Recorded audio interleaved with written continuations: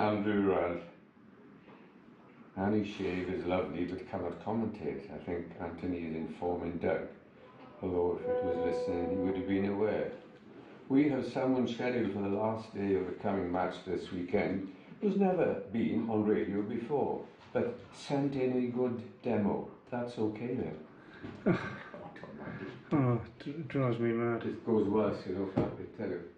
Last week we had a girl at Worcester who plays for Central Sparks. Lovely girl. They are nice, but you can't Had no idea. And at 4 o'clock she said, "I just had a message to say we've got a team meeting at Edgbaston at 5. Is it okay if I go?" I said, yeah, off she went. She got paid 1.5 times as much as I did for the day.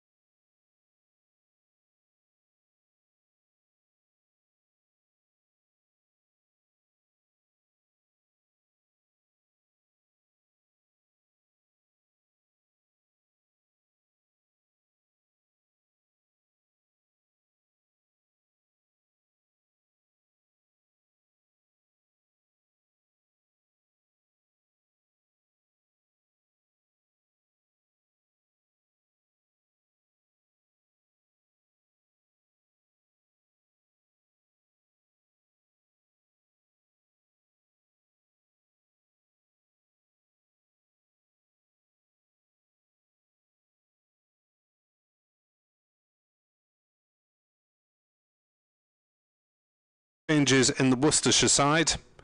Taylor Cornell opening the batting in place of Jake Libby, who has a back problem. As Neser starts by bowling to Pollock, outside off stump, and through it goes to keeper Chris Cook.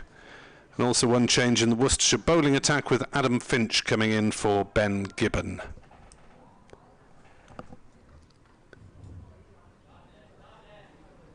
The pitch here at Sophia Gardens is way away to our right.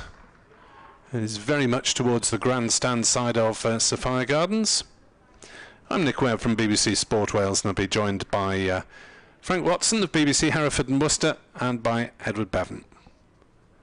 As Neser is in to bowl and beats Pollock's prod outside off stump, and there is no run. So the Glamorgan side then: Lloyd, Byram, Labuschagne, North East, Carlson, Root, Cook, Neser, Harris, Van der Hoogten and McIlroy. And for Worcestershire, Pollock, Cornell, Azhar Ali, Haynes, Hose, D'Oliveira the captain, Roderick the wicketkeeper, Waite, Leach, Tongue and Finch. Michael Neser has 12 wickets, including 7 in the first innings against Yorkshire. Bowls, and there's an appeal, half an appeal, quarter of an appeal for LBW before the bowler and fielders decide not to go through with it. So Worcestershire suffering the same problem as Glamorgan did in the last match, with an opening bat suffering from a back problem on the morning of the game, or just before the game. Thankfully for Worcestershire, they were able to get a like-for-like replacement here, Taylor Cornell, who is propping up on his bat at the non-striker's end as Neser beats the outside edge of Pollock's bat with one that goes through to Chris Cook. Glamorgan have 3 slips, a third man, a point, gap in the covers. That's a very short boundary, possibly tempting for Pollock, and wide mid-off. Mid-on, deep square leg, slightly surprisingly, and fine leg, so plenty of room for singles on the leg side as Neser is in and bowls, and forward comes Pollock and defends it back down the pitch, and there is no run. Slightly surprised that now we've got to May, teams are still being put into bat. The weather conditions: heavy cloud overhead at the moment, just a little bit of blue sky peeking through here and there. Neser in bowls to Pollock, who plays that into the gap on the offside. No, it's well stopped by a diving Byram at point, and there is no run. So Neser starts with a maiden. Worcestershire 0 for 0. There's not huge amounts of green visible in the pitch. To open the bowling for Glamorgan at the river end, Tim van der Hoogten. No real surprise there. Neser and Van der Hoogten really have been the standouts of the Glamorgan attack so far this season. Van der Hoogten with 21 wickets in the 4 matches, and Neser with 12 in 3. But good to see James Harris and Jamie McIlroy chipping in the second innings against Yorkshire with 3 and 2 respectively. So hopefully the Glamorgan wicket-taking effort will be more of a coordinated attack. Van der Hoogten, the Sydney-born Netherlands international, played for New South Wales, but he's been a one-club man in the UK. Now a firm favourite over here, as Van der Hoogten is in to bowl to Cornell. Appeal for LBW, not given. Umpire Rob Bailey at the far end. Umpire Suri Shanmugan, a new name for me, standing at square leg at the moment.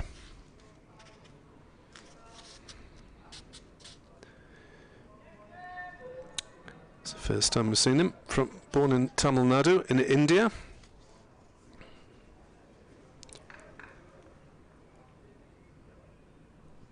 .38 years old. New on the first class list this season. Van der Hoogten bowls and Cornell is beaten, prodding forward. Well, there's been some encouragement in the wicket at the moment for Glamorgan's decision to bowl first. Cornell is numberless.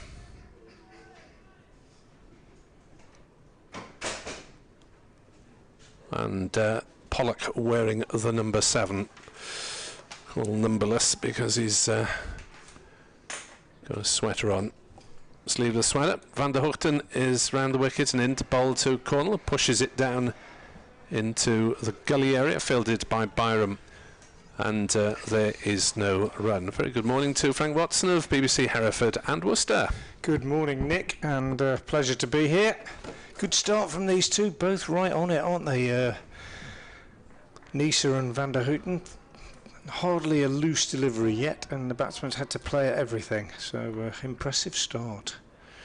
3 slips for Van der Hoogten as well, as he will run towards us from the River Taff end, and that one will be the first run of the morning as Cornell plays it gently out into the covers between the two fielders on the offside in front of the wicket, and they will go through for a single.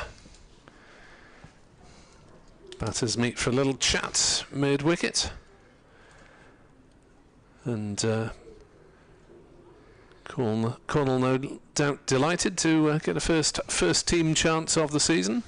Yeah, I think so. I think he's had to bide his time. Played a few games last year. Been in decent form in league cricket, I think, so far this season. The few opportunities that he's had, and in the second team.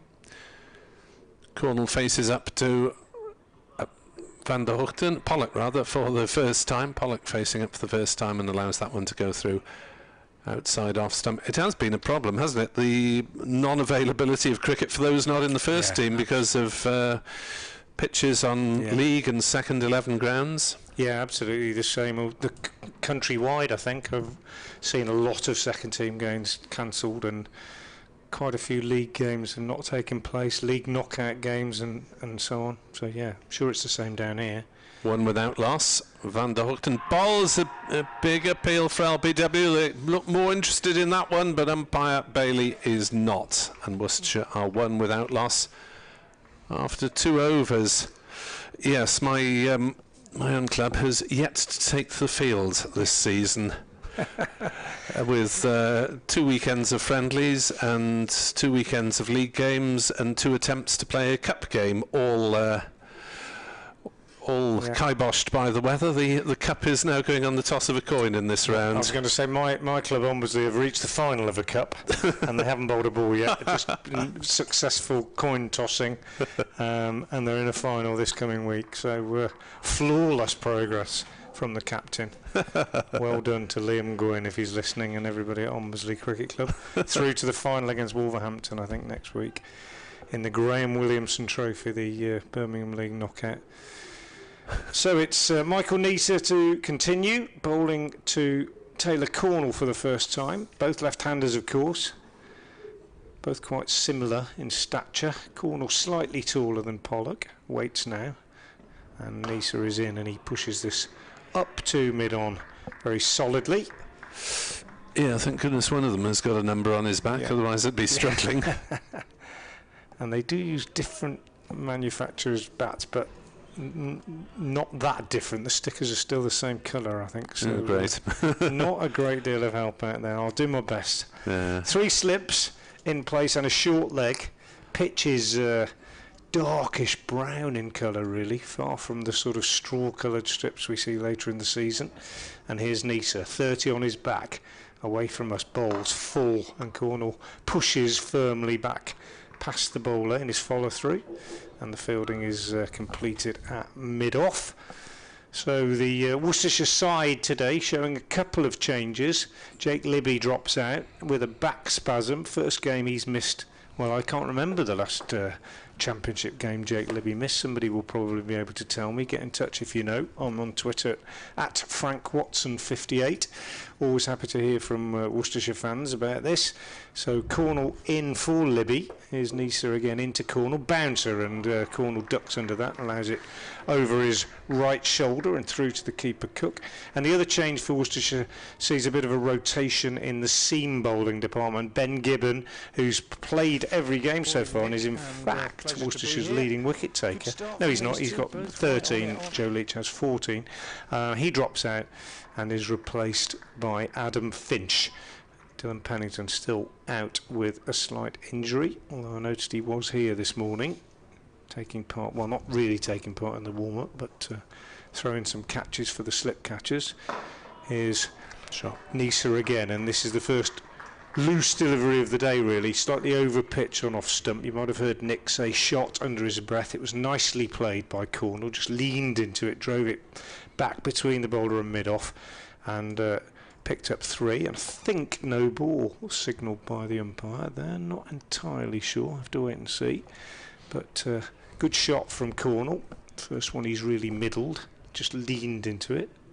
Maybe I'm imagining the no ball call. No, he did wave his hand, but I think it was rather a loose wave from the umpire rather than a no ball call. Umpire Suri Shanmugam, who's I haven't seen him before. Rob Bay, the more experienced practitioner at square leg. Is Neser in again, and he beats Pollock with a full delivery outside the off stump. Pollock leans into it, played a textbook forward defensive.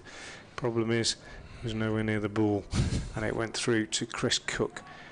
Behind the stumps, the Glamorgan skipper, who... Former skipper. Oh, beg your pardon. Former skipper. Skipper standing David next Lloyd's to him. A skipper, isn't he? Of course he is. I was going to say he would have had little doubt in choosing to bowl this morning, Lloyd.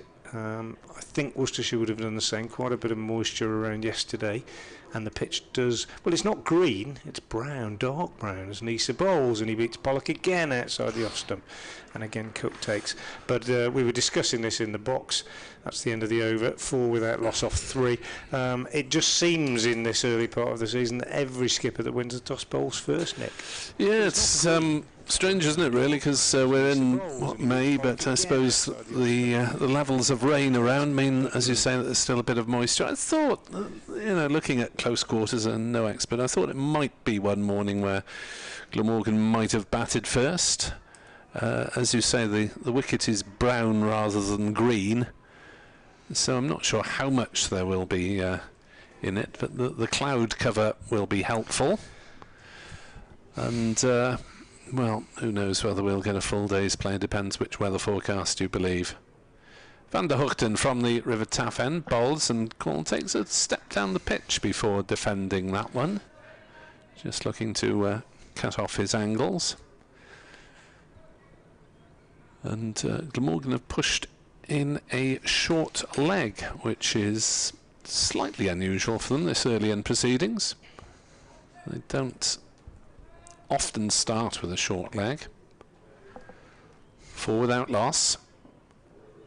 Van der Hoogten round the wicket, and Cornell plays that one past short leg out towards mid wicket. They'll take 1, they'll come back for a second. The throw from McIlroy on the turn is not quite sharp enough to trouble Cornell as he came back for the second run, and he moves to 6 not out, all 6 of the runs on the scoreboard in this, the 4th over of the game here on BBC Sport Online. Nick Webb 2017, Frank Watson 58, if you wish to contact us via Twitter.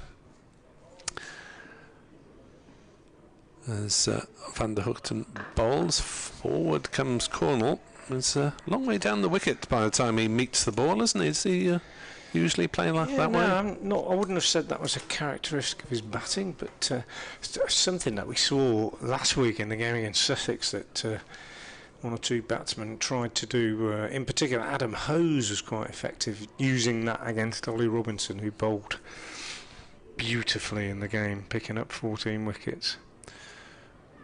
As that is driven by Cornell, back to Van der Hoogten, who fields well at his feet. Just an attempt, isn't it, occasionally by batsmen to try and disturb a bowler who's settled into a nice rhythm.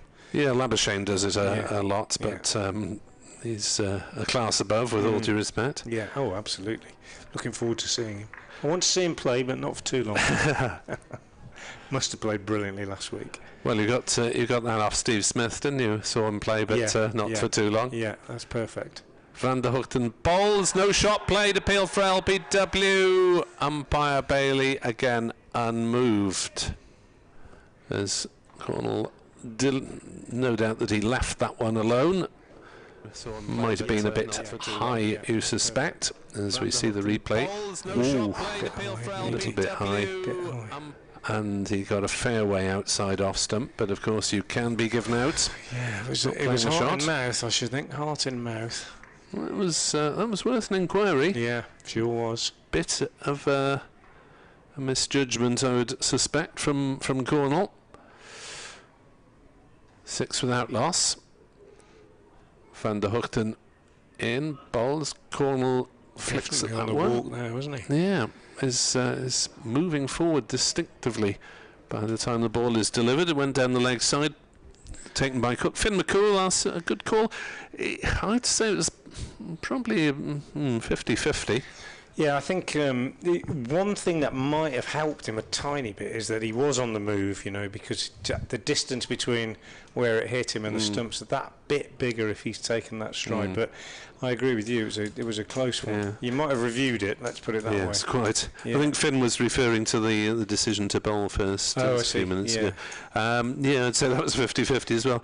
Glammy Podcasts, unsurprised that they Glamorgan bowling, fingers crossed. Here's Neser to Pollock, who's in. He bowls, and Pollock, I think he might just have pulled his bat out of the way of that one. Not sure. He does have that habit occasionally of just sliding the bat inside the line, and you think he's played at it when he hasn't. But testing stuff from these two. Neser, top-class performer, as we know, and Van der Hoogten, the man who's been amongst the wickets. 21, I think, is it, so far? Yeah, 21 pretty at impressive. An average of 21. Yeah, at 21. I mean, you settle for that, I think, at this stage in the season. Even with the fact that conditions have been pretty much in the bowler's favour. Here's Neser again. In, bowls, Pollock forward, pushes up to mid-on, and there's no run, as fielding is done by Van der Hoogten. He's busy Neser, isn't he? It's not the longest rope in the world, fairly lengthy, but as soon as he's into it, he's very purposeful in his approach, absolutely. I think. And he leaves the batsman in no doubt that he's after him. He's at him, I think. He's that kind of a bowler. And been a great servant to Glamorgan. And, well, it's still got a great deal to offer. In he comes again now. Pretty rapid approach. He bowls and Pollock drives, and not sure if that was in the air or whether it was into the ground, but Neser made a good stop in his follow through, just parried the ball away to his left.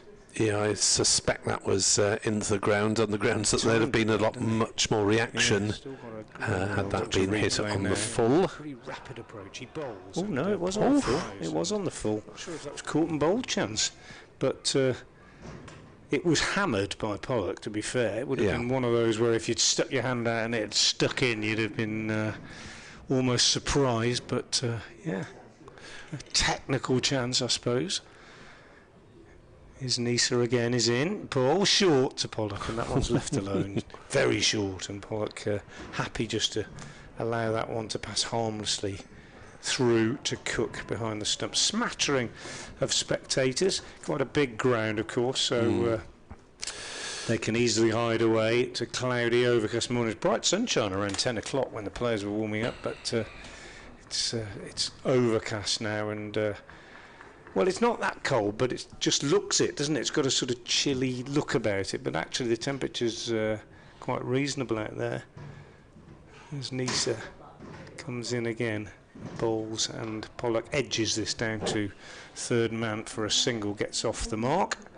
Fielder down there is McElroy, I think, and that's a single to Pollock, and he'll be breathing a sigh of relief, having been dropped earlier in the over. Technically, I say that because he hammered it back at Neser and would have taken some catching.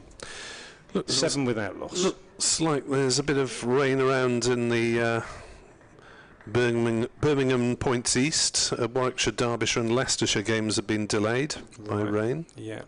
Indeed, there's no play this morning at Derby. Well, it has been wet in the Midlands. Neser round the wicket now. Bowls to Cornell, who stands up on his toes and drops the last ball of the over down on the onside. Van der Houten comes in from mid-on to field, and he keeps the ball because he will be bowling the next over. Pollock has 1. Cornell has 6. We've had 5 overs, and Worcestershire, having been put into bat, have made sedate progress to 7 without loss. Yes, Worcestershire having the better of a drawn game here last season, and Glamorgan pinching it by 3 wickets, coming distinctly from behind up at Worcester.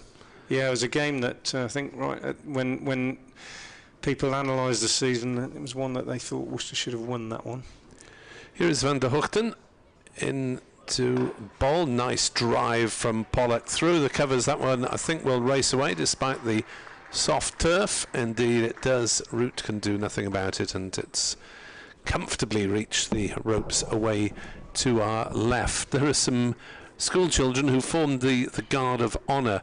They're absolutely miles away. I'm surprised that anyone is choosing to watch from the pavilion today, because the boundary rope must be about 35 metres from the boundary boards. Yeah, it's a long way, isn't it? 11 for naught. Van der Houten in, bowls thick angled edge from Pollock down to third man, under control just about, and Neser fields beneath us, and there is a single 12 without loss. Not surprisingly, most of the few hundred that are here are tucked down just to our right in the Castell Howell stand, and a few just waiting for the shade to clear at the river end away to our right. We'll be peering away to our right for most of the game from our position, which is over third man as things stand. Appeal for LBW, out, and Cornell has gone leg before to Van der Houten, so his recall to the side has not started happily, and Tim Van der Houten has his 22nd wicket of the season. Yeah, looked disappointed. Cornell actually looking at his bat as though he thought he might have got a nick on it. I think it's just disappointment, and well, he's on his way. If anything, he'd looked the more secure of the two, hadn't he? But he'd survived a couple. Really, definitely glanced backwards as the finger went up there, Cornell. I think he feels he was a bit hard done to, but we thought he might have got away with one a couple of overs ago anyway, so maybe it swings and roundabouts, but he's on his way. It's been coming, you'd have felt, sort of. When I say that, they look reasonably secure, but a couple of good shouts earlier, and then we did have that Pollock drive at Neser where he could have been caught and bowled. It's been even Stevens, shall we say, but Van der Houten's the man in form. That's his 22nd wicket of the season, and Worcestershire are 12 for 1. So here comes the man of the moment, Azhar Ali, who batted for most of Sunday to earn Worcestershire a draw against Sussex, Ollie Robinson and all. Yeah, batted beautifully, and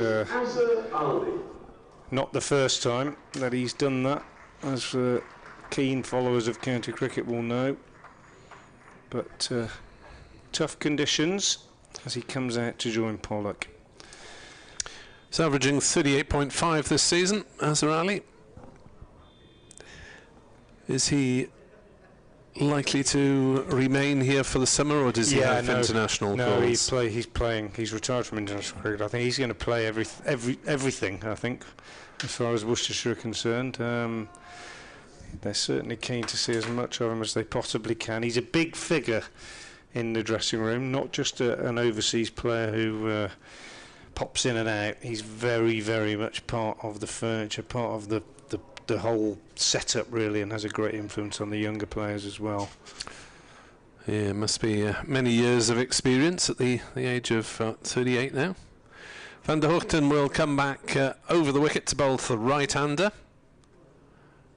Azhar Ali doing a few stretching exercises and surveying the field around him. It's a very short offside boundary to the grandstand as Van der Hoogten bowls, and that one just run down past point, squared up slightly was Azza, fielded by Carlson, and he's off the mark with a single first ball, 13 for 1. I'm surprised that Pollock hasn't had a go at that short boundary as yet. He's trying to change that. He's trying to play a slightly different way, but if he gets anything short, he will. And there's a man out there on the catch at deep backward square. In comes Van der Hoogten to bowl to Pollock, who's pushing forward and making no contact as it goes through to Chris Cook. Position which is over third man as things stand. There's yeah, it looked really similar to the one that was given not out, you know, didn't it? When we said he thought he got away with one. Yeah, I think maybe Rob Bailey just thought, well, you've had one. You know. Law of averages, one of those would have been out. Really similar. 13 for 1. Van der Hoogten back around the wicket to Pollock, who leaves that one, comes back in a little, taken by Cook, going down leg side. I was just thinking that square leg fielder, it's the end of the over, the square leg fielder, the left-hander there, there's barely a single to him if the ball's clipped hard out towards him. They'd have to hurry for a single. I think Pollock would fancy clearing him. Yeah. But if it was the other way around, if the bowling was from this end, then I think it's quite a long boundary. That's the sort of boundary that we have seen Pollock hole out on, because he is quite compulsive on that pull shot. Oh, I think it's something that he is trying to work on. Yeah, Glamorgan had a nasty period like that against Durham, where they lost, I think it was 4 wickets, but were catches on the leg side. Michael Neser starts a new over, bowling to Azza. That one's outside the off stump, a little bit of shape away from the right-hander, and Azza leaves it well alone. Through it goes to Cook, 3 slips in place. Got Lloyd at first slip, Labuschagne at second, and northeast at third, I think, is it? That's the usually usual, is, yes. He's been restored combo, to the slips after sitting out a couple of weeks with a broken finger, where he went and fielded in the outfield. Didn't miss a match because of it. And here is Neser, hoping to bring them into play. He's in, he bowls, and Azza is flicking this one down to fine leg for a single. Nicely played. Goes on to 2, and the total to 14 for 1. He's a bit of an LBW candidate, Azza, because he plays so late around that front pad. You often see the bowlers throw their arms up in the air and then hold their head in their hands as he gets a bat on it very late, and that was a very typical shot of him. I'm going to have to nip away, Nick, and do an update, so I'll be back shortly. Yes, if you can send Mr. Bevan our way. As Neser is in and bowls, and that's up in the block hole, and Pollock defends it up to mid-off.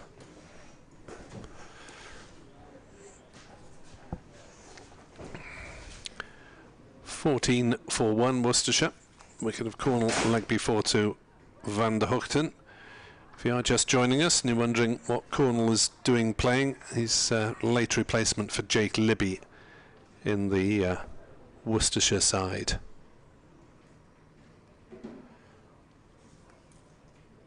Neser into bowl, firmly driven by Pollock, and that's just gone through mid-on, and they'll get a couple of runs as a result of it.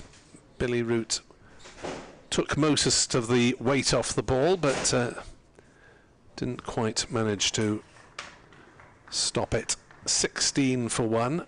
Pollock moves to 8 not out. Azrali has 2, no sundries. Good morning, Edward Bevan. Good morning, Nick Webb. As Neser runs away from us, bowls to Pollock and beats his defensive prod outside off stump. Through to Cook, plenty of playing and missing. What did you make of the decision to bowl first, Edward? Rather surprised, Nick. Can't see any sort of green out there. The only possible thing I can think of is that there's some residual moistness in the pitch after the heavy rain. I suspect it's been covered, but it must have got damp in those atrocious weather we've had recently. And I can't think of anything else other than tomorrow and Saturday will be good batting days. As Neser bowls and driven by Pollock back to the bowler. Finn says, judging by the scuff marks, lots of moisture on the surface. That's a fair point. There are a few even darker brown marks appearing. Emir Evans says, always a nervous time when we win a toss. Well, Glamorgan's decision has been right in the first game, wrong in the second, arguably either way in the third. And they were put in last week by Yorkshire. David Lloyd winning the toss 4 out of 5 so far. Yes, there might be something behind it, but who knows. Van der Gooten to continue to Azhar Ali, the right-hander, comes in and bowls, and it's left. And Van der Gooten got just a little bit excited there as that was left outside the off stump.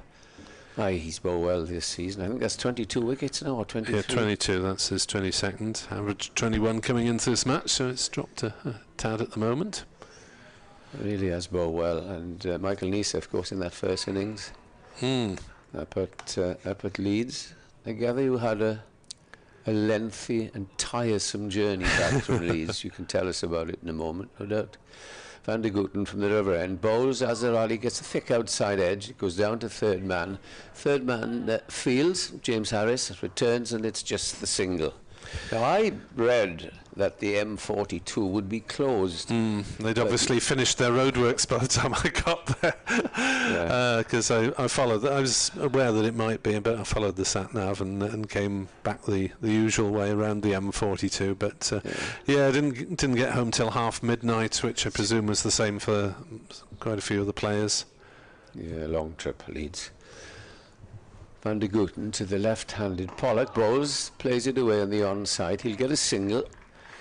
I was just telling you earlier on that my first recollection of Pollock was in that finals day 6 or 7 years ago at Edgbaston when he played for Warwickshire, and he runs very quickly, hit the ball very hard, but I'm told that he has reined himself in a bit because it's rather different opening in 2020s than a championship.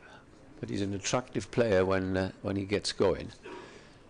18 for 1. Here's Van der Gooten again to Azhar Ali. Bowls to him now, and he gets right on top of that and plays it back down the pitch. 3 slips, the third man, a cover, extra cover, mid on, square leg, and a fine leg. Just the one change in the Glamorgan side. And Andrew Salter is left out, and back comes Eddie Byram, who had this back spasm. And that's been the case with Worcestershire, back spasm. I'll tell you in a moment. You probably do know, though. As the next ball gets Azhar Ali coming right forward, and again it's fielded by the bowler. Yeah, another back spasm to it. Jake Libby this morning, and Taylor Cornell came in, and I wasn't there long before he was LBW to Van der Gooten, so I thought I might have a back spasm this morning. I've been in the garden yesterday afternoon, but I'm all right. Van der Gooten bowls, and he hurries him just a little as he goes back and sort of shovels it away on the onside. That's the end of the over. 18 for 1. Accurate bowling by this opening pair who bowled so well up at Headingley in that first innings. And Glamorgan will rely on the 2 seamers that took over, namely James Harris and Jamie McElroy, who bowled pretty well in the second innings, but Glamorgan will rely on these 2. We want further inroads in this first spell. They've bowled 4 overs each. As Neser will run in past umpire Shanmugam and bowl, and out past the outside edge of Pollock again, like Byram with the in the Glamorgan side. And difficult to tell when he's playing inside the ball deliberately and when he's been beaten. Looking to see Worcestershire's success here last September. There was a half-century from Ed Pollock at the top of the order. 172 not out from Gareth Roderick, the keeper, who's due to bat at 7 in this game, according to the card. And 87 from Joe Leach as well down the order. Big partnership for the 7th wicket. And a wonderful game, of course, up at Worcester. Absolutely wonderful from Welsh point of view anyway. As Neser bowls, turned on the leg side by Pollock. And they go through for a single. Interesting to see that short leg neck has been taken away and put on the mid-wicket, well, just backward of square for Pollock. And a 4th slip had been brought in. Pollock been beaten a number of times outside the off stump.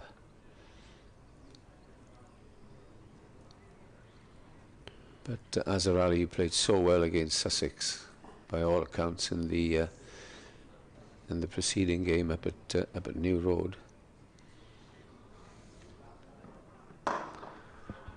That was almost a full toss from Neser, that one. Punch through the covers. And just fielded by Billy Root inside the ropes. They might have run 5 by then.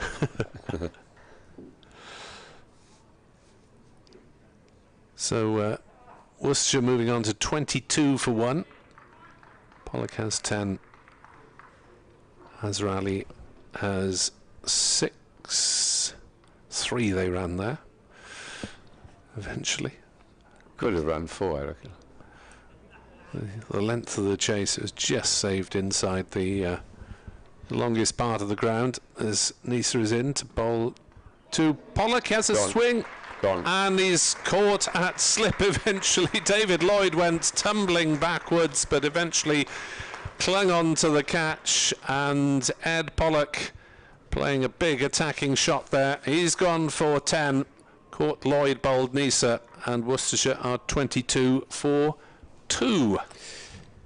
Yes, and that probably is the problem, and with Ed Pollock, every time I've seen him he's been very adventurous, but I haven't been told this morning by Frank that they're trying to rein him in. He's trying to rein in, but you know, if you are an attacking player and you get the chance of something outside the off stump, you think instinctively, I'm going to have a crack at this, especially when there's 4 slips, that inviting gap there that was between cover and mid-off.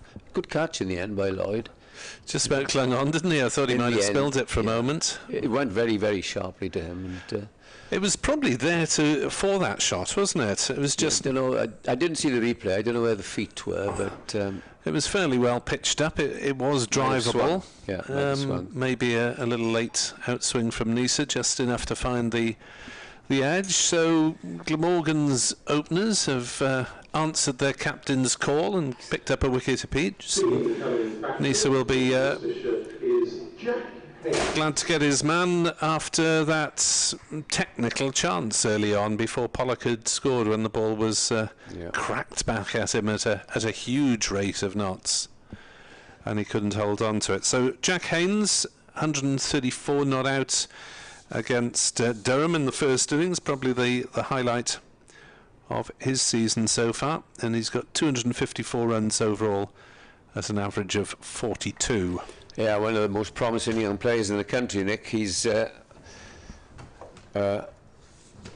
A player. Remember his dad playing. There we are, how time goes. Gavin Haynes, good all-rounder he was too. And he will join Azhar Ali, and they have to rebuild. And another wicket now before lunch, and Glamorgan will say, yeah, there we are. We've justified our decision to insert the opposition. Last season, impressive stats, 811 runs at 47, which you would take any day of the week in the batting in the top order in the county championship.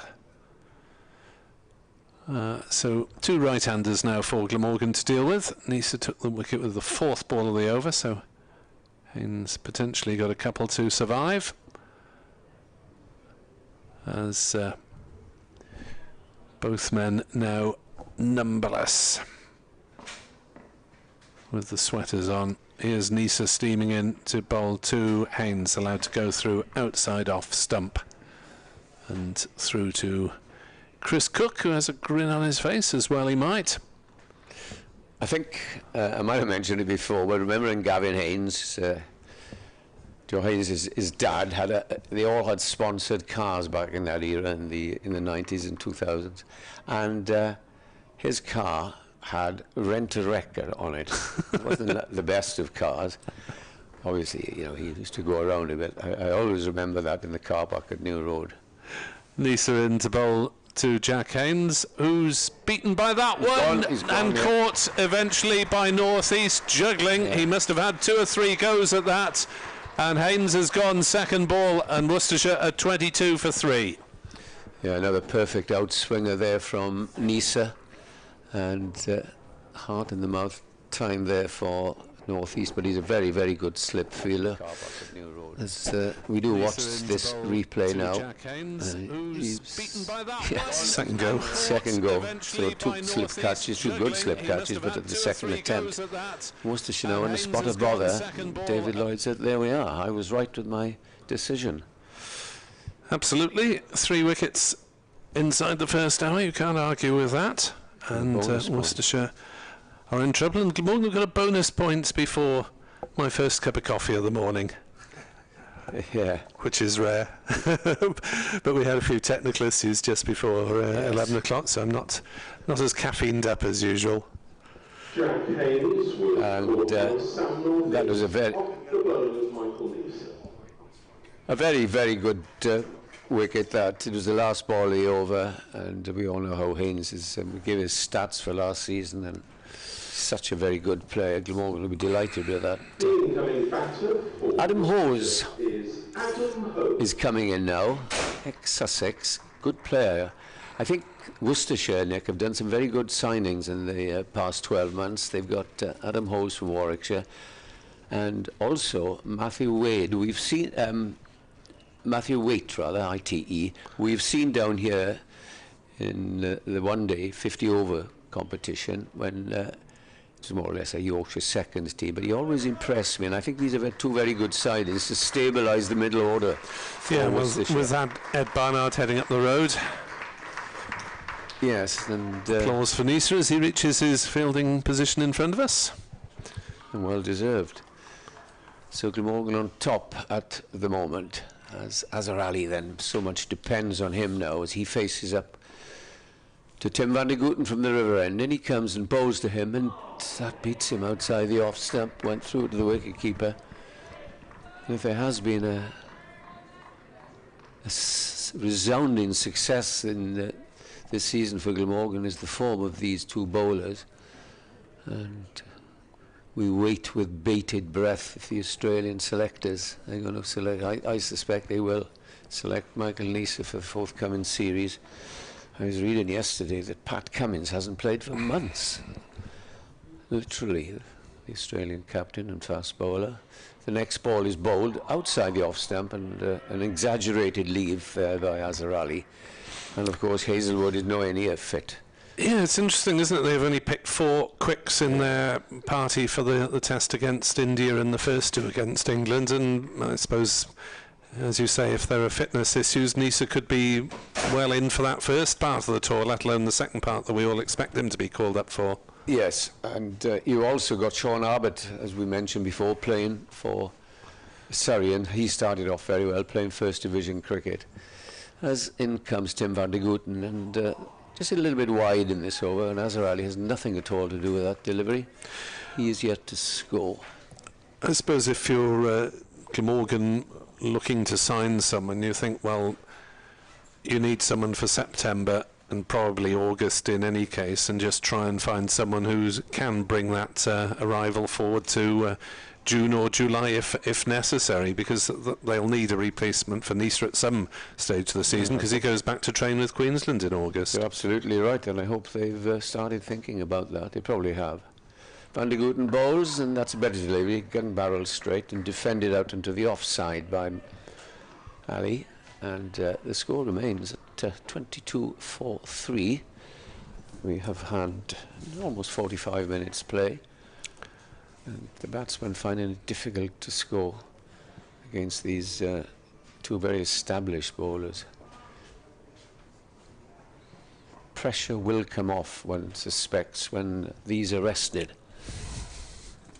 As Tim van der Gooten comes in again and bowls to Azhar Ali, who has to hurry a little into that, but plays it correctly and firmly back to the bowler. No run. Glamorgan still attacking with these 3 slips. And then the others all defending on either side of the wicket. The weather, as we've been told, is very cloudy, little bits of blue sky, and it's the old story, showers, and in the words of the weather forecasters, you might miss one and you might not.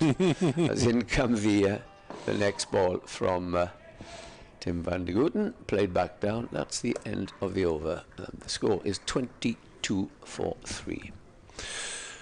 Yeah, Glammy podcast fans say Glamorgan starting 11 batter heavy, try and bat big, and then bowl Worcestershire out. Yes, it's, I think with batter heavy sides you tend to bat first, but there we are. What do we know, Nick? Pontificated here for years. Indeed. Ian Evans, great start, getting better. Hope our change bowlers can come up to the plate today. Yeah, it's a good point, Ian. And Neil Thornycroft says, it was your commentator's curse on Haynes for bigging him up. Well, we were both doing so. Well, Neil's a Glamorgan supporter, so he'll be happy that we did it. But apologies for any Worcestershire fans. Frank will be back just after his 12 o'clock radio appointment. He's going to slide in and out today, but he has magnificently brought me a cup of coffee, so thank you, Frank. As Neser is into ball, big appeal for LBW, umpire unmoved as Haynes pushed forward. He's right forward too, isn't he? It seems, I don't know if it's a team approach that's being taken this morning, but we've seen a lot of batters taking at least half a step forward, as Hose did there. I think that saved him, you know, because it looks straight. And the umpire this end, who is a gentleman I haven't seen before and haven't really heard of. Nick will give you his name. As that's driven by Hose up to mid-off, and there's no run. Suri Shanmugam, but he's, we were mentioning him earlier, 38-year-old, born in India, but is now full-time on the UK county circuit. It's the first time, as you say, that Glamorgan have encountered him. Went to university in Manchester. There we are. That's I'm born in India. Born in India, went to uni in Manchester. As Neser bowls and Hose prods at that one and doesn't make contact. So it's obviously been in the UK for some considerable length of time. Yes. And as we mentioned earlier on, I think this residual moisture is the reason that the ball is moving about. There's no doubt it's moving about off the pitch, and with the cloudy and rather humid conditions, possibly moving in the air again. And the two bowlers certainly have profited. Neser in to bowl to Hose, who drives to root at mid-off. Nice strong coffee provided by Mr. Watson. Good man. Oh, nice for you. I wasn't dropping hint, honestly, Frank, but he answered the call anyway. And Frank offered me one, in fairness.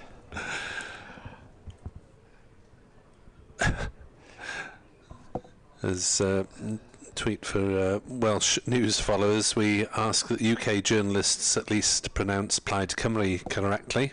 As Neser is in and bowls and forward comes Hose. We hold out no hope for Llyr Griffith, who is the interim leader of Plaid Cymru apparently now. Well, I was only telling my wife last night watching the 10 o'clock news, Rita Chakrabarti, who I think is a very, very good newsreader, she had it spot on. Not Cymru, as some people say in other pronunciations, but Cymru. And Senedd was spot on. And, yeah. So, yes, good luck with Clear Griffith.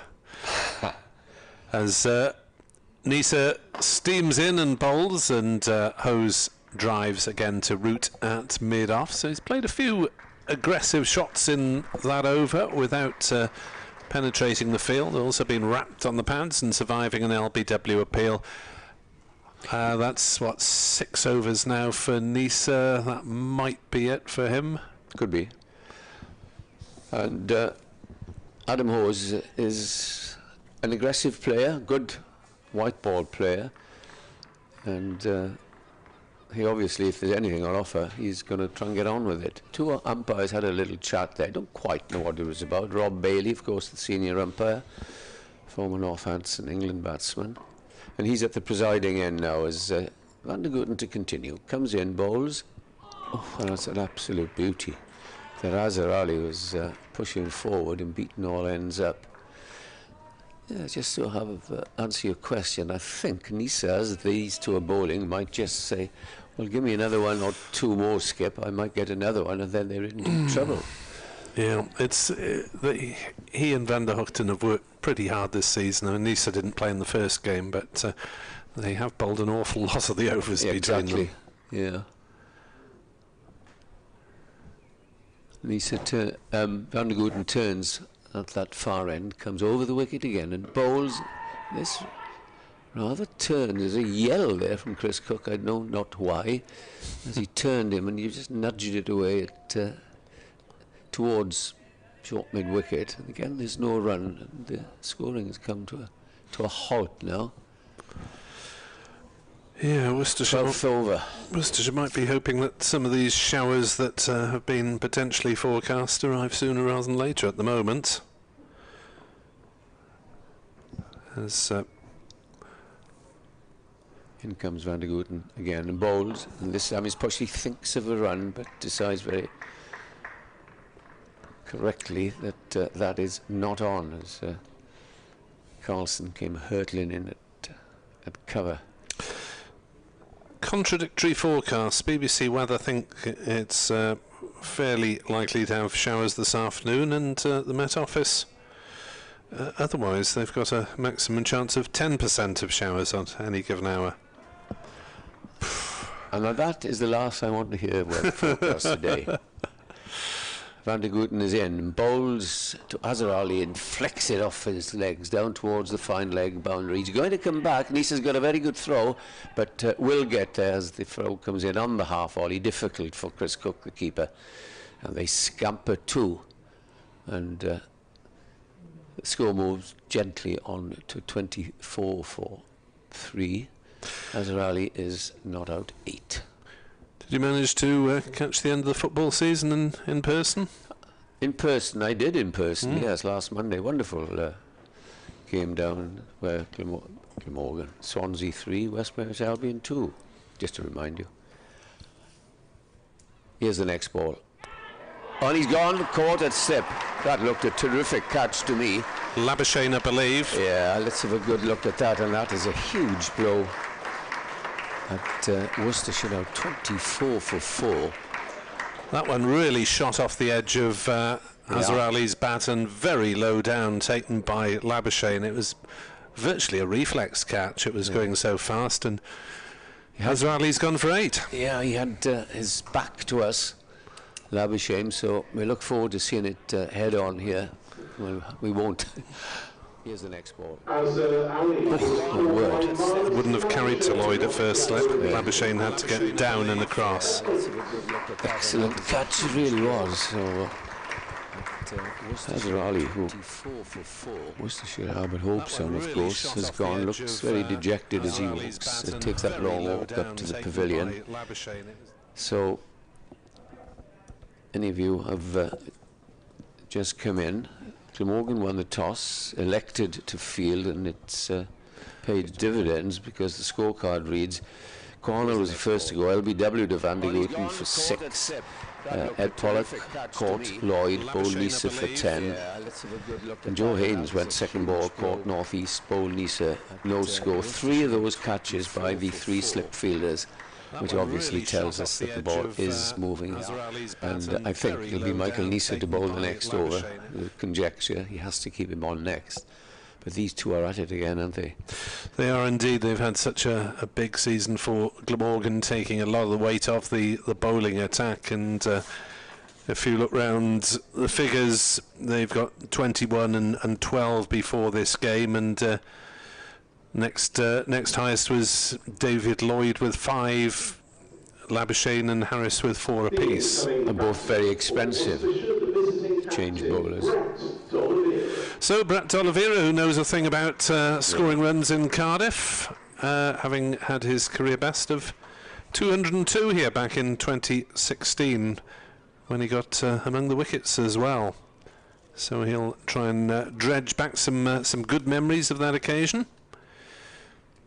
Yes, and Worcestershire do bat low. We've got Gareth Roderick, who got a big score here last year, the wicket-keeper.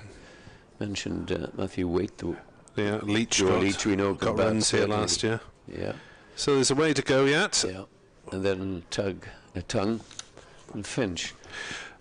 So D'Oliveira has got both his best batting and bowling performances here in separate years. 202 not out in 2016, 7 for 92 in 2019. Was that a left-handed catch? He did once. Yeah. I thought it was inches from the turf. As I say, I don't think it would have carried to Lloyd at first slip. No, certainly not. Neser just dive forward. Metre and a half further forward. 2 wickets apiece then for these two opening bowlers as D'Oliveira takes guard, and a lot on his shoulders. The captain,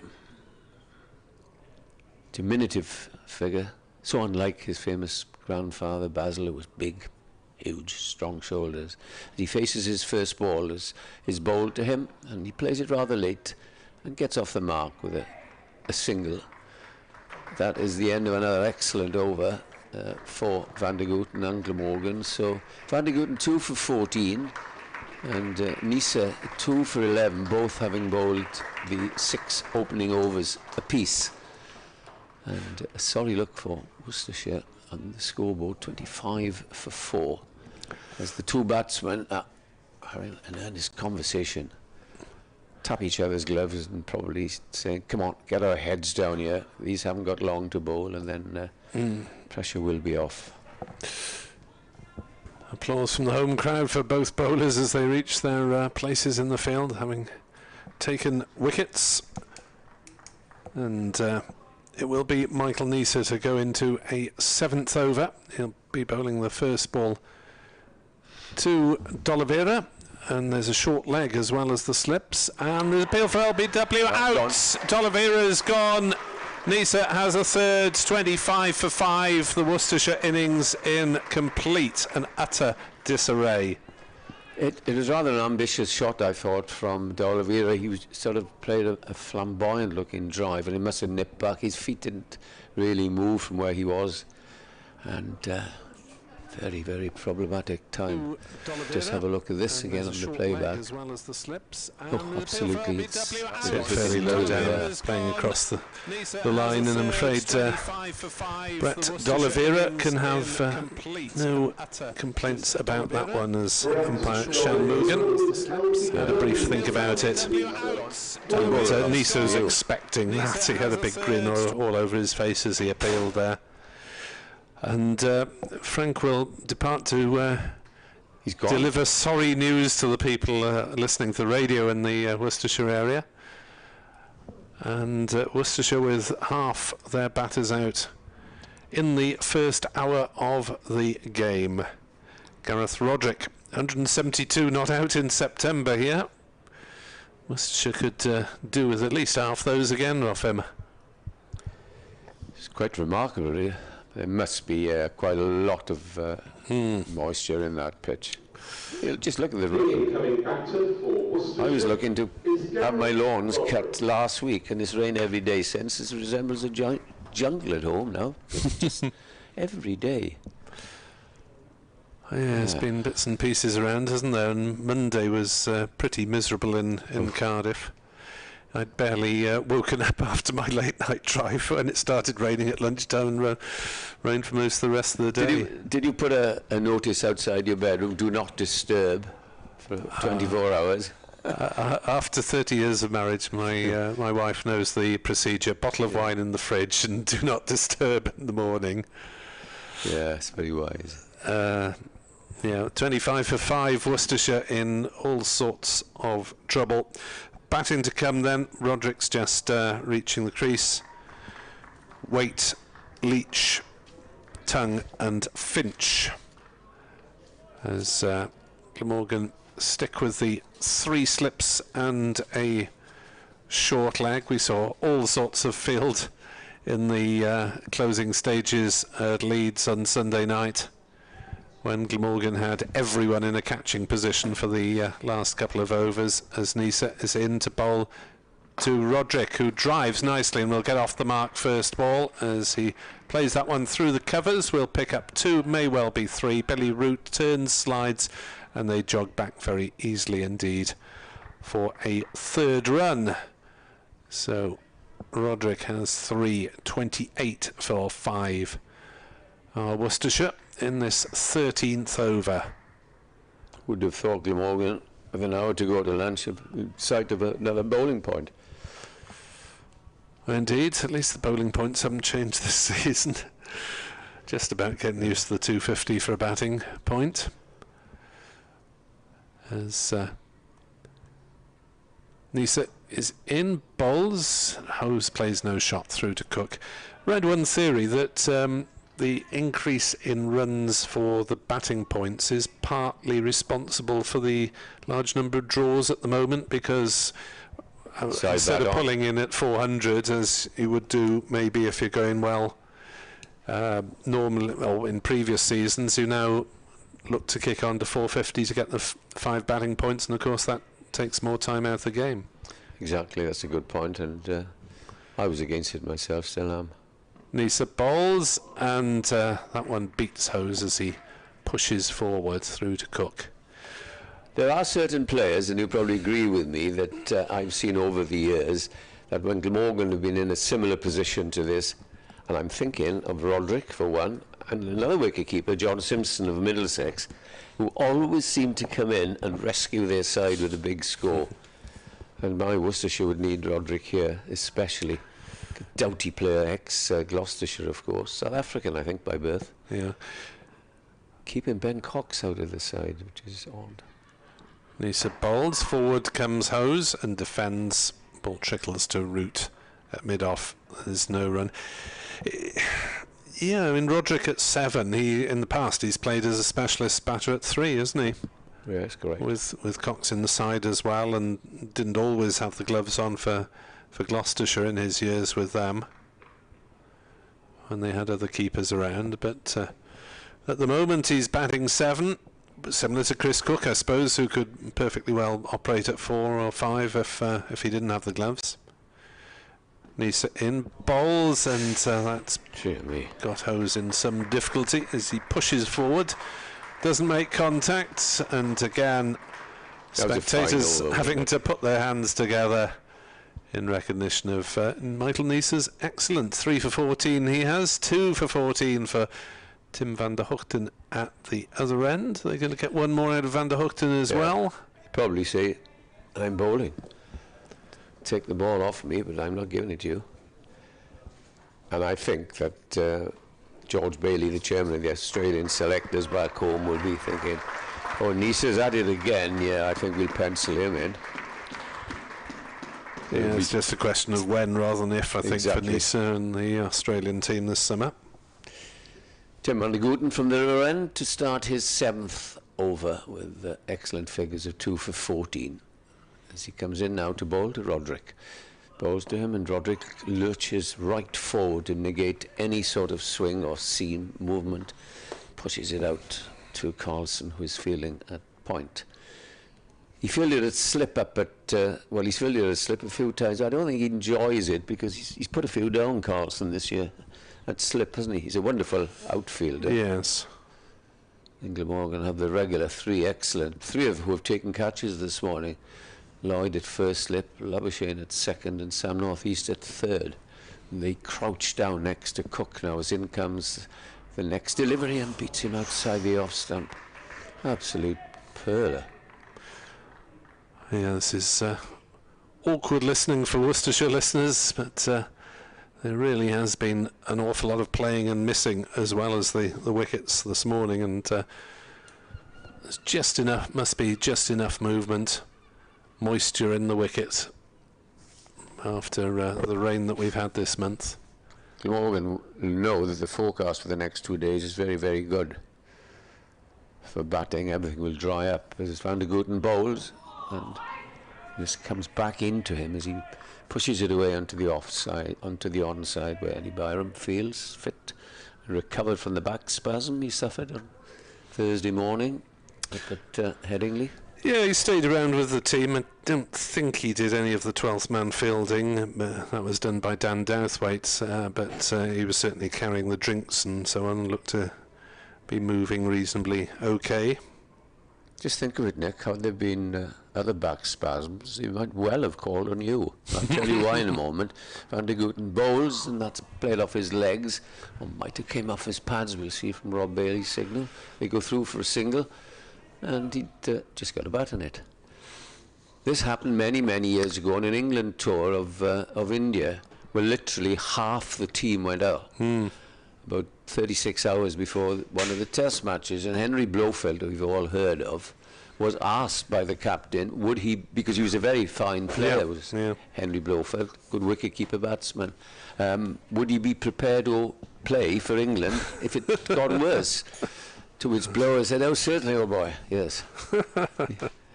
A famous story, no doubt he dines out on that a few times. Here's Van der Gooten, comes in and bowls and holds, again, rather a flamboyant leave.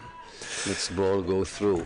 Well, I'll depart, and Frank can see if he can revive Worcestershire fortunes and get a few boundaries in the next half hour. So the score remains at 28 for 5, and Van der Gooten will continue this, but could be the last over. So Frank comes in alongside me. As Van der Gooten turns, comes in again and bowls, and this time appeal for LBW, not out, says the umpire. Very, very big appeal. You do that at your peril. Hawes went across, Roderick rather, went across then and padded up to a ball that nipped back then. 28 for 5 is the score.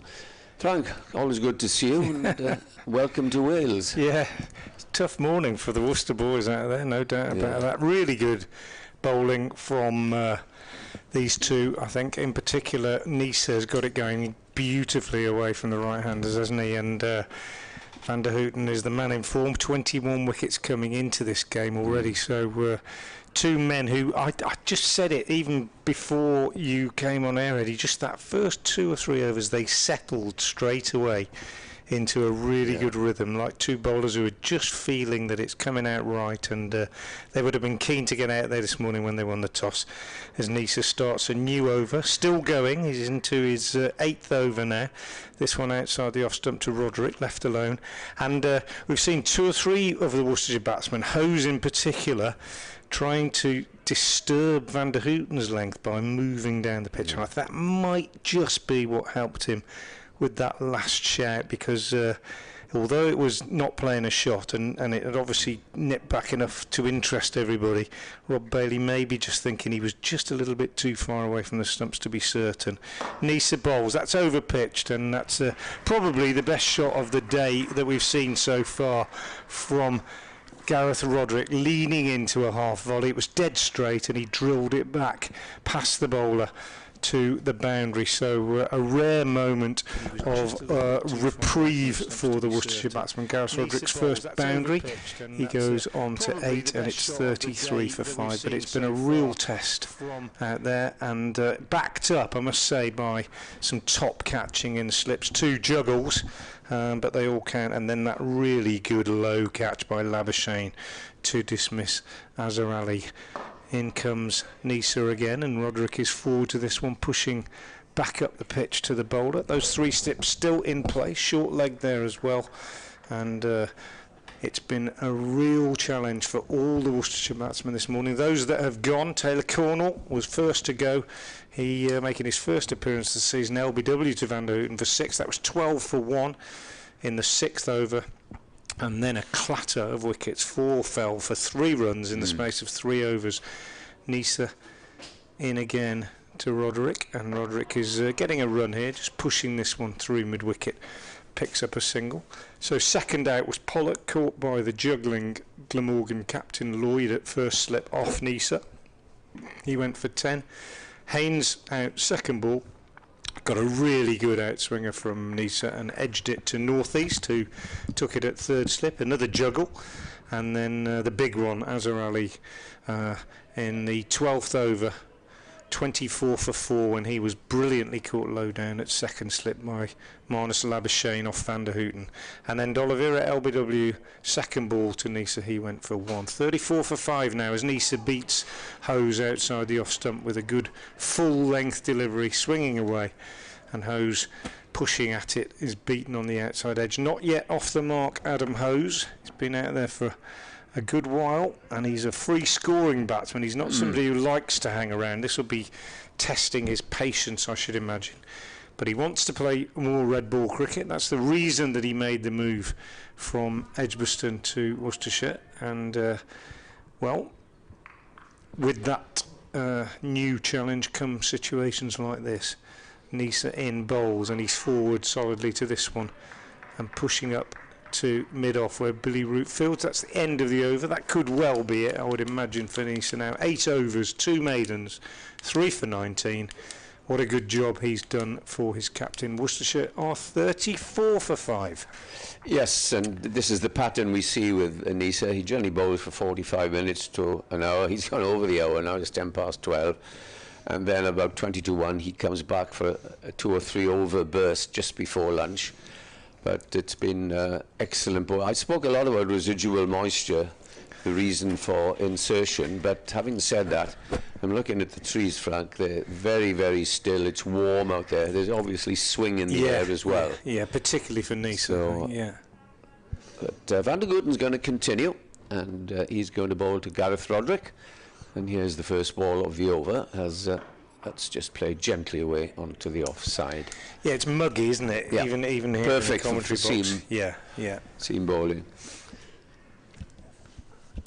Forecast, as we say, we weren't going to mention it, but I better say it's for showers. You just don't know with showers, and that's the end of it. Well, we've had this debate on air before. You know, I still don't know when I look at the forecast, and I use the BBC one. I look at that percentage that they give, 49% chance of rain. I never quite know what it means. Here's the next ball.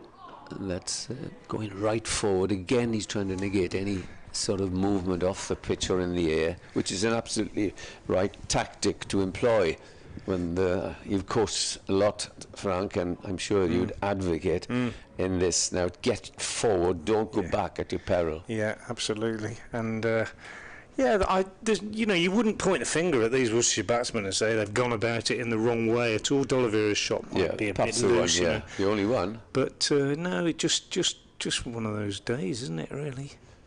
Van der Houten bowls and Roderick is right forward. You, of course, have seen 2 outstanding seam bowling in successive weeks when you saw Ollie Robinson take 14 wickets in the game last week. Well, I only saw the first innings. I wasn't there for the second one, but I watched quite a bit of it on the screen as well. Yeah, he just bowled beautifully. He bowls a very, very...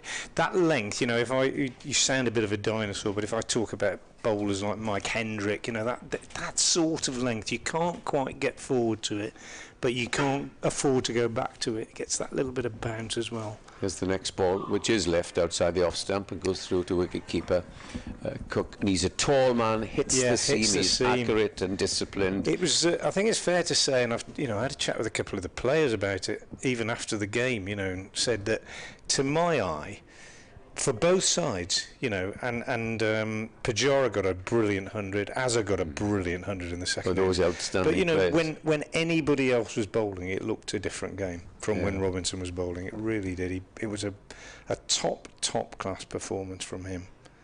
Here's Van der Gooten from that far end, bowled. Roderick just pulls his bat away at the very last moment, lets it go through. I suspect we might see a double change, and there will be pressure on the two bowlers that will be taking over, I suspect, with James Harris and Jamie McIlroy.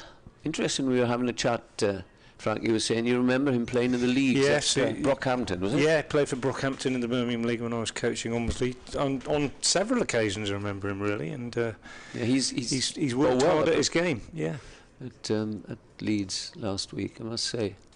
Van der Gooten then comes in and bowls to Roderick. Roderick adjusts and gets again forward, plays it back down the pitch. Now, are we going to see a change? There's applause here from Neser for his partner with a new ball, and yes, as I look away to my right, James Harris is going to take over here. Perhaps it's the wrong word to say, but there'll be pressure on him to say, look, there's plenty in the pitch for a seam bowler. Follow your master. Just going back to the Worcestershire batsmen, it's easy to point fingers, isn't it? But as you say, Eddie, you know, they faced a lot of bowling from Ollie Robinson in that game against Sussex. He bowled nearly 29 overs in the second innings. He bowled 17 in the first innings to pick up 7 wickets. And you know, most of the batsmen who batted for any length of time were facing him for a fair amount of that time, and they struggled, you know, and he took 14 wickets, and then they come here. He did it last year, and they come here, and they come out on this first morning and face Van der Gooten and Neser. So it's easy to criticise. In conditions which are perfect at the moment. I mean, you know, it's not been easy for those guys at all. Here's James Harris. He's in and bowls, and he gets the wicket with his first ball. Adam Hose chucked it away, really. It was full and wide.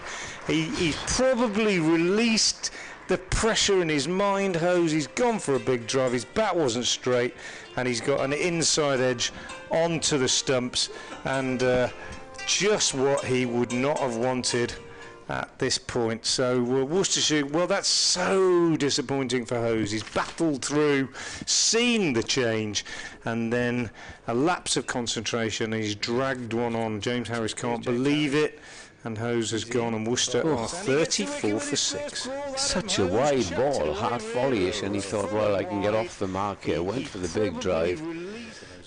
Yeah, you can sympathise. It was there to be hit, but everything seems to be going right for Glamorgan. They've already now picked up 2 bowling points. Yeah. As Hose, who could have made a difference there with his attacking play. As that wicket went down, often I am criticised by my good friend Nick Webb because my telephone is rather loud. That was mine. That was not mine. No, I beg your pardon. Webb is here and laughs now, yes. I beg your pardon. I've no idea what it was. They've left a message. I'll go to it in a minute. Well, the both went off at the same time. I apologise. The only thing I'll say is, in my defence, is I mentioned it earlier, I am changing in the process, and it is a long process, and it's in its very early stages of moving house, and so I'm getting calls from agents and people left, right and centre, surveyors and goodness knows what. It could well have been something to do with that. I'll check it out in a few minutes. Apologies if anybody heard it down the line. But they say it's one of the most stressful things you can do in your life, and I did say when I moved 10 years ago, never again, but it's happening. And what is the other stressful thing? Well, they say, Eddie, I don't have experience of the first one. They say divorce. They say divorce, house moving and bereavement are the 3 most stressful things, but marriage? No. Well, yeah. I don't know, and my wife, I don't think she'll be listening. No, but, I know my wife won't. Anyway, I think batting in these conditions might count as a pretty stressful one. And the new man at the crease is Matthew Waite, who has had a good start to his Worcestershire career since joining permanently from Yorkshire, and he's top of the batting averages. I hope that's not put the mockers on him. Here's Harris into him, bowls. That's a little bit short outside the off stump, and he's happy to leave that alone. Got 100 in the first game of the season at Derby, and that's not my phone. 34 for 6 then, Worcestershire here at Sophia Gardens. Lost the toss, put into bat, and it's been pretty much a procession really, and in the face of excellent bowling from Van der Houten and Neser, and now James Harris coming on and picking up a wicket with his loosener really, as Hose dragged one on. He's in again now. Harris bowls, and that's a good one. Draws Waite into the shot. A bit of a nothing shot from Matthew Waite. Just pushed at it. Didn't really get very far forward, and happy to miss that and see it go through to the keeper, Cook. So Harris, can he back up Neser and Van der Houten in their opening spell? Well, he won't get a better start. Picked up a wicket. First ball comes in now, halfway through his first over, and bowls wide outside the off stump to Waite, who leaves that alone. Through it goes to Cook. Now, there were batsmen to come, Frank, you know better than me. You have got Joe Leach and then the two tail-enders, but surely Joe Leach, who is such an attacking batsman, is not going to mess about. No. He'll say, to heck with it, I'm going to have it. Yeah, well, the thing about Joe Leach, that I like quite a few batsmen of that ilk, really, is that he's more likely to succeed playing his normal game than he is if he comes in and tries to be a bit more circumspect. Here's Harris bowls. Waite clips this off his pads to mid-wicket, no run. He is a decent, better batsman than people give him credit for, Joe Leach. I mean, he started his career as a batsman, you know, and a lot of people actually aren't aware of that. But he was a batsman who bowled really, and he got a 50 in that first innings against Sussex last week, in that big recovery that Worcestershire had, because at one stage in that game they were 64 for 5 in the first innings. 44 for 5, I beg your pardon, and he played a big part in their recovery. They went on to get 264. Harris finishes with that one going through to keeper. End of the over then from James Harris. 1 over, 1 maiden, 1 wicket, no runs. A great start for him. Hose suffering from a lapse of concentration perhaps, and Worcestershire are 34 for 6. Yeah, we have the anticipated double change. JB McElroy is going to come on instead of Tim Van der Houten from that river end.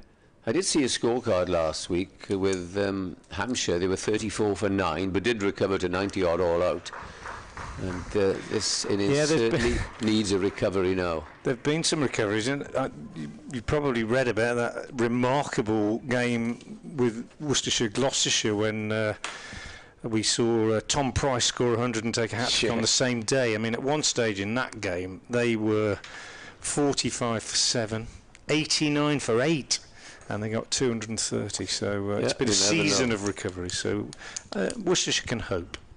Jamie McElroy, left arm over, medium pace, comes in, bowls the first ball, which is on a length and pushed away by Roderick. He's on 9.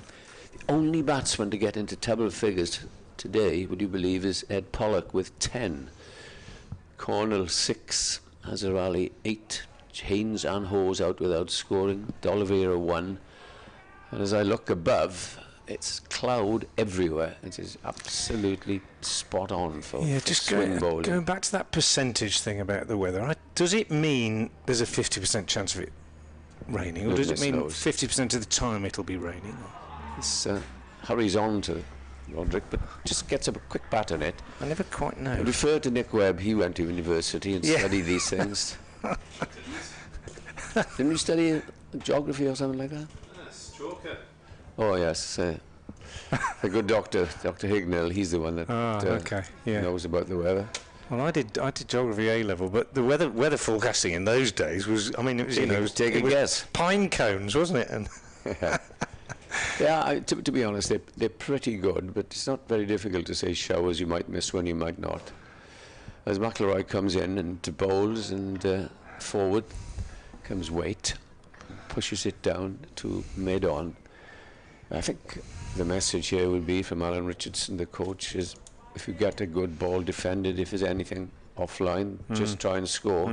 But look what happened to poor Hose. Yeah.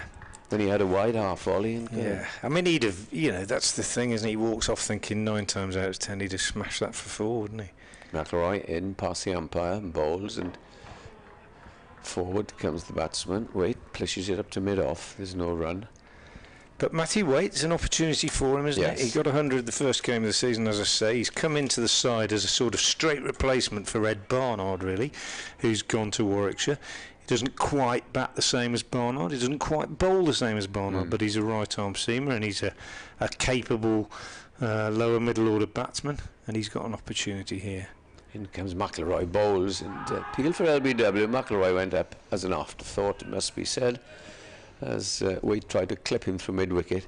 Just going through my mind, Frank, from both counties, who would have enjoyed bowling on this. I think Phil Newport would have enjoyed it. Graham Dilley, sadly, the late Graham Dilley.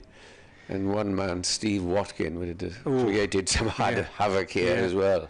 Yeah. So, not decrying what these boys have done this morning. Absolutely. Here's the next ball.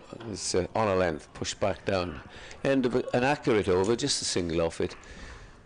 And Worcestershire are 35 for 6.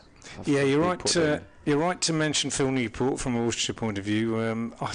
It amazes me how quite a few people these days at Worcester don't actually realise just how good Phil was, and his numbers are phenomenal if you look at the stats for his career, and he would have really enjoyed it because he would have had it going both ways this morning, no question about that. You probably saw him much more than I did, but coming up from that Diglis end on a steamy morning at Worcester, I remember it so well. Yeah, it was. He was a wonderful, pretty impressive performer.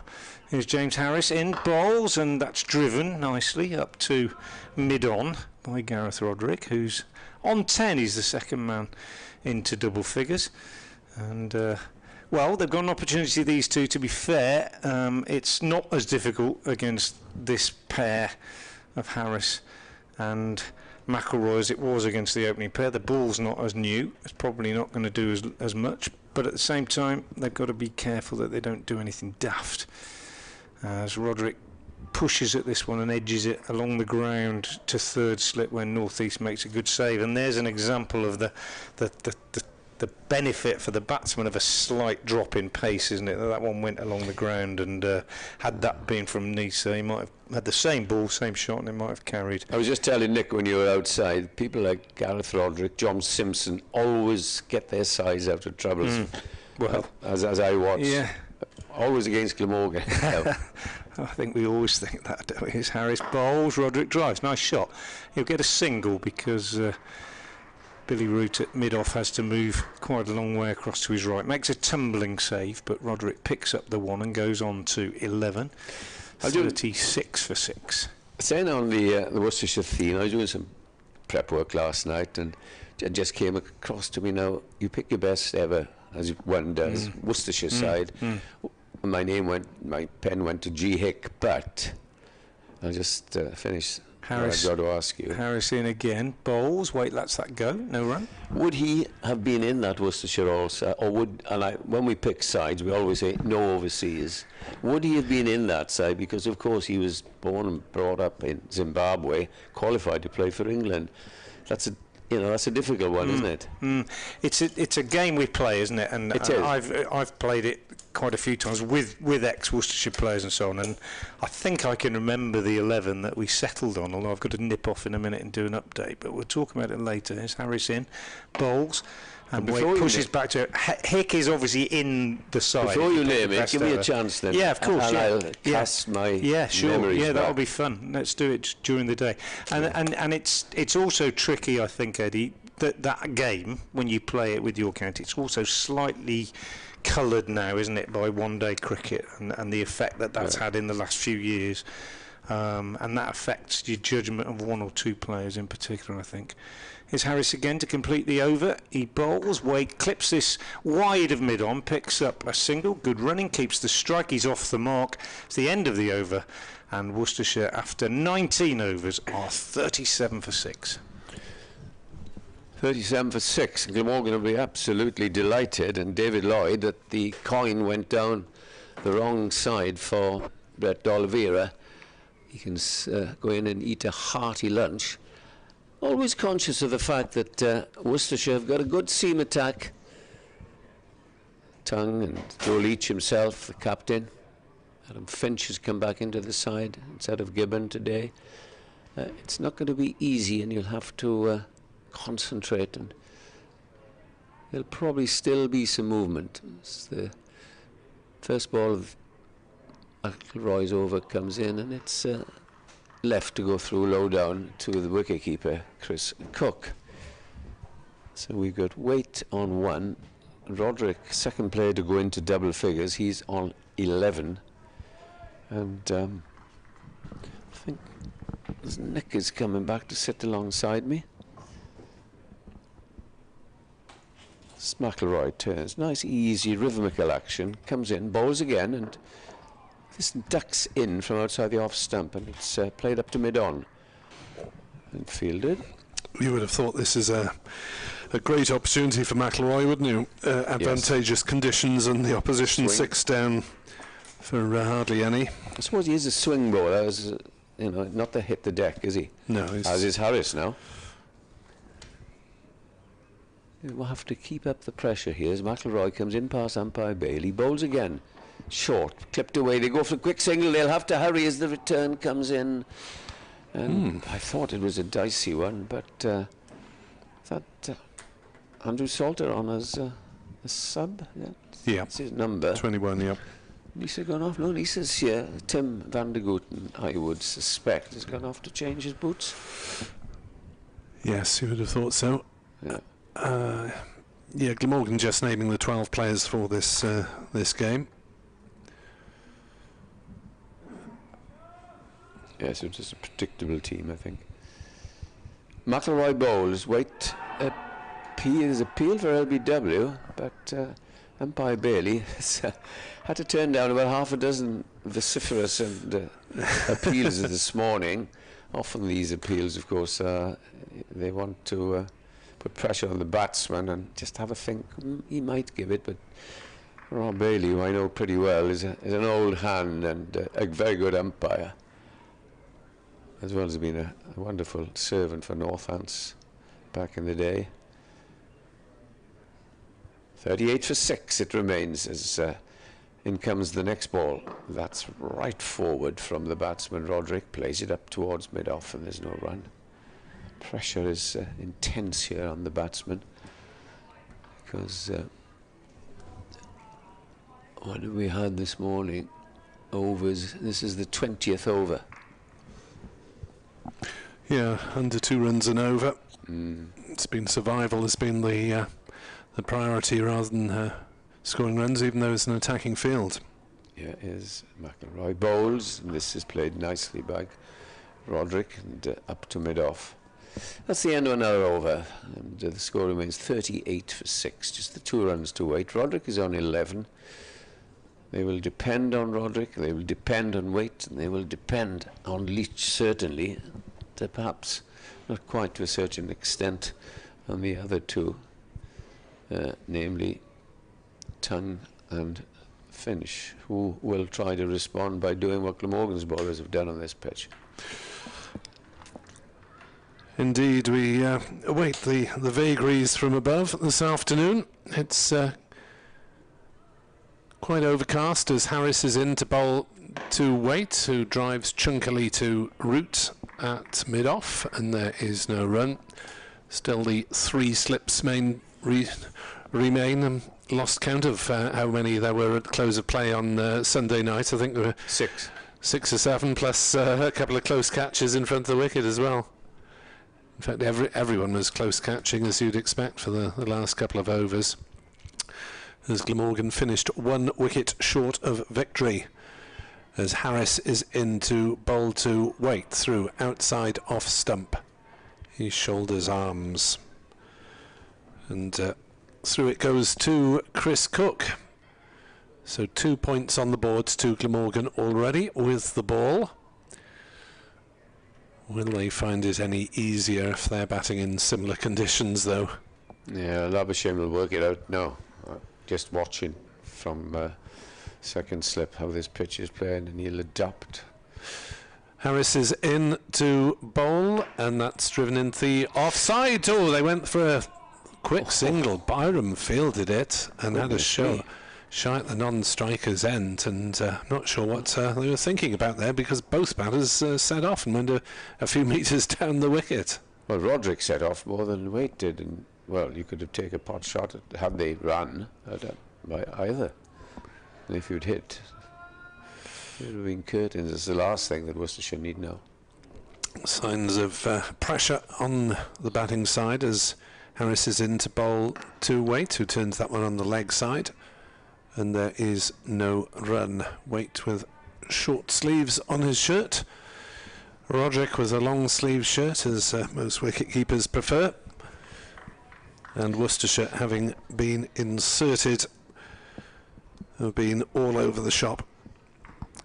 1 wicket in the 6th over, 2 in the 9th, 12th, 13th and 17th. We're now in the 21st. As Harris bowls, and that is Waite propping forward, defending to cover Byram Fields again. There is no run, and welcome signs for Glamorgan that James Harris has found his radar after rather a shaky first game of the season, was left out for a couple, but came back bowling a lot better, I thought, at Leeds. I think he's bowling a little slower and concentrating on length and any swing that's about. In comes Harris, bowls, and forward goes Waite, defending to cover again. End of Harris is over. He's bowled 3 overs, 1 for 2. McIlroy's just conceded a couple of singles, and Worcestershire having been put into bat at 38 for 6 here on BBC Sport Online.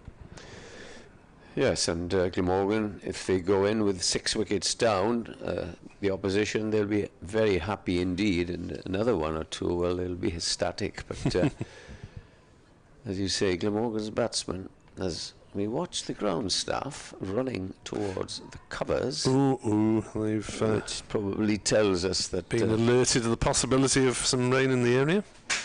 Juice about, as I'll just pick up for this last over, as McIlroy comes in and bowls, and this is jabbed more than anything else. Wake to deep gully, or the short cover position, which is fielded by Carlson.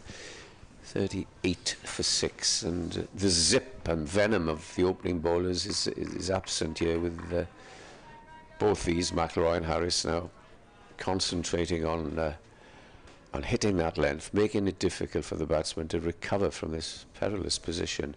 McIlroy bowls, and that's turned away on the onside with the ball that comes in with McIlroy's arm. Yes, they're just getting the covers ready on that far side. Well, they've just picked up a chair, so perhaps they say, well, we'll have a sit down here, just in case, rather than take any covers off at the moment. The hover cover is still there. McIlroy bowls left outside the off stump, good delivery through to Cook. Yes, well, we'll hopefully have had a morning's cricket, which was doubtful, of course, with various forecasts this morning and last night. No play at Derby when I looked after an hour. And no, that's off till lunch. Warwickshire. Yeah, it's about time we ran through a few scores, isn't it? Thank you for reminding me. As Frank will be back after the end of this over. It's over, yeah. McIlroy in and bowls again, and this appeal for LBW.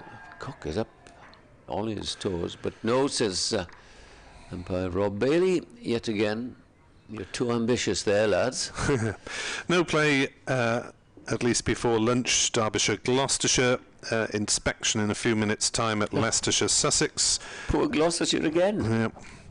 Yeah. Durham, Yorkshire. Who've had almost as long as us out there. Yorkshire 50 for 1 in the 20th over. Shan Masood 37 not out. McIlroy bowls and gets the batsman on the back foot. Plays it away in the covers. Does Roderick. He's undefeated on 11, 2 for Waite. Runs very, very hard to come by. So Shaquille, who played against Glamorgan, retired hurt, so that's not too problematic. Yorkshire 50 for 1 against Durham, the only other action in Division 2. Rain delay at Canterbury. Kent 56 for 4 against Hampshire. Yeah, here's the last ball of the over. It's defended by Roderick. That's the end of the over. It's still 38 for 6. 4 ground staff now have gathered, which might tell us there's a shower on the way. That's it for me until after lunch, and Frank will come back to join Nick. Thank you very much indeed, Edward Bevan. You're listening to BBC Sport Online. From BBC Sport Wales, BBC Hereford and Worcester. At Old Trafford, Somerset 54 for 3 against Lancashire. As Jimmy Anderson has got 2 for 5. He's enjoying himself in the Championship. It's not fair, is it? Harris is in to bowl to Waite, who's hit on the pad. That one might be close. Not given. Looked as though he was slightly across the line.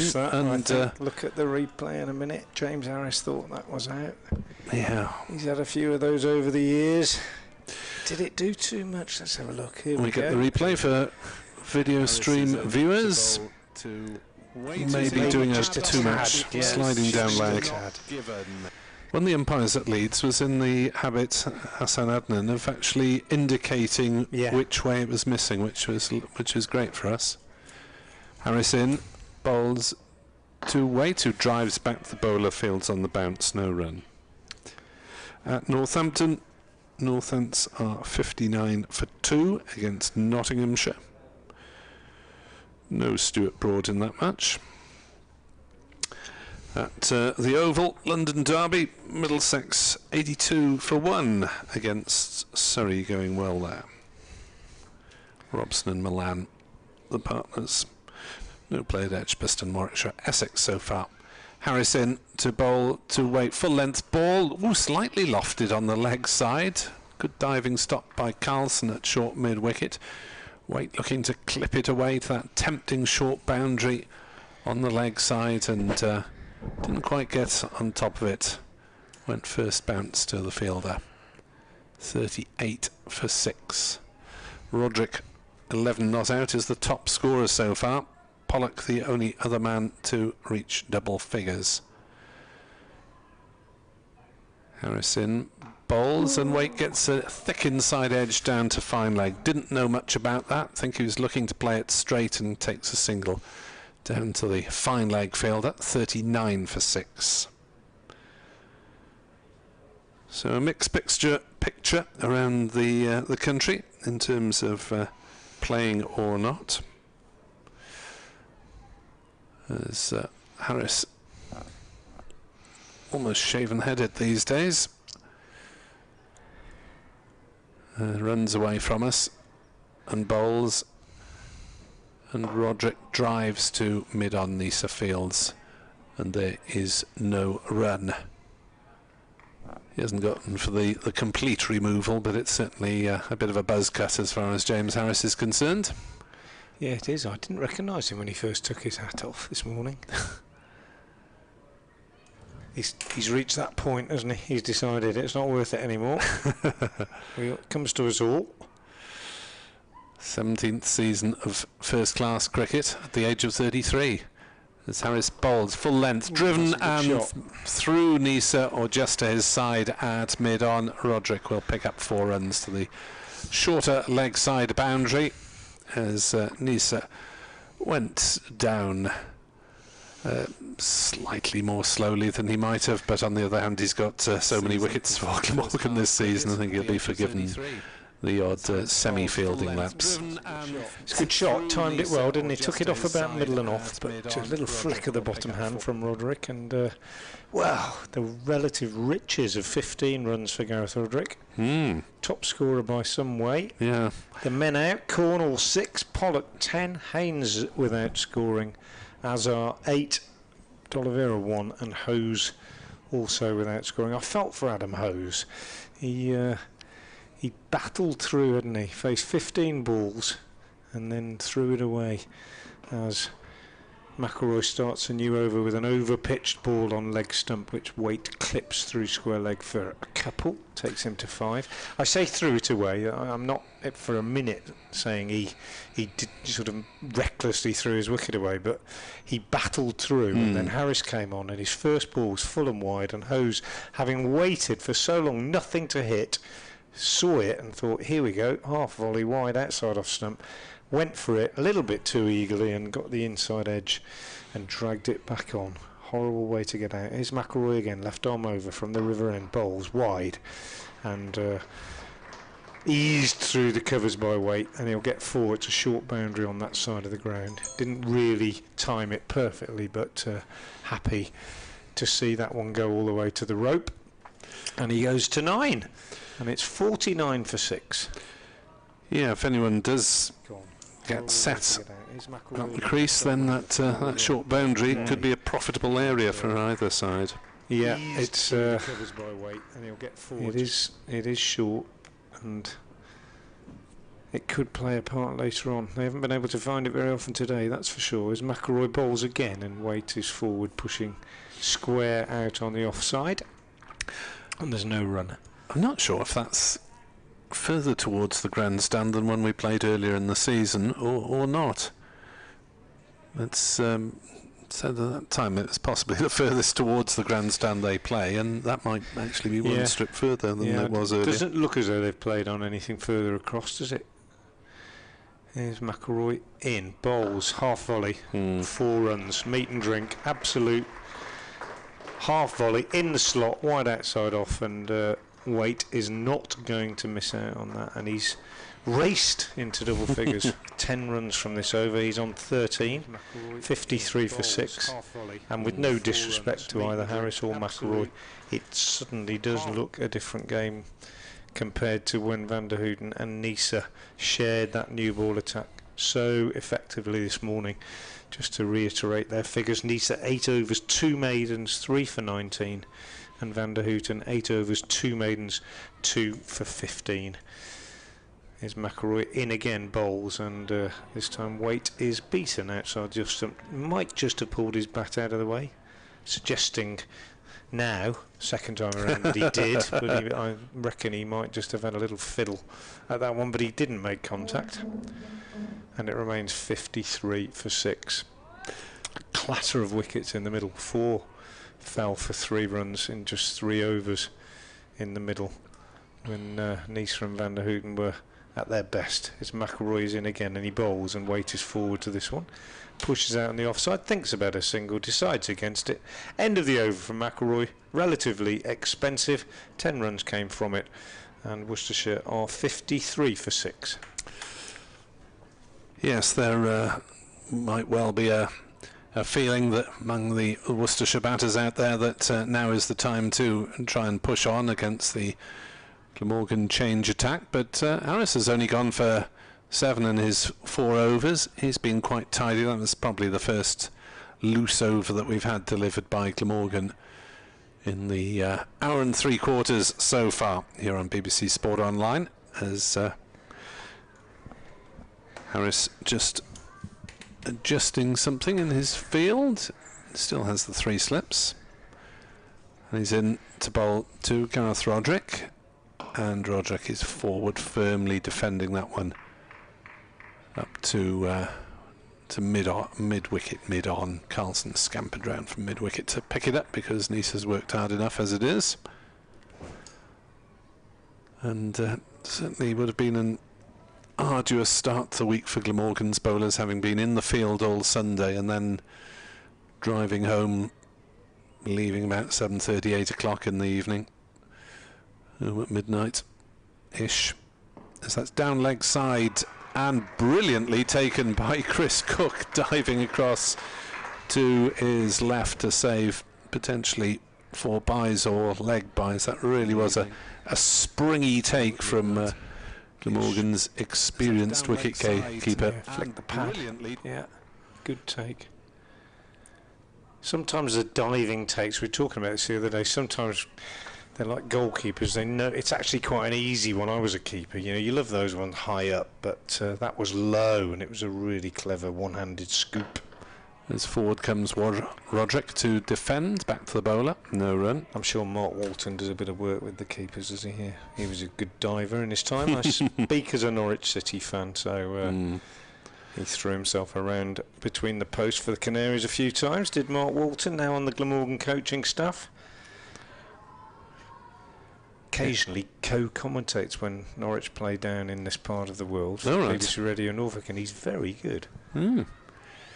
In comes the next delivery, squirted away on the offside by Roderick. Takes a single out towards point. 54 for 6. Must remember that. Pass that on to my football colleagues in case. Yeah, he's really good. Really good. Okay. Actually, yeah. Don't know if we've got any keepers among our regular pundits.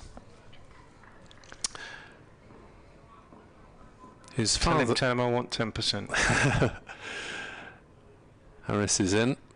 The bowl to Waite, who's defending to mid-on. Mark Walton's father, Ron, is still playing for Wales over 70s. Yeah. Churning in the 8 over spells. 54 for 6 then.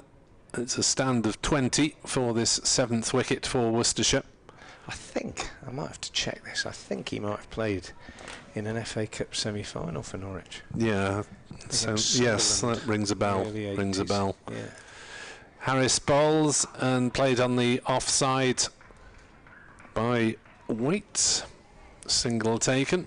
55 for 6. Waite to 14. Roderick to 16. And if Worcestershire reach the safety, the haven of the lunch interval with these two still together and set, at least they've got something to look forward to in the afternoon session. Yeah, we were saying earlier, it's around the country, certainly Worcestershire's games, both for and against, but around the country, I can't really remember a much wetter first month of the season generally, and it has been a season of recoveries, hasn't it? There have been quite a few exceptionally low scoring starts to innings, and then batsmen have pulled things round. Certainly Worcestershire will be hoping that trend can continue. Jamie McElroy has decided to go round the wicket from the river end, and he comes in now and bowls, and Matthew Waite is forward and pushes this out on the offside. McElroy fields off his own bowling, and there's no addition. We've seen some good catching this morning. If anybody's just joining us, you look at the scorecard and you see caught Lloyd, that was at first slip, Pollock off Neser, Haynes then caught at third slip by North East off Neser, and Azhar Ali caught by Labuschagne at second slip off Van der Houten. Just break off as McElroy's in and bowls, and Wake gets a single as he pushes out on the offside, but he's sent back by Roderick as Carlson comes in from cover. But those 3 catches were all pretty good. Lloyd and North East juggling sharp, kind of high chances, which they couldn't hold on to first time, but knocked upwards and then completed the catch. But Labuschagne's to get rid of Azhar Ali, the more you see it, the better it looks. Low down to his left, ankle height, second slip. McElroy in, Waite defends, and he got down low, and it was close to him. They're almost harder to catch, I think, when they're really by your feet rather than, you've got a chance to get your arm away, and he just got one hand underneath it. It was a really, really top class pick up at second slip, and of course, from the Glamorgan point of view, the man they really wanted, Azhar Ali. As McElroy again is in and Waite is forward again, pushing out to Carlson in the covers. And there's no run. And other than those catches, we've seen D'Oliveira LBW, a little bit loose, probably looking for a fairly expansive shot off only the second ball he faced. And Cornell LBW on the walk a little bit, looked disappointed with the decision, but he was first to go. There's McElroy again. Waite drives on the onside, picks up a single wide of mid-wicket. In fact, they'll come back for 2. Good running from Roderick. So 2 more for Waite. Goes to 16, equal with Roderick, and it's 57 for 6. And the only other wicket to fall, Adam Hose, dragging a wide one from James Harris onto his stumps.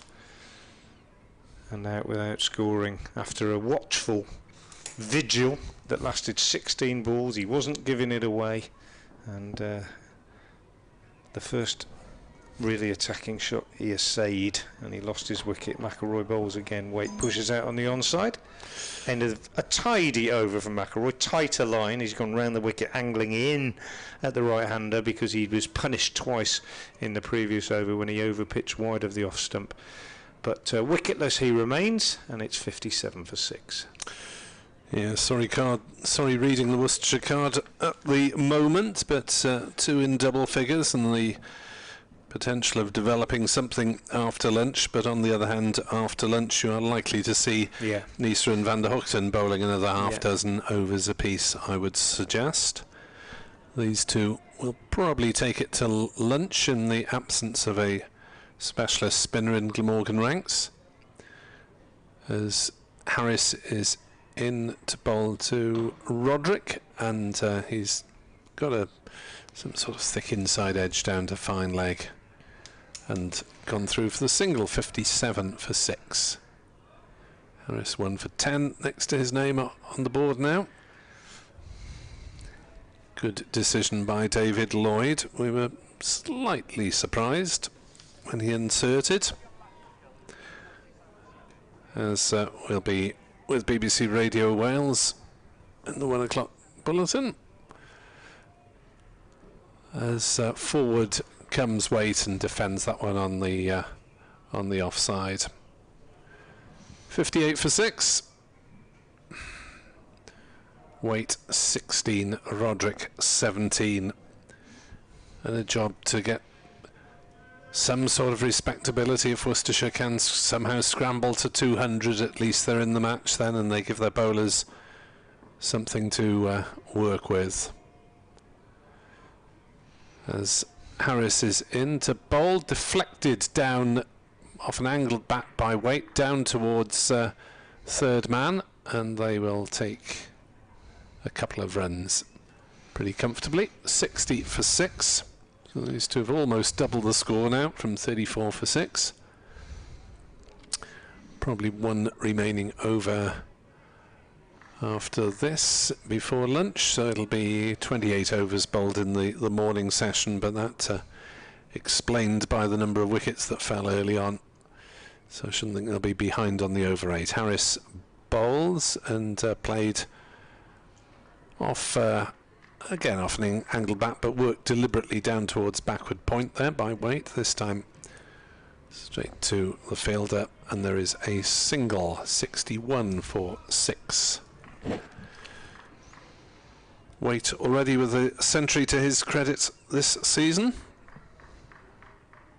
so there are some grounds for potential optimism for the Worcestershire listener, as Harris is into Roderick, who's stretching forward, defending to cover, and there's no run. I think there's more than one Worcestershire listener. But although they might be tuning out in droves this morning. People generally listen in ones, don't they? Yeah. You know, you're addressing individuals rather than of course. Collective crowd.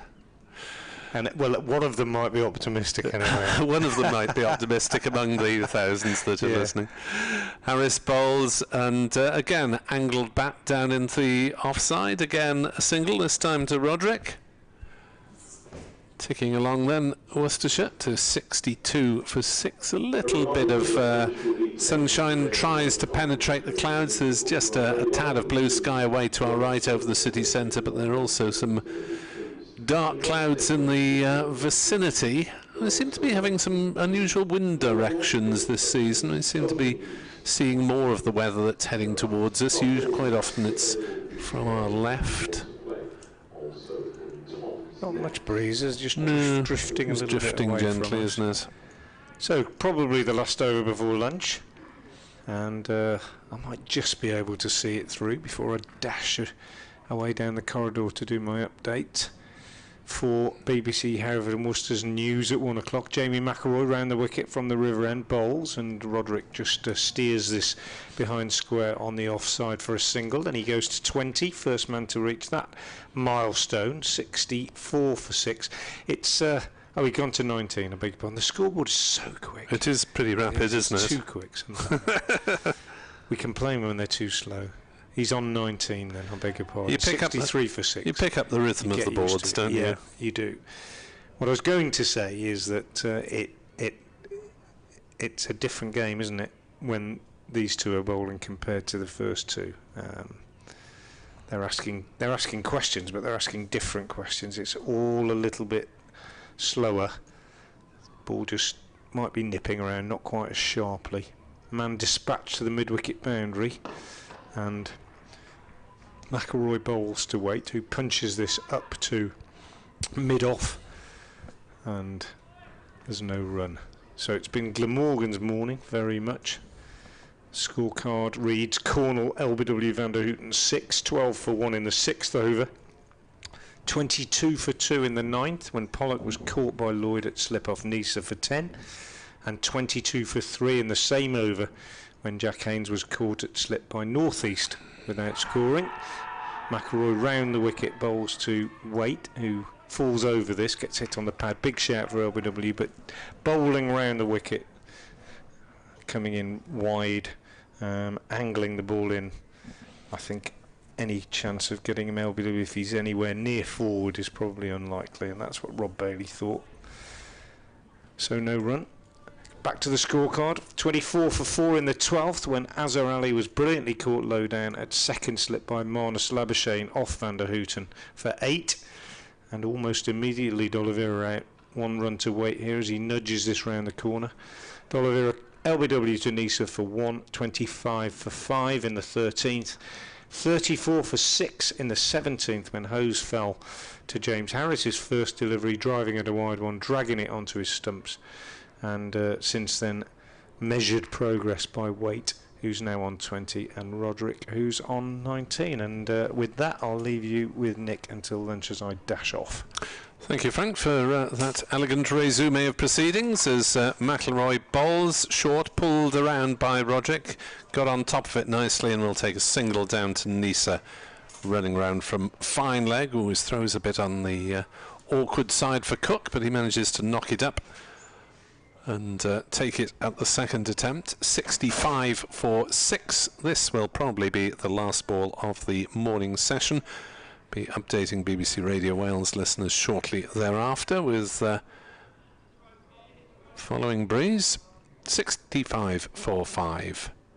In comes McElroy for the last ball of the over and the session, and it's turned through mid-wicket by Waite, and he will take a single. So Worcestershire slightly recovering from 34 for 6 to 66 for 6 at lunch. Matthew Waite has 21, Gareth Roderick has 20. The wicket takers 3 for Michael Neser, 2 for Tim van der Houten, and 1 for James Harris. Commentary on BBC Radio Wales resumes at 1:40.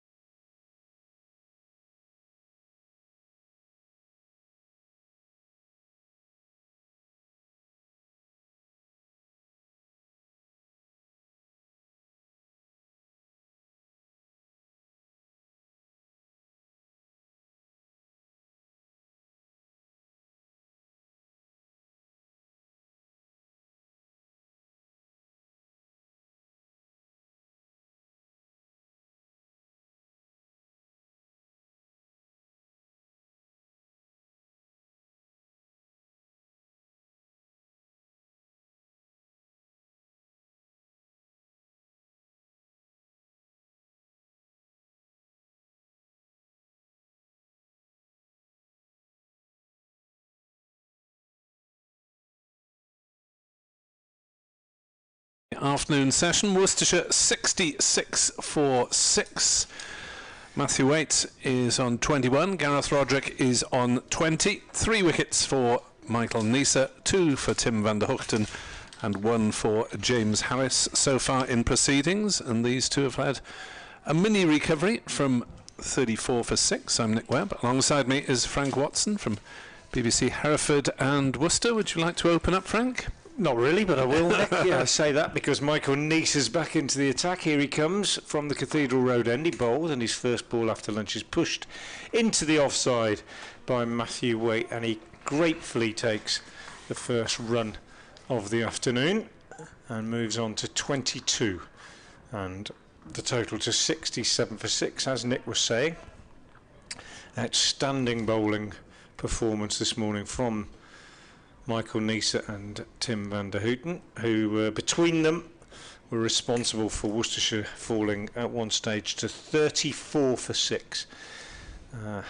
Neser with 3 wickets, van der Hoogten 2, and that 6th one actually fell to James Harris as Neser bowls to Roderick for the first time this afternoon. He clips a full-length delivery up to mid-on, and that recovery from 34 for 6 to 66 for 6 at lunch, fashioned by Roderick and Waite against the bowling pair of James Harris and Jamie McElroy, who, to be fair, even though they didn't bowl badly, didn't carry the threat that the new ball pair had posed in the first hour and a half or so. Here's Neser in again, bowls, and Roderick drives nicely back past the bowler, who sticks out a foot, tries to deflect the ball onto the stumps, misses it, and there's a good diving stop by Harris moving across from mid-on, but they take a single. Roderick's first run of the afternoon takes him to 21. Yeah, there didn't seem there was an awful lot of movement off the pitch in those early stages, but maybe just enough to catch the edge. Three-quarter slip. Yeah, just enough. And Neser in particular got that away swinger going very nicely to the right-handers, didn't he? Comes in now and bowls to Waite, and he's bowled him.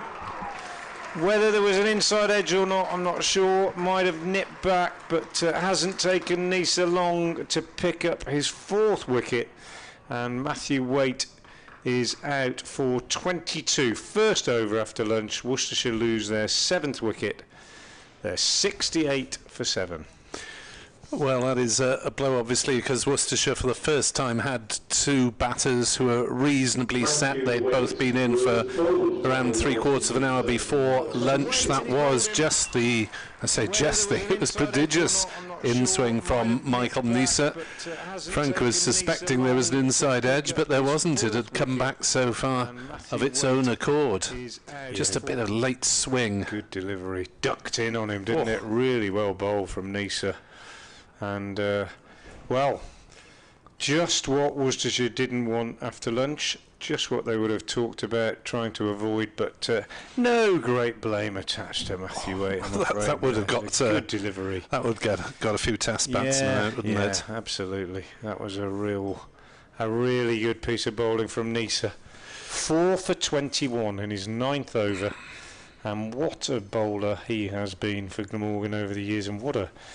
Well, he doesn't show any signs of ageing, really, Nick. He just seems to go on. He's just splendid performer. We had Michael Hogan going to the age of 41, so maybe Neser can... Although Neser's is a different sort of approach and delivery, and you suspect that with the sheer physicality that Neser puts in it, that he might not have quite such a lengthy career as Hogan, both in terms of just the approach to the wicket. Yeah, I was trying to describe it earlier, wasn't I, this morning, about he's such a purposeful approach. It's a charge, isn't it? All seamers bowl in with a purpose, but if you're batting against Neser, he's coming at you. Yeah, so that look about him, really. Some are sort of rhythm and grace, and Neser's just physical in your face, isn't he? Absolutely. And it's great to see when you're in the fielding side when he's going as well as he is now. Bit of sunshine breaking out now in the afternoon. Eddie Bevan was just saying at lunchtime he looked at the weather across behind us here in our position at the Cathedral Road end of the ground, said better weather is on the way, and the sun is shining on Michael Neser. 68 for 7 as he comes in to bowl to Joe Leach, the new batsman. He bowls and that's down the leg side, 4 runs. Not sure if it's leg byes or whether Leach got a little bat on it. It's leg byes. Just angled into him and he leaned inside it, flicked the thigh pad. No chance for Cook behind the stumps to gather that on. He made a spectacular take down the leg side earlier this morning, but couldn't get to that one. And it's 4 bonus runs for Worcestershire, 72 for 7 now, and just what they didn't want. Wicket going down in the first over after lunch. Matthew Waite's innings of 22 ended by that Neser in swinger. In he comes again now and bowls to Leach, and Leach drives firmly, nicely back to the bowler. Half stops it off his own bowling, and there's no run. The end of the first over after lunch, a successful one for Neser. Worcestershire 72 for 7. Yeah, talking about Chris Cook behind the stumps and coming up to his 37th birthday at the end of the month, but still seems as athletic as ever in terms of his ability in getting round and taking catches and stopping wide deliveries, and really is impressive, albeit Glamorgan will have to find some sort of first team cricket for Alex Horton, the 20-year-old who played for England under 19s, and probably deserves a chance maybe in the one-day cup. Obviously there's the possibility of Cook playing as a specialist batter and batting a bit further up the order. Correction, Horton's 19. Turned 19 in January. He's played quite a bit for England under 19s. As Tim van der Hoogten will bowl from the River Taff end with Gareth Roderick on strike on 21 not out, and Roderick drives beautifully but straight to wide mid off and straight to the field, a metre or so either side. That would have been 4 runs. It was absolutely drilled, but straight to Neser, straight to McIlroy rather. Yeah, that bearded figure in among the tall Glamorgan fast bowlers, and when he's got his cap on you can't see that he's shaven on top. Van der Hoogten bowls, run down by Roderick but fielded by Carlson at gully, and there's no run. The Met Office continues to be optimistic about the prospects for a full day's play. The BBC continues to suggest we might catch a shower.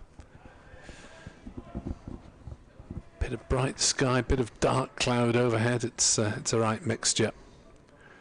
Temperatures quite pleasant.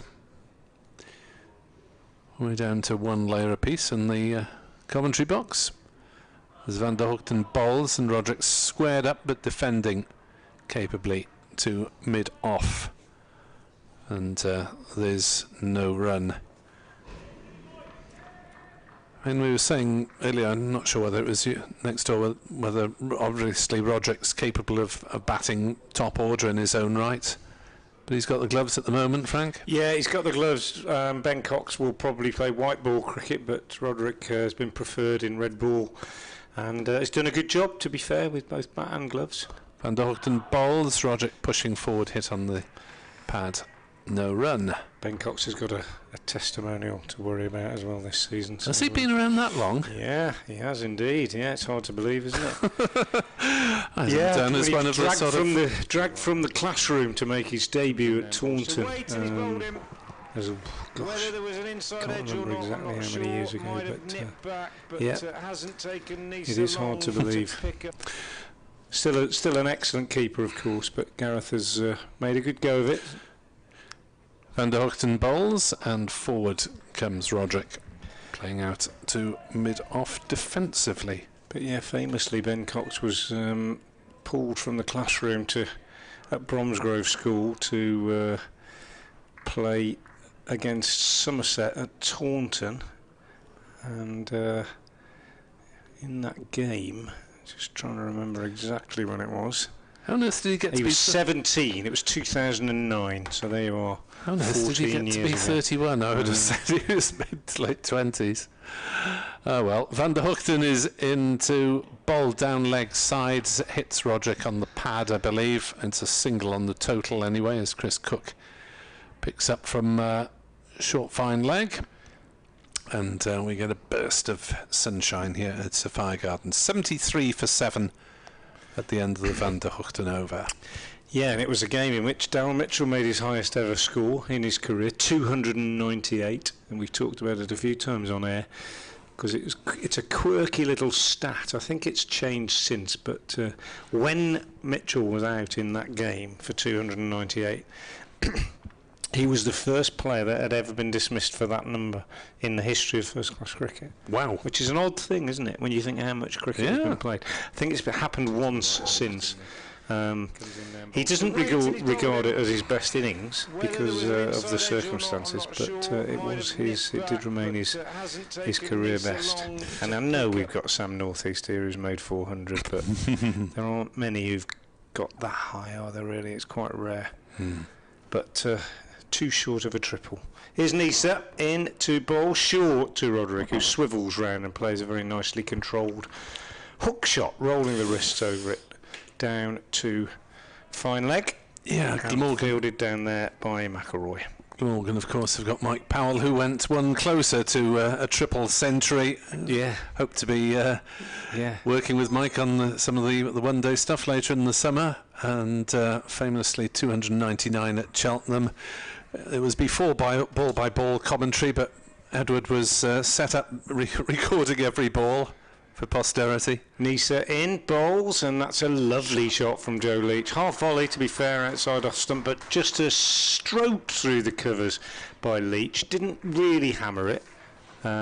Timed it beautifully, and it was just one of those annoying ones for the fielders because it kept them interested right to the last minute. Billy Root chasing it from mid-off, trickled just as he caught up with it. It touched the rope, so a boundary for Leach. Nice way to get off the mark for the former captain, and Worcestershire go to 78 for 7. So yeah, Ben Cox, testimonial year, been around that long, it's hard to believe. Neser from the Cathedral Road end of the ground bowls, and Leach drives up to mid-off, straight to Root this time. And no addition. Man out since lunch, Matthew Waite, bowled by a Neser in-swinger for 22, having put on 34 for the 7th wicket with Roderick. Well, this pair put on 167, I make it, last year in this fixture. Leach and Roderick. More of the same, please. Neser in, bowls, Leach drives up to mid-on. And there is no addition to the score. The fielding done by James Harris at mid-on. Some good catching this morning from the slip cordon. Lloyd at first, Labuschagne at second, and Northeast at third, all taking sharp catches. Labuschagne's probably the pick of the three. And it's sent back the big man, Azhar Ali, for just 8. At one stage, Worcestershire 25 for 5, 34 for 6. Here's Neser into Leach, bowls, and Leach is forward, pushes up to mid-off. Root fields. Looking around the country, there are now only 3 games playing as we speak. Yorkshire 82 for 2 against Durham in Division 2. No play in the other Division 2 games so far. In fact, no play at all. Derbyshire at Gloucestershire, and an inspection in 10 minutes at Leicestershire, Sussex. Yeah, they've had a lot of rain in Derby. A lot of rain, I think. Not just recently. Neser in, ball, Leach beaten by that one. Good one, swinging away, last ball of the over. Good over from Neser, but it brought that boundary for Leach. Worcestershire are 78 for 7. Yeah, there's always convivial company in the commentary box from Big Dave Fletcher, but I seem to have spent more time watching it rain with him than in most other commentators around the circuit. We had one game, I think it was 7 or 8 years ago when we had hail, ice and snow during the course of the 4 days as we froze in rather a miserable commentary box at Square Leg. And it's better than it used to be, isn't It's a lot better than it was then. It was, I piled on virtually every layer that I had with me on that trip, including a couple of pairs of socks and a beanie hat, and we had a very dangerous looking radiator trying to keep us warm and failing. Hey ho. Van der Hoogten to continue. Thankfully, the facilities at Derby are very nice now. They are. 'Twas not always thus. Yeah, been round the ground in various angles there. Van der Hoogten from the River Taff end to bowl to Roderick, who fiddles at that one outside off stump, and well, you could almost see the thought bubble there. What on earth did I do that for? From Gareth Roderick. Thankfully for him, he did not make contact, but he was trying to run it down towards third man, but it was a high risk and little reward shot really, with 3 slips under third man there. It's a very short boundary at third man, away to our right by the main entrance to the ground, or the main spectator entrance. Van der Hoogten in to bowl to Roderick, squared up slightly, playing to mid-off, and there's no run. In the game that they are playing in the First Division, Somerset 77 for 4 against Lancashire. Jimmy Anderson into his 10th over, 2 for 11, 1 wicket apiece for Will Williams. 10 overs, 2 for 11. Yeah. Dear me. Will Williams and Saqib Mahmood. I was tempted to say Sajid. Saqib Mahmood. 78 for 7. Here at Cardiff, Van der Hoogten bowls. Roderick drives and hasn't quite timed that, but he'll pick up a single for it. I was looking straight towards mid-on. The ball off the thickish inside half of the bat, out towards square leg. 79 for 7. Roderick moves to 23 not out and becomes the top scorer for the Pears. Here's one to pull together your last two sort of links, Derbyshire and then Jimmy Anderson's spell. I saw that Dave Griffin, the sort of heritage officer at Derbyshire, he does this on this day in history thing on Twitter. He posted this morning. As Van der Hoogten bowls and Leach forces to mid-on, no run. He posted an edit like this. On this day in 1957, Derbyshire began a 3-day game against Leicestershire at Leicester. Les Jackson's match analysis was 26 overs, 20 maidens, 4 for 9. And I worked out that even if those 9 were all singles, he must have bowled at least 147 dot balls. It's incredible, isn't it? Amazing. Always worth a follow, David Griffin. Van der Hoogten bowls inside edge from Leach. Didn't know much about that one as it trickles round towards square leg, and they'll go through for a single, but Leach might have chopped that one onto his stumps. Thickish inside edge. At D Griffin Pix, P-I-X, Dave Griffin at Derbyshire. Always worth a follow. Lots of interesting stats and old photos. Not always Derbyshire, just Derbyshire. And it's always interesting stuff, I find. And a few little impassioned rants to keep you going through the winter. Which are often... They come from the heart, don't they? They do. Van der Hoogten bowls, Roderick defends. The Penydarren Country 11, good afternoon to them. They're playing Barry West End on the islands this Sunday. And they say the lads are so excited they probably won't get to sleep until 10:30 on Saturday night. Well, it sounds as if they're professional preparations there for the Penydarren boys. Yes, and various remarks about tipples of choice. 80 for 7 here in Cardiff. Do you get in touch if you'd like to on Twitter? I'm at FrankWatson58. Nick is at NickWebb2017. Always happy to hear from you. I'll do a couple of balls of this over, Nick, before I dash off, and Eddie Bevan will come back in alongside you. 80 for 7. Neser, a wicket in his first over after lunch.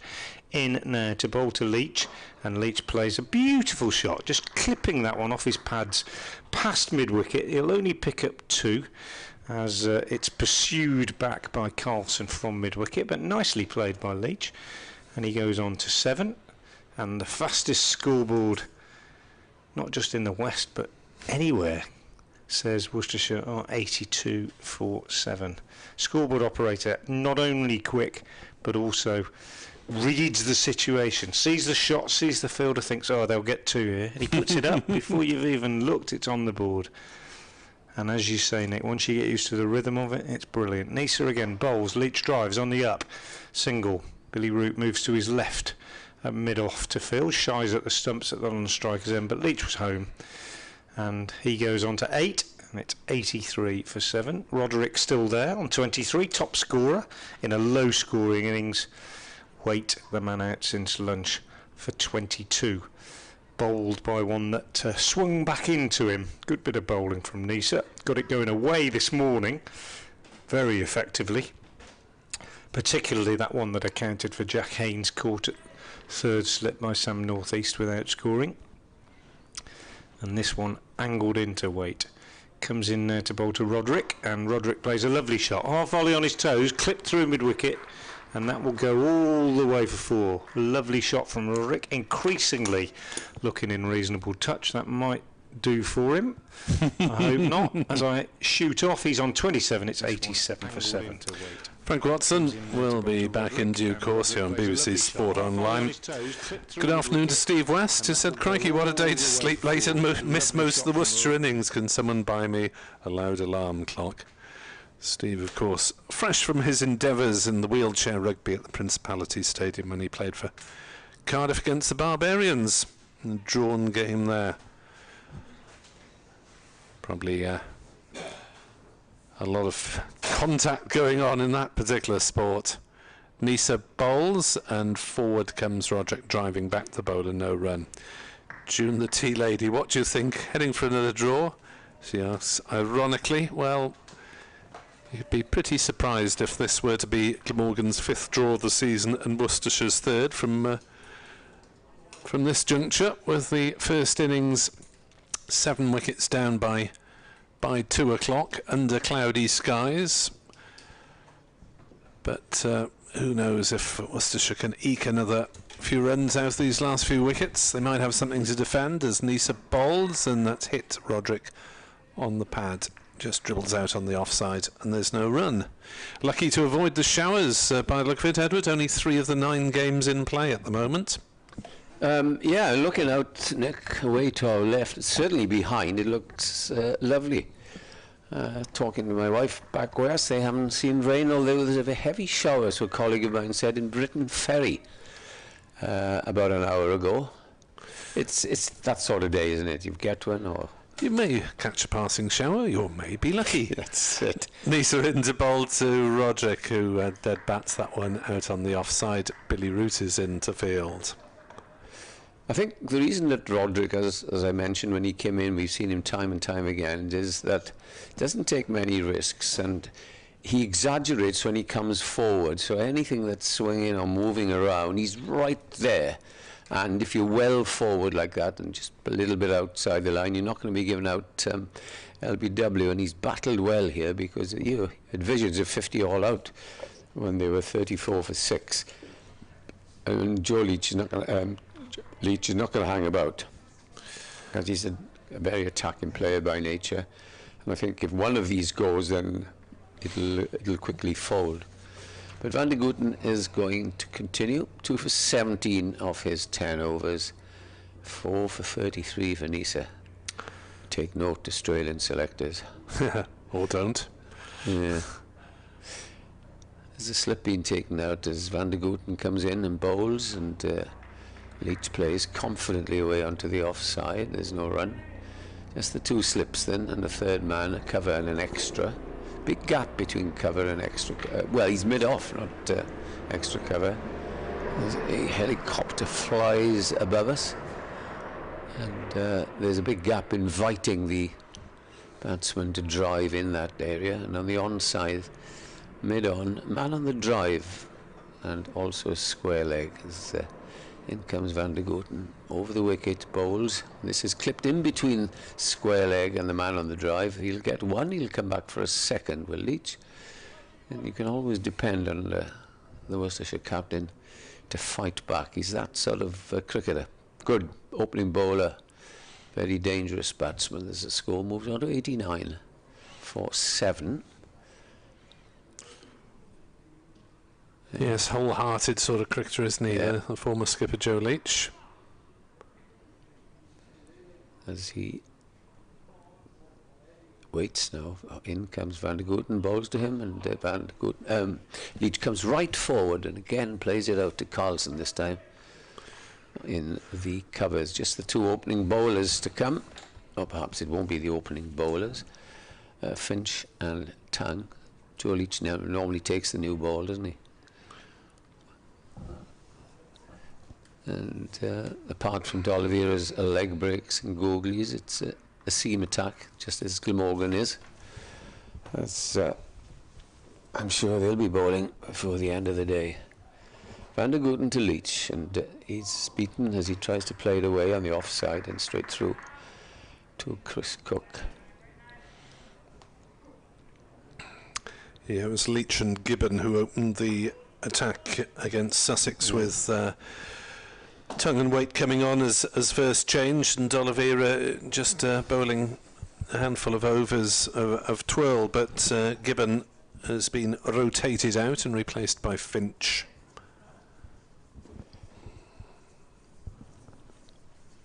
Van der Gooten in again and bowls, and Leach plays quite confidently back down the pitch and is fielded by the bowler. One ball left of this over. 89 for 7.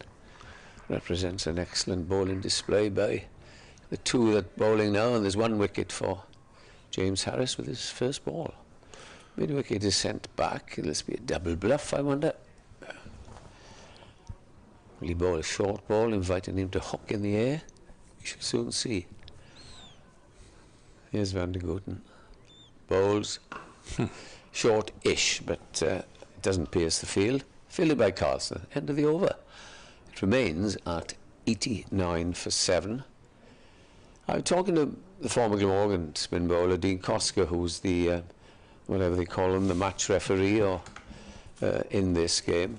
I said, why do you think perhaps Glamorgan inserted the opposition? And he said he thinks it's probably the best time to bowl in this on this pitch here in Cardiff, because you and I have seen it. Says Dean, he says it just flattens out when it's dry, and you get rarely do bowl side out last. So I suppose if you can get your wickets and dismiss in the first innings, you're better off. Neser bowls a short delivery that Roderick just gently flat bats back to the bowler, and there is no run. Yeah, there's not much sign of much sunshine getting on it today, even though thankfully it's dry. So will it flatten out? I suppose it hasn't been doing vast amounts anyway. 2 days of dry weather, we're told. Anyway. 2 days of dry weather. 2 days. That'll be the first time this year, won't it? Back to showers on Sunday. Oh, great. Neser bowls down leg side. Oh, that is a quite magnificent stop by Chris Cook. He's saved 4 runs there. Wide delivery, might have flicked the pad on the way through, and Cook at full stretch got a paw to it. No wonder he's got a grin on his face. I would say that Chris Cook, having watched him for years, I think he is one of the best county wicket keepers. Yeah. Okay, forget his batting, which is very good, but as a keeper, he's par excellence. Yep. Never really been mentioned in England speculation. In comes Neser, bowls and played on the leg side by Roderick to northeast. It all makes me, well, it doesn't, I was going to say it makes me laugh, it makes me smile. It doesn't make me smile when certain people say, yes, but they only are second division players. Now you just tot along to Hove, as you'll be next week, and you will see the world's greatest batsman at the moment, Marnus Labuschagne, one of the world's number 2s or 3s in Steve Smith. You'll see Neser, you'll see Ollie Robinson. Just wait a minute. Neser bowls, turned down by Roderick. One of the best bowlers in the country. For a single. As you say, Ollie Robinson. Yeah, but it's only second division. You know, just think of that when people talk of players and the standard they are. Yeah, I mean, there is, across the team, a better consistency of quality among the first division squads, but there are so many fine players, as you say, still playing their trade in the second division, that you certainly get a full testing, whatever you're doing. Plus Mr. Pujara keeps getting hundreds of double hundreds. Pujara, yeah, 160 odd against Worcester, as Neser bowls and Leach checks his drive, but we'll get a couple of runs through mid-off as Root scampers back towards us. Fields halfway back to the boundary. They're comfortably through for 2 runs, 92 for 7, and while this pair is together, there is still some sort of hope for Worcestershire of getting to semi-respectability, I suppose. 150, 200, the opposition still's got to score them. 92 for 7, having been 34 for 6. As Neser bowls and Leach plays gently on the offside, fielded by Byram, and there's no run. And the over, 92 for 7. Leach has 12, Roderick has 28, 1 wicket since lunch. Waite bowled Neser for 22, and this partnership now worth 24 runs for the 8th wicket.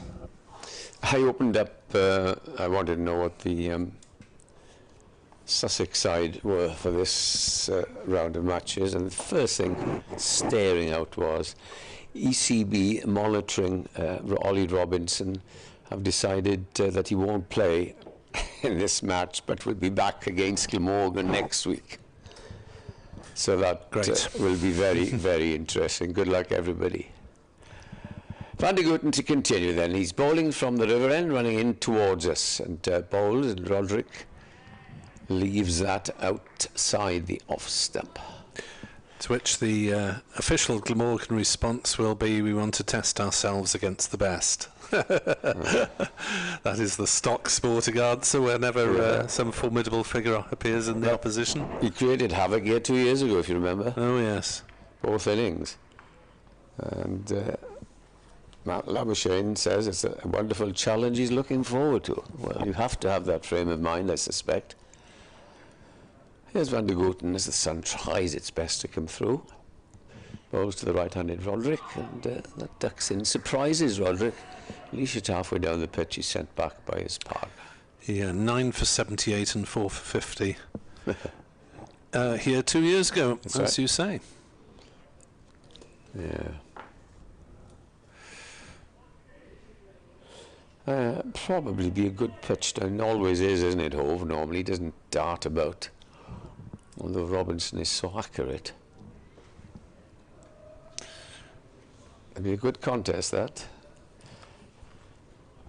Van de Gutten bowls, and that's a lovely looking shot through the covers. It might just run away for 4. It goes up towards the scoreboard on the far side of the ground, crosses the boundary rope now, and 4 more runs. And slowly, Worcestershire, from the depths of 25 for 5, 34 for 6, and now approaching 100. They're 96 for 7. Yeah, it was certainly the batsman on top for Glamorgan's last visit to Sussex at the end of last season. Van de Gutten again bowls, and that's defended. Back to the bowler. Glamorgan 533 for 9, Sussex 258 all out, and 554 for 8. Remember that, I was down there. In their second innings, Orr 198, Haynes 177, Ibrahim 100 not out. Salter bowled 54 overs and Patel 40. He's joining Durham, isn't he, Patel? Yes. Interesting news. Van de Gutten bowls left outside the off stump and goes through rather low down to Chris Cook there.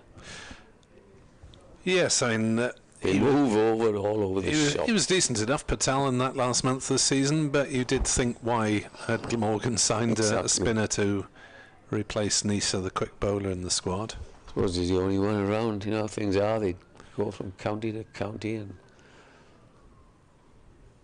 I hope, and I'm sure that they've got somebody possibly they've been contacting. Here's the next ball. Right forward, he's always on his back knee there as he defends that. Gareth Roderick. End of the over, Roderick remains unbeaten on 37, 12 to Leach, and it's 96 for 7. He's quite an angular sort, Gareth Roderick, isn't he? Elbows and knees. Leach, in contrast, burly, thick set. Typical fast bowler, broad across the chest. In the afternoon sunshine here at Sophia Gardens. It's those naughty black clouds are going away to our left, on their way to Gloucester, I think. Yeah, we might miss them if we're lucky. Yeah. 96 for 7. Still a job to be done for Glamorgan, having got Worcestershire on the back foot. The visitors are starting to fashion some sort of recovery, and Neser charges in, and he likes that shot, doesn't he? Leach trying to flick on the leg side, hit on the pad. There are two men there waiting for a catch, one at backward short leg, one on the drive, rather squarish, and a man, of course, on the boundary. That short boundary away to our right. Playing down that area on the square. That's yeah, it is an interesting on-side field, isn't it? Mid-wickets in fairly close, and a sort of leg gully as well as a fine leg, as well as deep square leg and mid-on. So 5 on the leg side as Leach drives to mid-wicket. No run. It looks as if it swung the way he played it. That ball that dismissed Matthew Waite was absolutely superb. Perfect, wasn't it? Did him on the outside. Another 4-wicket fall. I've been taking umpire 7 last week. Umpire Bailey moving over to point as it's less thickly populated. Possibly so square leg can get a view of what's happening. As Neser's into bowl to Leach, who drives on the leg side, beats the dive of Byram. Square leg jogs round and does the fielding. Carlson underarms his throw in because there's no particular hurry. 97 for 7 are Worcestershire. Fighting back. Important time this for Worcestershire and Glamorgan. One side striving to dismiss them for a small total, and the other saying, right, we're going to fight back and try and get 150 at least. Quite capable of. Absolutely. These two put on 166 last year as Neser bowls, and forward comes Roderick and defends. There's no run. It's nice when you have a person like Leach coming in at number 9, of course. Who, you know, if he played in club cricket, he'd probably be batting 3 or 4. He's such a good player, but he can't do everything. Open or top 3 batting and open the bowling. Neser in a shaft of sunlight runs away from us at the Cathedral Road end. Bowls to Roderick, who drives uppishly but back past the bowler and will get possibly 4 runs. There's a chase on, and it's stopped just inside the boundary by Harris. Flicks it back inside as he trots over the ropes, and they have taken 3, which brings up the 100 for the visitors there. 100 for 7, but from 34 for 6, that is a reasonable recovery. Yeah, it's a very good recovery by Worcestershire after being, as you say, 34 for 6. And okay, we can say that apart from Harris taking a wicket, there wasn't much threat from him and McIlroy as there had been from these two. Neser bowls, on the back foot goes Leach and defends. There's another inspection at 3 o'clock at Leicester, our colleagues inform us, but heavy cloud around, and reports Adrian Harms any more rain could end play today.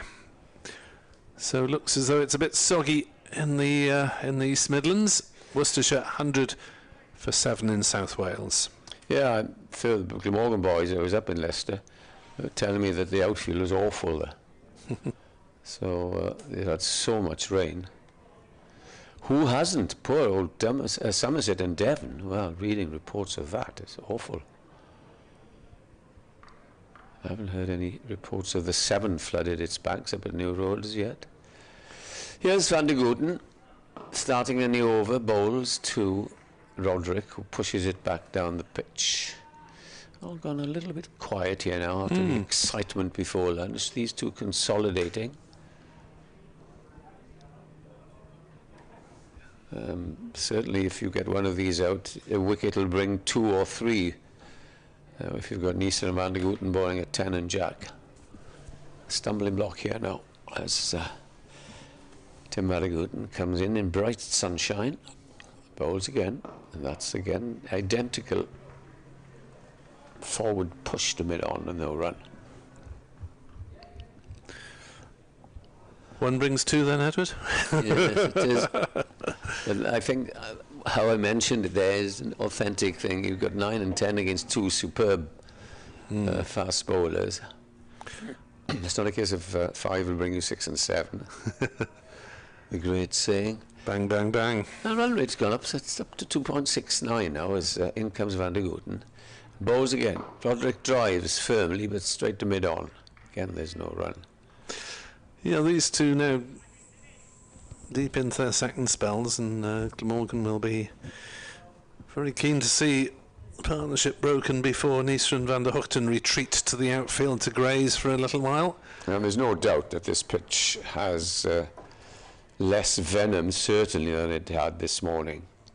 Nowhere near beating the bat at the moment as Van der Gooten bowls. This is turned away by Leach on the onside, out to deep mid-wicket. Byron trots in from the boundary, and it'll be just a single. Haven't seen a lot of the balls beating the bat, have we, after lunch? It's the batsman coming forward firmly, no deviation, and playing quite confidently at the moment. Yeah, Worcestershire just starting to get a toehold back into the match. 107 for 7. Oh, you'd take that at 11 o'clock this morning when you won the toss, Glamorgan. Adjustment on the field, the man coming on the drive on the onside, very straight now. Leach does have a penchant for that. Here's the next ball, and that's clipped away past a square leg who's come up, and they come back for another 2 runs. Does play a lot there, doesn't he? And I think that's Glamorgan are trying to play on, if you know what I mean. They want him to try and clip it away, possibly in the air. But he's played it pretty well as yet. Yeah, there's a man on the drive, just about a strip away from the wicket they're using. He's on 15. His partner is on 36.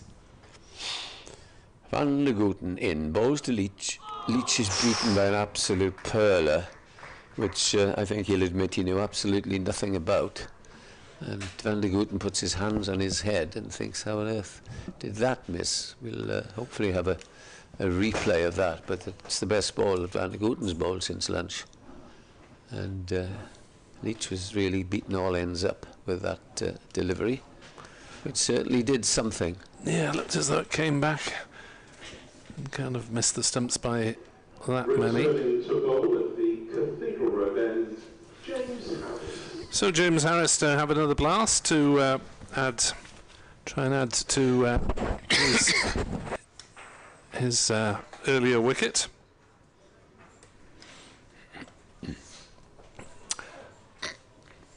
And has a practice delivery.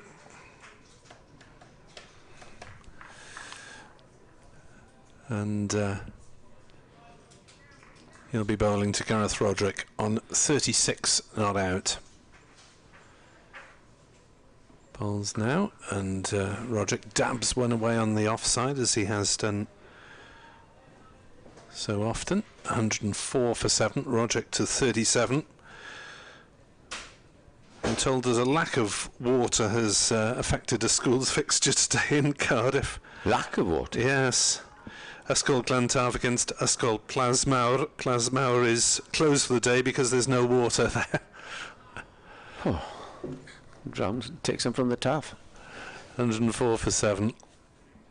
Harris bowls, Leach is forward. I was talking to a friend of mine last night, and I was asking, his son's a grandson rather, promising young cricketer. 5 games this year, 5 cancelled. You do feel so sad for them, for the youngsters. Has your club played yet? Not a ball has been bowled over 4 weekends. Dear. And on a couple of them Saturday and Sunday fixtures scheduled. Well, they'll play this Saturday. As Harris is in to bowl, firmly played away on the leg side by Joe Leach to take a single. 16 to him, 105 for 7.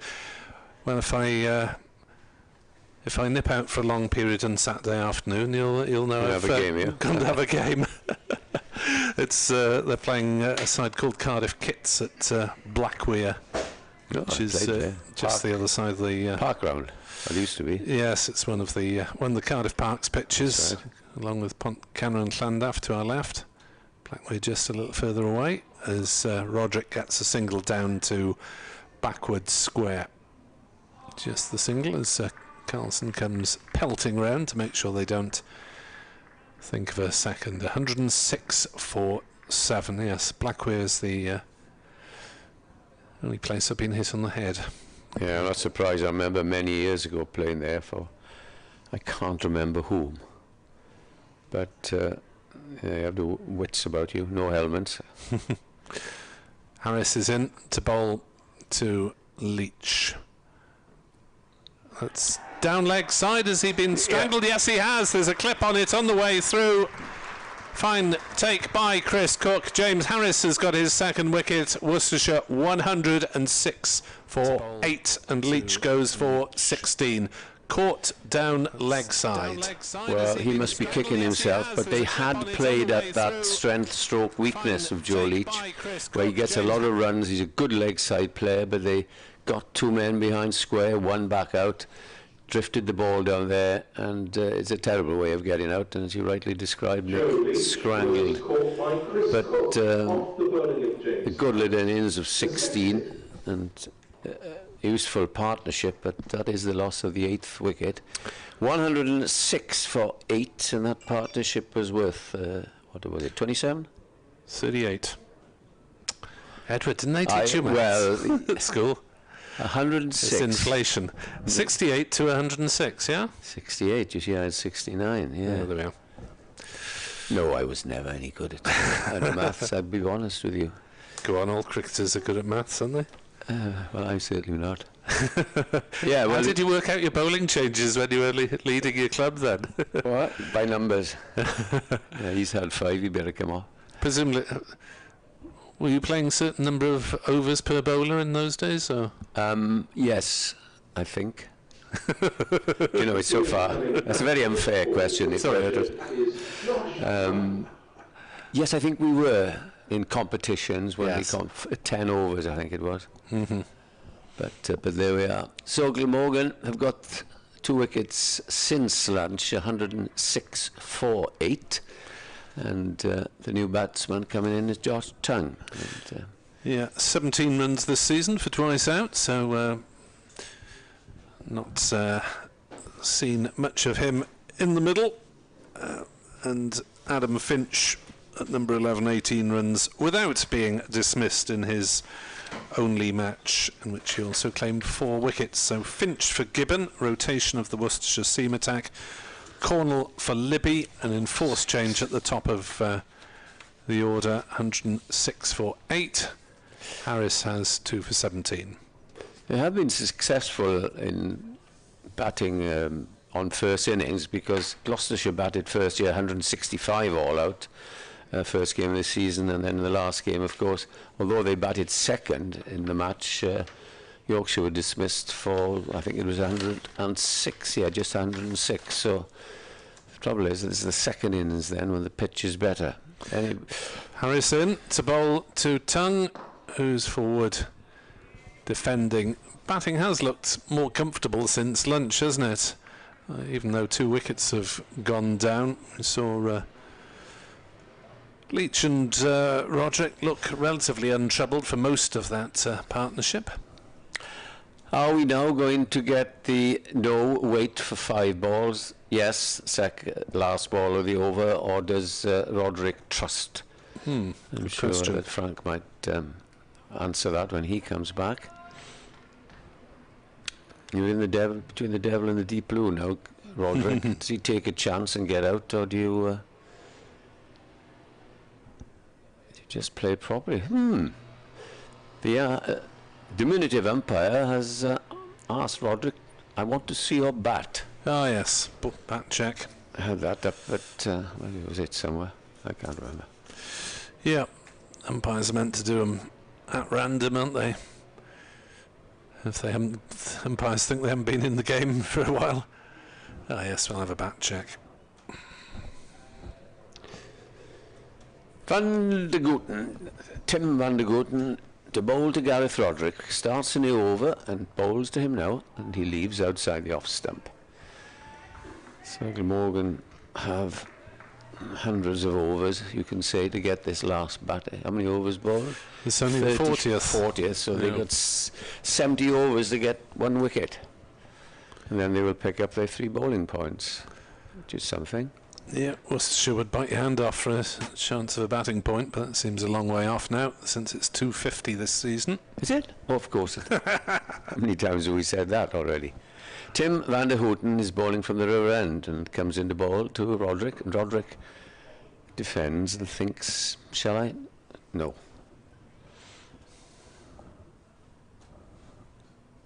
Always predict this, no, take one from the 4th ball, or if he's blocked 5 and refused, then the bowler will do his damnedest to bowl a bouncer, which goes over the shoulder, and the tail ender will have a strike. There are plenty of singles there, aren't they? Yeah. Anywhere on the offside in front of the wicket, basically. They're giving them, aren't they? Van der Gooten bowls, and this is driven quite firmly, but well fielded one-handed by Van der Gooten. Very, very black away to our left, but I don't think it's coming our way. Yeah, Caerphilly Mountain's starting to look a bit murky, isn't it? Away to our left.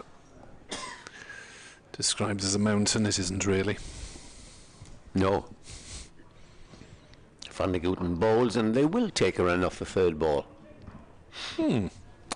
Obviously has a reasonable amount of trust in the number 10, Josh Tongue, as he's left Tongue to face potentially half the over. Back come the slips and say hello again. We're back together. Lloyd, Labuschagne and North East, each pocketed well, them pocketed, but you know what I mean. Held a catch there today. Is Tim van der Gooten has an opportunity now to the tail end of Tongue bowls to him, and he plays away on the offside.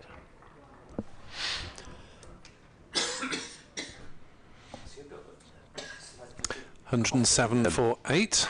Coffin burst there. I don't know why. It's been tickling me for the last week or so. Till I see the doctor, my wife said it's ridiculous. But I said it as a joke. In comes Van der Gooten, who's bowled so well again today, and bowls the tall Tongue. And Tongue pushes it away very confidently. I say that because that is the last ball of the over, and he says to his partner, no problem for me, old boy, I'll take it. Okay. 108, 109, it's come very down, 108, is it 100? Yeah, 108 for 9, for 8. 108 for 8, yeah. You wonder whether there's any point in Glamorgan giving singles away if the batters are going to take them all the time anyway. I think they have to in this. If you're 280 for 8 or whatever, yeah, okay, and the other chap's got 100. But as it is now, but look, we must get as many as we can, because paltry 108 is nothing. As James Harris into his 8th over, 2 for 17 from the Cathedral Road end. So we watch from over long off, and that's slapped through cover point, or through backward point in fact. I thought it was a bit squarer than that, but just the single taken by Josh Tongue, 109 for 8. Van der Hoogten, the fielder, down there at third man.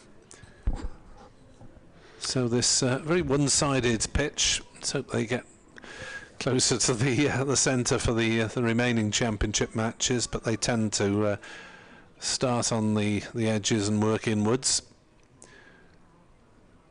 Harris to Roderick, who was edged to slip. Lovely outswing of that from... Pushed forward did Roderick, and the top scorer has gone. Third wicket for James Harris.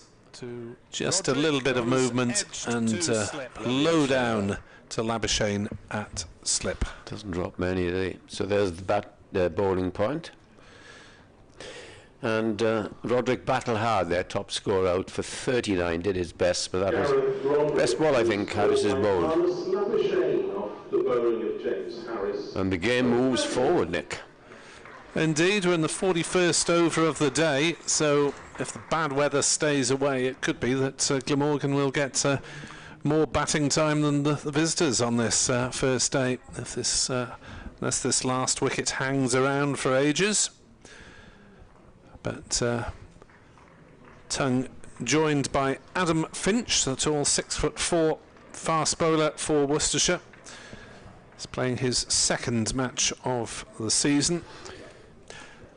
A little bit of rotation in the Worcestershire ranks, but well, Glamorgan just keep on asking Neser and Van der Hoogten to go back to the well, and so far they've answered.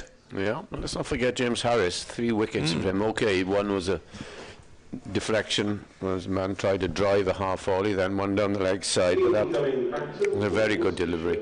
Is Adam Finch. Adam Finch then, and let's not discount these Worcestershire attack on this pitch. Although it's not doing so much, these boys are very useful. I've seen them a few times over the years, and they're very, as you have, and they're very useful seamers. And you know, take nothing for granted here. Yeah, Leach will be steaming in the same sort of physical, wholehearted way as Neser has done, no doubt. And again, you see the middle order, once the new ball has gone, have held up, if you like, because you go Pollock 10, then it went 6, 8, 0, 0, 1, and then 39, 22, and 16. So the new ball is so important these days. Yeah, it seems to be that there are areas of calm more decisively than there used to be once you get beyond the new ball, once it gets, 25 overs old or thereabouts. Anyway, James Harris will try and finish off this Worcestershire innings. 3 slips as he bowls to Adam Finch, who's hit on the pad, and out first ball. 109 all out. And James Harris has 4 for 18. So congratulations to him. Finch looking to play on the leg side. Crashed into his pads, probably have hit low down on the leg stump. Harris 4 for 18. Van der Hoogten has 2 for 28. And that means the other 4 go as so often to Michael Neser. 4 for 40 for him. Worcestershire, well, Edward gave you the main contributors there, all low down in the order. Roderick 39, Waite 22, Leach 16 and Pollock 10, the only men to get into double figures. We will take a break here at Sophia Gardens and hope that the threatening clouds stay away. Worcestershire have been dismissed for 109. For those of you who like to keep your score sheets up to date, I'll give you the rest of the Glamorgan bowling figures in just a moment.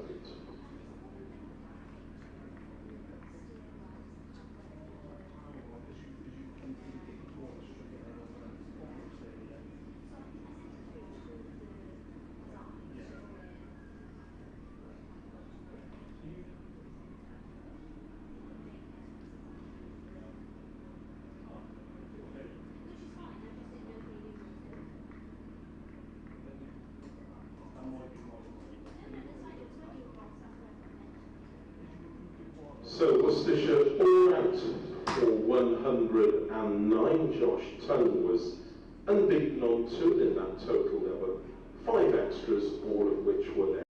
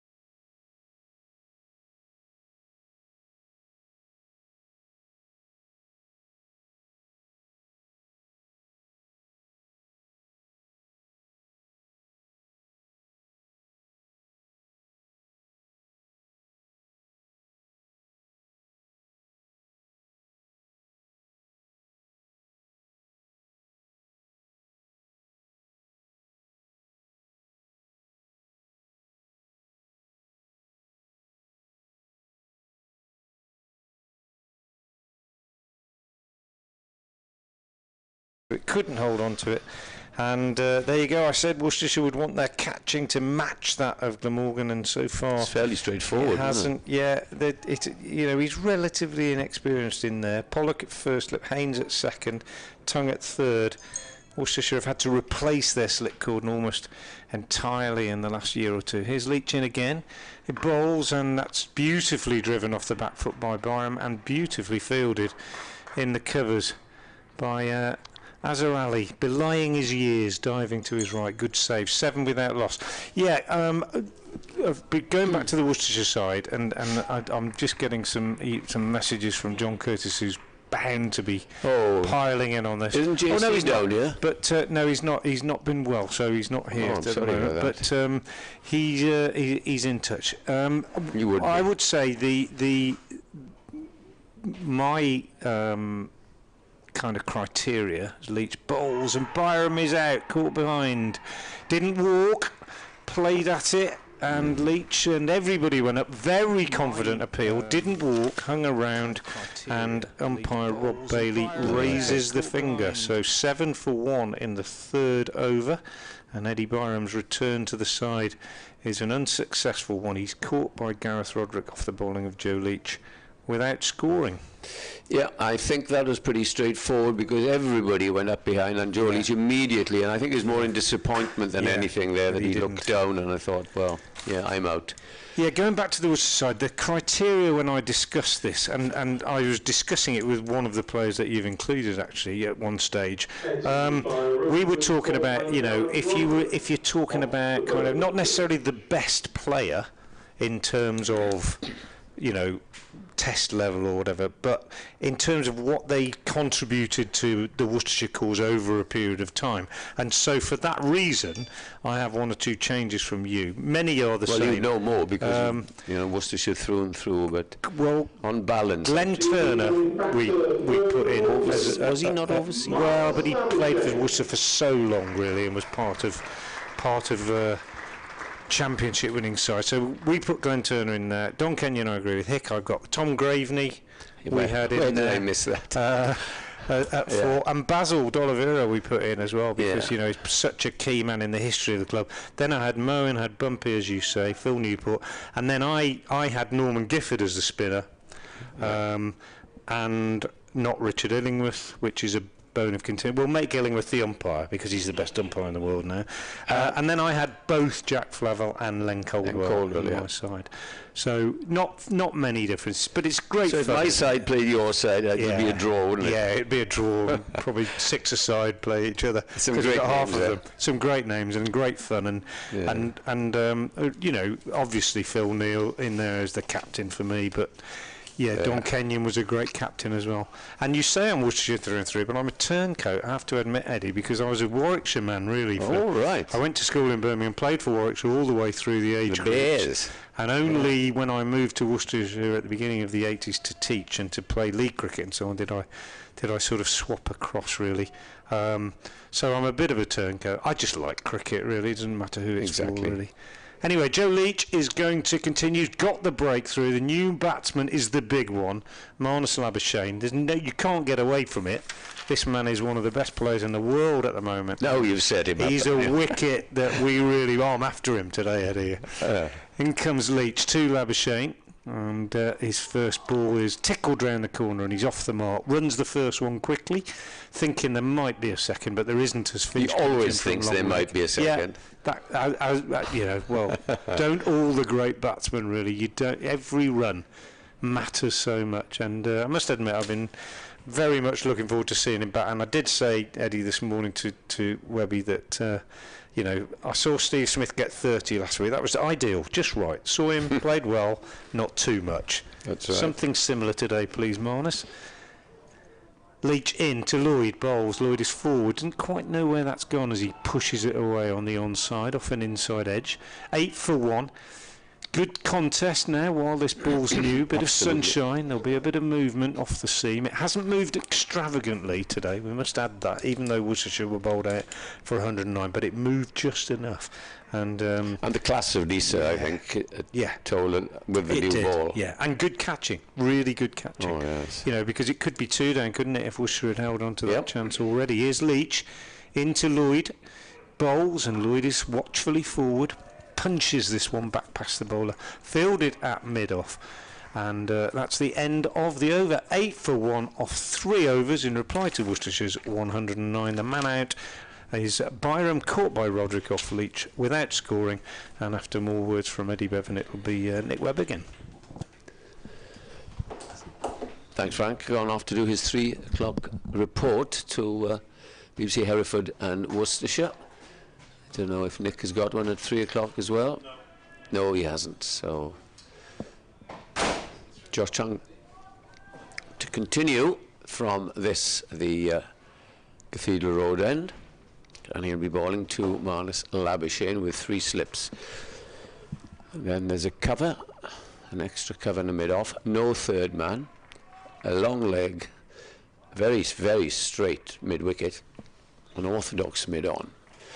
And that is the field, as Tongue now, having, as we heard Frank saying, dismissed Steve Smith last week, will be anxious to get his fellow Australian. Well, no, he's not a fellow Australian because Marnus isn't South African, really. Well, Australia international. Australian cricketer. Here he is then, Tongue, coming in over the wicket and bowls the first ball now to Labuschagne, who plays it away on the onside. Takes 2 or 3 steps and decides to go back as it went straight to the fielder. And, that'd be something for the books, wouldn't it, if Tongue managed to get Smith and Labuschagne in successive weeks? Yeah. Big strapping young man. To make early inroads with this new ball as he comes in again and bowls to Labuschagne. Labuschagne gets down and that middles it, plays it back down the pitch, and there's no run. Talking about England fast bowlers, it's just such a shame that Jofra Archer is not likely to be featuring in this summer's Ashes, having made an impact in 2019. But All you would the have papers are showing out that you would have thought his injury problems are such that he'd probably only play limited overs cricket in significant numbers in the future. Here his tongue comes into the right-handed Labuschagne, who drives nicely, but straight to mid-off. There's no run. There's an extraordinary statement in one of the papers, Nick, this morning, saying that the Indian cricket, the IPL people now will be telling England, if he signs a contract for the Mumbai Indians, if you want Jofra Archer to play for you know, you'll have to apply to us first if he's under contract. So where is the game going to? Tongue in past the umpire, bowls to Labuschagne. Labuschagne is back, plays it down towards the vacant third man area. It's running away for 1, it's running away for 2. Is it going for 4? Yes. It's gone for 4. A valiant chase by a couple of Pears fielders, but the ball just bobbling over the ropes. Well, you say that, Edward, but you can unfortunately envisage a position where a company owns 4 franchises around the world, as a couple of the Indian outfits do already, and you know a player signs for that franchise and just moves between its various teams in various countries. He's picked up 800,000. He's played a few games. He's come home and hardly taken a wicket. Extraordinary money when you think of it. Here's Tongue in and bowls to Labuschagne, who plays a lovely shot for 4. Beautifully played off his legs. It was a half volley, granted, but Labuschagne chipped it away to the boundary. 2 successive 4s as Glamorgan now move into double figures, or they should move into double figures if the scoreboard plays its part. It's stubborn. It doesn't want to move. That's the slowest it's been today. Usually absolutely on the money, but when you think, you know, these are young men with limited careers, and you can't really blame them for taking the money. Not. Here's the next ball. Labuschagne drives this time. This has gone straight to point. That is the end of the over. Oh, come on, scoreboard. It shows 8 Unless for it had 1. them out already. Lloyd is 2 and Labuschagne is 1. That's not right. I think 7 Labuschagne's 9 or 8. Oh, there we are. We'll sort There we things are. out in a moment. They got it wrong now. We'll sort things out in a moment, as all will become clear, no doubt. But, you know, who in whatever walk of life can say if someone doesn't, if someone offers them a vast sum of money, Yeah. 3 or 4 times your current salary, and off you go. Here comes Leach starting a new over, and that's defended by Lloyd up to mid-off, and there is no Sorry, a run. bit pernickety, but Lloyd 7, Labuschagne 1. Well, Labuschagne just hit 2-4, so that's wrong. 16 for 1, apparently, according to my tablet. 16 for 1. We'll get there eventually. You daren't ring Dr. Hignell now, or he won't answer the phone. He said, I know. His fingers will be flying over the computer buttons as Leach is into bowl to Lloyd, who defends to mid-off, and there is no run. 16 for 1, we hope and believe. The trouble is with some of these computer scoring, if there's one mistake, you have to go back and delete things and then build it up again. That I wouldn't know. And my capability is it. 16 for 1 Glamorgan, Worcestershire 109, as Lloyd is turning that one on the leg side through square leg. We'll pick up a couple of runs. I think they'll probably turn and come back for a third. He's As off it's with it. chased by Hazza out towards the square leg boundary, stopped a couple of metres inside the ropes, and they are back for 3.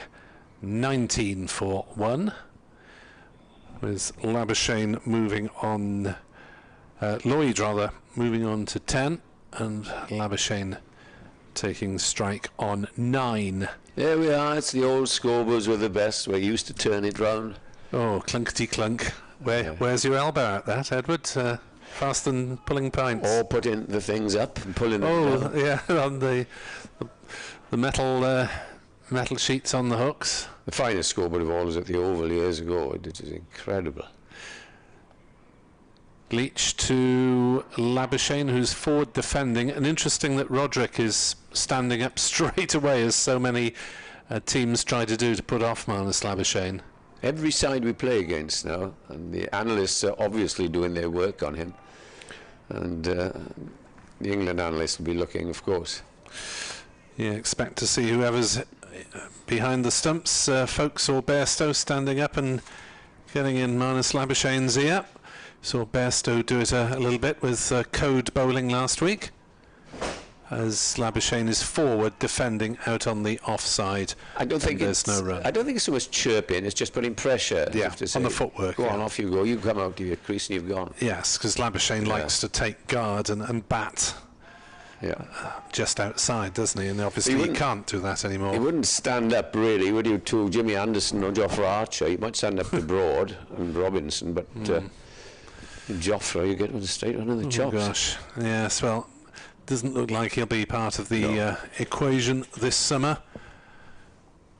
As Leach bowls and Labuschagne is forward defending. No run, end of the over. Is it time for you to take a little break, Edward? Oh, that'll be nice.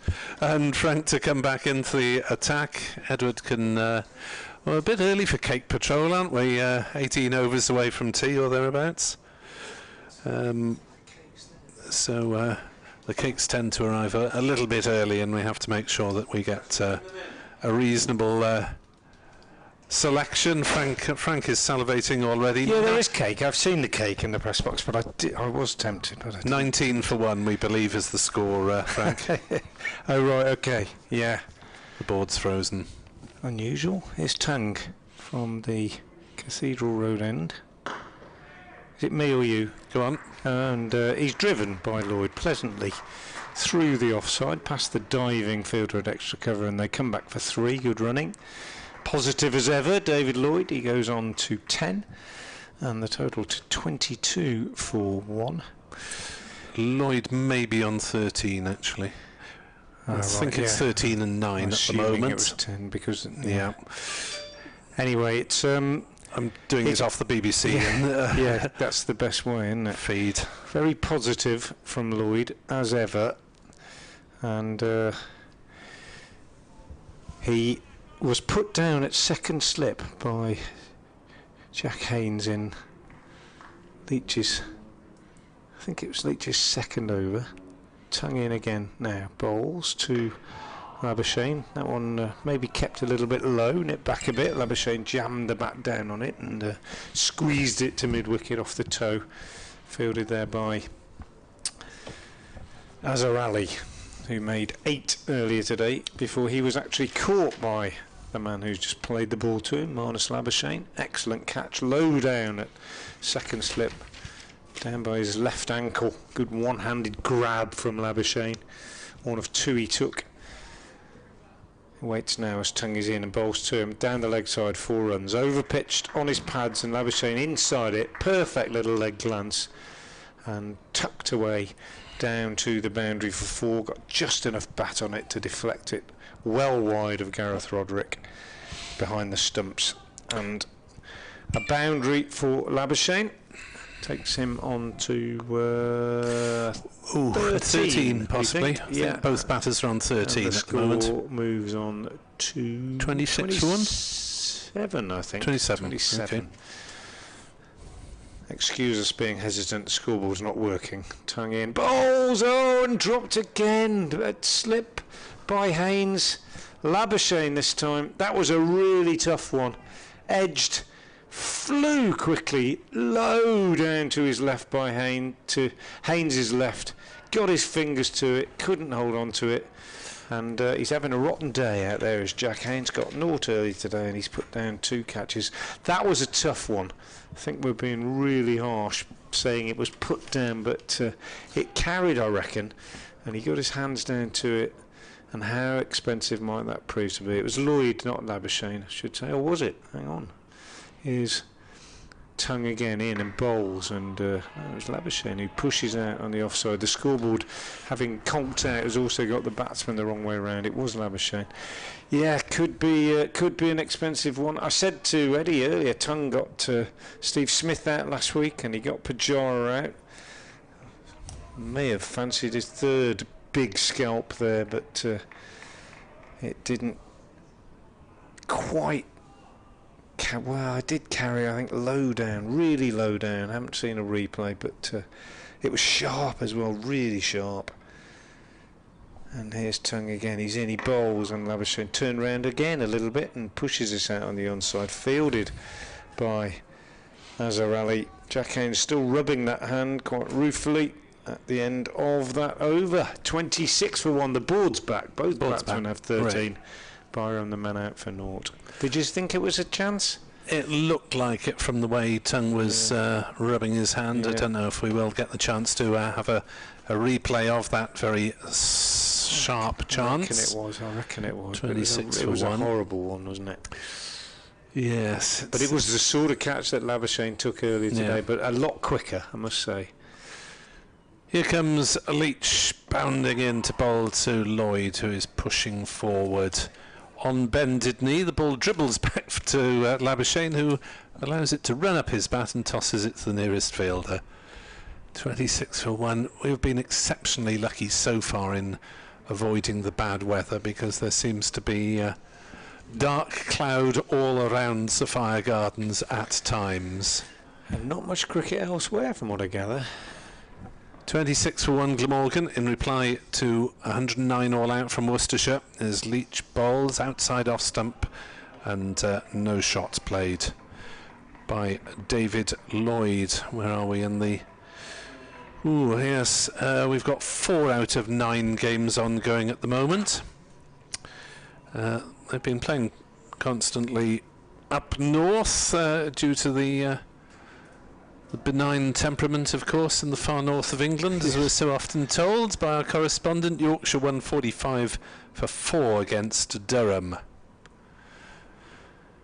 As Leach is into bowl, Lloyd on the back foot defends back down the pitch, the bowler. No play at Derby today. Derbyshire, Gloucestershire. Gloucestershire have spent so long kicking their heels, and they're waiting for the result of an inspection between Leicestershire and Sussex. They are playing in the London Derby. Middlesex 117 for 1, Robson 50 not out, Peter Malan 41 not out against Surrey. And they've just started at Edgbaston. As Leach bowls to Lloyd, who drives, doesn't time it at all. Ball rolls up to mid-on. Essex 5 for naught, having been put in by Warwickshire. Sir Alistair has those 5. Elsewhere, Kent 56 for 4 against Hampshire. Somerset 109 for 4, 2 for Jimmy Anderson away to Lancashire. Northants 86 for 2 at home to Notts. They are not playing at Canterbury, Old Trafford or Northampton at the moment. Leach in, bowls, Lloyd leaves through to Roderick. The BBC forecast, let's see if that's updated. It's been threatening us with light showers, and it looks as though it's still doing so, but with only possibility in the high 20s, so it's more likely to be not raining at any given time between now and the close of play. Worcestershire need lots of wickets to get back into this game, as Lloyd drives through the covers, punched away by the Glamorgan captain and chased but in vain by the man at mid-off. Lloyd moves to 17 and Glamorgan on to 30 for 1 in reply to 109 all out. Yeah, you do feel from a Worcestershire point of view that they are already chasing this game after being dismissed for 109 and seeing, well, more than 25% of that amount sort of removed quite quickly by this pair. Scoreboard's gone again. It's died completely this time. Well, it would be a different picture if Haynes had been taken. Yeah, held those two at slip. Yeah, it would. Anyway, his tongue, he's in and he bowls and down the leg side. Labuschagne feels for that one a little bit. Got inside it too far. Roderick takes. Certainly bowling with a bit of pace, Josh Tongue, and the one that was dropped, if we can call it dropped, by Haynes, who only just got his hands down to it at second slip, really travelled quickly. And as I was saying earlier, that you watch slip catchers at this level and experienced ones, and you kind of take it for granted how good they are. Tongue again moves away from us and bowls, and that one nips back a little bit, left alone by Labuschagne. But often you don't appreciate how many years of practice and concentration they've put into it, and when you lose a slip cordon, as Worcestershire did a couple of years ago with Darryl Mitchell retiring, he'd been second slip for as long as anybody could remember and picked up hundreds of catches, literally. Ricky Vessels, who was first slip for a long time, also going at the same time. Ed Barnard, who was good in there, has gone now. Tongue again bowls. Labuschagne squared up, pushes out on the offside, no run. Tom Fell is another one who was quite a regular in the cordon, he's gone. So they've had to rediscover, well, come up with a new cordon, and Pollock at first has been pretty good throughout most of last year. Haynes at second, having not been there really at all until last season, turned himself into quite a good slip fielder. Josh Baker, the young spinner, was in there a little bit last year. Obviously he's not played yet this year. Tongue in, bowls, and Labuschagne gets a run, possibly two, down to long leg. No, only one. Leach is quickly onto it.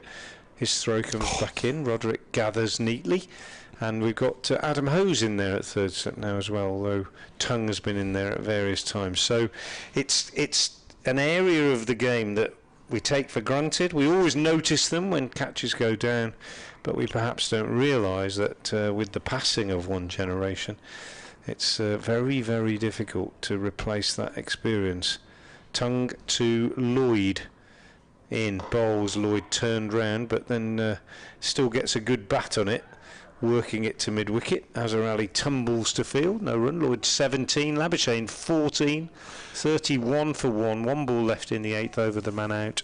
Eddie Byram caught behind by Gareth Roderick off Joe Leach without scoring. Looks game slip fielding, isn't it, though? You hang around for ages and nothing happens, and all of a sudden, bang, and oh dear. Well, that's why it's that concentration aspect of it which is so vital, isn't it?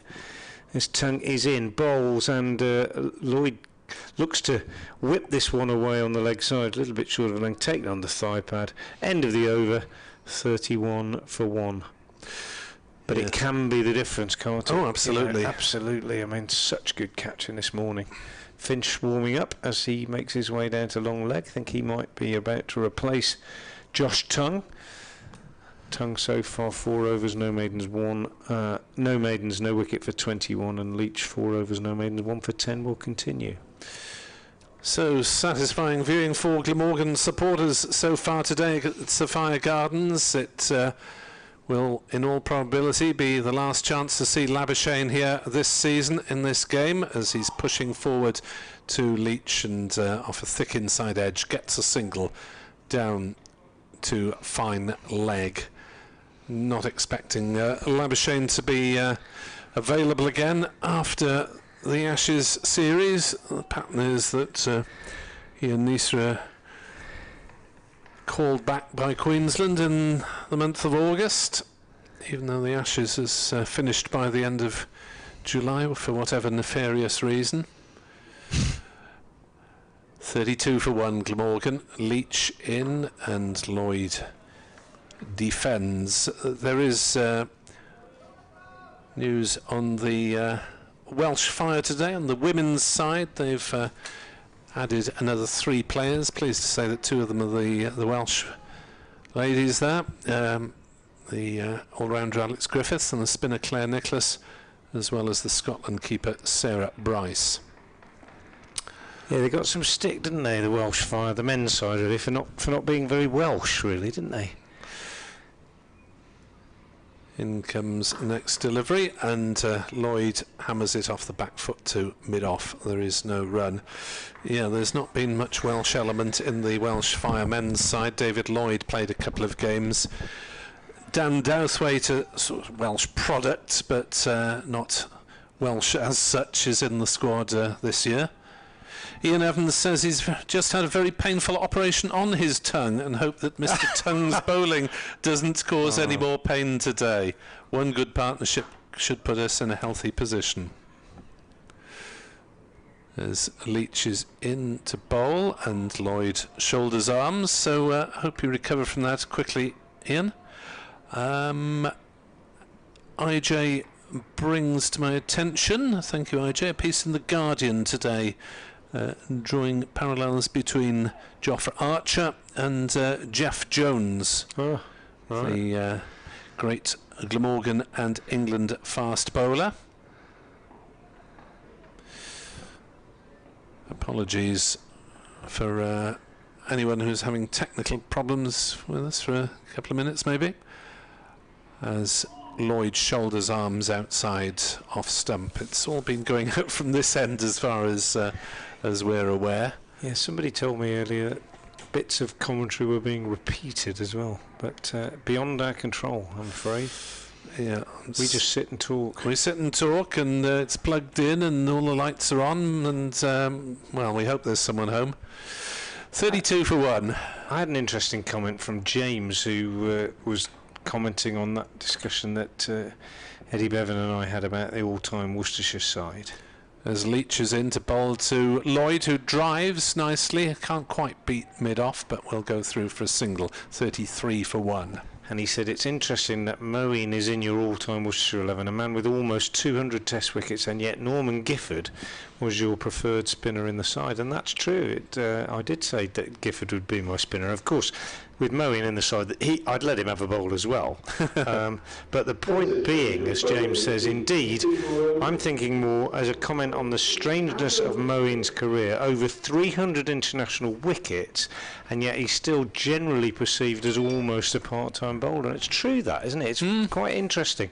And I think Moeen went through a spell, didn't he, where he was bowling really well in Test cricket. Just a brief couple of years, really, where he was really ripping it and doing the business at Test level, and yet there were other times where he didn't quite look as though he was a Test class spinner. So it's an interesting one. It's but strange. From outside, it seemed to be a mental issue possibly, as much as anything.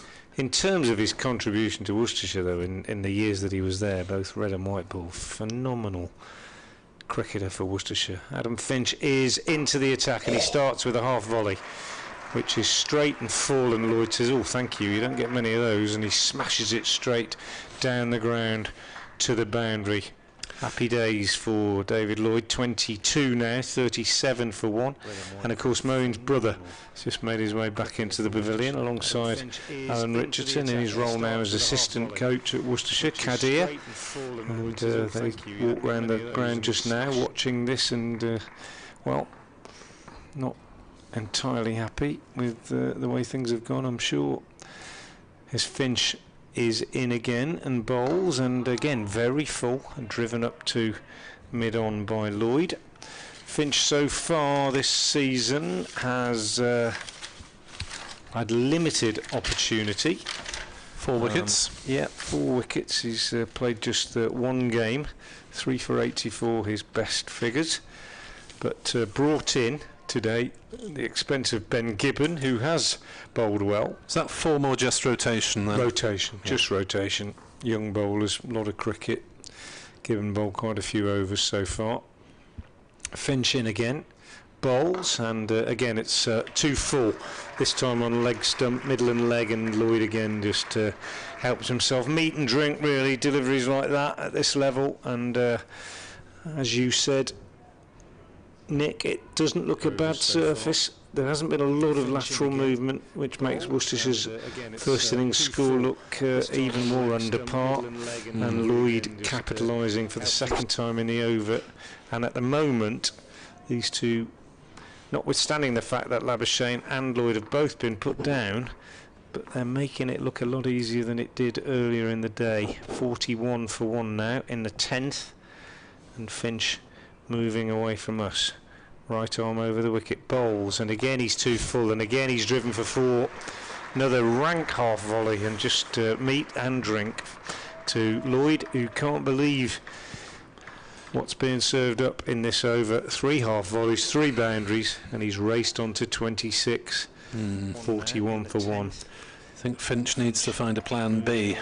Well, he needs to pull his length back. It's as simple as that, isn't it? He's just too full at the moment. Lloyd isn't the tallest, but he's been able to crack those drives away very comfortably indeed. Just what you dream of as a batter. See off the new ball, and then get your first change and get bowled into form. Then comes Finch again. He bowls. That's better length, a little bit wide though, and left alone by Lloyd. He's got some pace, Adam Finch, and he's a promising bowler. When he gets it right, there's no doubt about it. He's a capable performer, but the worry for me is, as a young bowler, is he comes on and he starts like this, and you know, mentally, it's difficult to recover from. And of course, a pugnacious batter like Lloyd isn't going to miss out. He's not going to stroke those half volleys straight to fielders. He's not that kind of player. He's going to capitalise. Finch again is in, and he bowls, and that's much better. Straight and on a length, and Lloyd is pushing away on the onside. End of the over. I think we'll probably see Leach continue. 5 overs, no means 1 for 12 from him so far, but disappointing start for Adam Finch. 41 for 1. No, Leach is coming out of the attack as well, and Matthew Waite is going to purvey his medium pace from the river end. So double change from the Pears. Johnny Bairstow made 27 today for Yorkshire against Durham. The England wicketkeeper batter looking to fight his way back into the side after the broken leg. The game against Glamorgan was his first senior game back after a second team outing. Made 20 not out in the first innings, and 0 in the second innings did Bairstow. when he was caught. Labuschagne bowled Van der Hochten, Morgan having worked round him in the first innings by dismissing everyone else. So in comes Waite and bowls, and Labuschagne drives the first ball back past him, and will get 4 runs up to the very straight long off boundary. Same situation as we had with Finch in the last over, just over pitching and being straight driven back where it came from. Waite trying to get a hand to it in the follow through and failing. 49 for 1 now. Glamorgan in reply to 109 all out, as that one is guided by Labuschagne down towards third man. He's beaten Gully. Will he come back for a second? No, he won't, as D'Oliveira scurries back halfway towards the boundary and does the fielding. 50 up for Glamorgan with just the 1 wicket down. So Johnny Bairstow was bowled by the Dutchman Bas de Leede, who's just making his way in Durham ranks. Apparently his first class wicket, we're informed. Waite bowls, Lloyd plays forward, rolls out on the offside, and there is no run. So Glamorgan going along very nicely at the moment at 50 for 1 in reply to 109. I'll be hoping the rain stays away for the rest of the day, as Lloyd drives ferociously, and that's beaten a dive at mid-on, punched by Lloyd back down the ground. And at the moment Worcestershire's bowlers are just over pitching a little bit, and Glamorgan are hammering them to the ropes. Lloyd, punchy check drive to move on to 34, and that's now his highest score of this season, having reached 30 3 times previously. Can he go on this time? As he's pushing forward back to the bowler, and there is no run. So Worcestershire at the moment have a couple of slips. Also on the offside, conventional fielders saving the single at point, cover and mid-off. On the onside, mid-on, just about saving the single, mid-wicket. There's a short mid-wicket as well on the drive, as he's almost in business there, but Lloyd's turned it past him. I think it had bounced by the time it passed the fielder, and Lloyd will go through for 2 more runs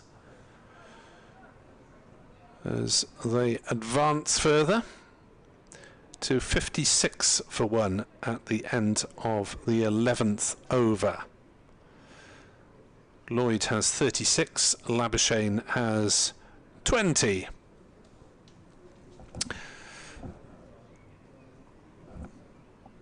As Glamorgan now more than halfway to the Worcestershire total, with just the 1 wicket down, but it could so easily have been 3 down. Lloyd dropped on 6 off Leach at slip, and Labuschagne, difficult chance, dropped off tongue at slip. Here's Finch then from the Cathedral Road end. Into bowl, Labuschagne off the back foot plays it down into the gully, and there is no run. If you want to get in contact with us via Twitter, Frank Watson 58, Nickwab 2017. Thank you to those of you who have already done so today.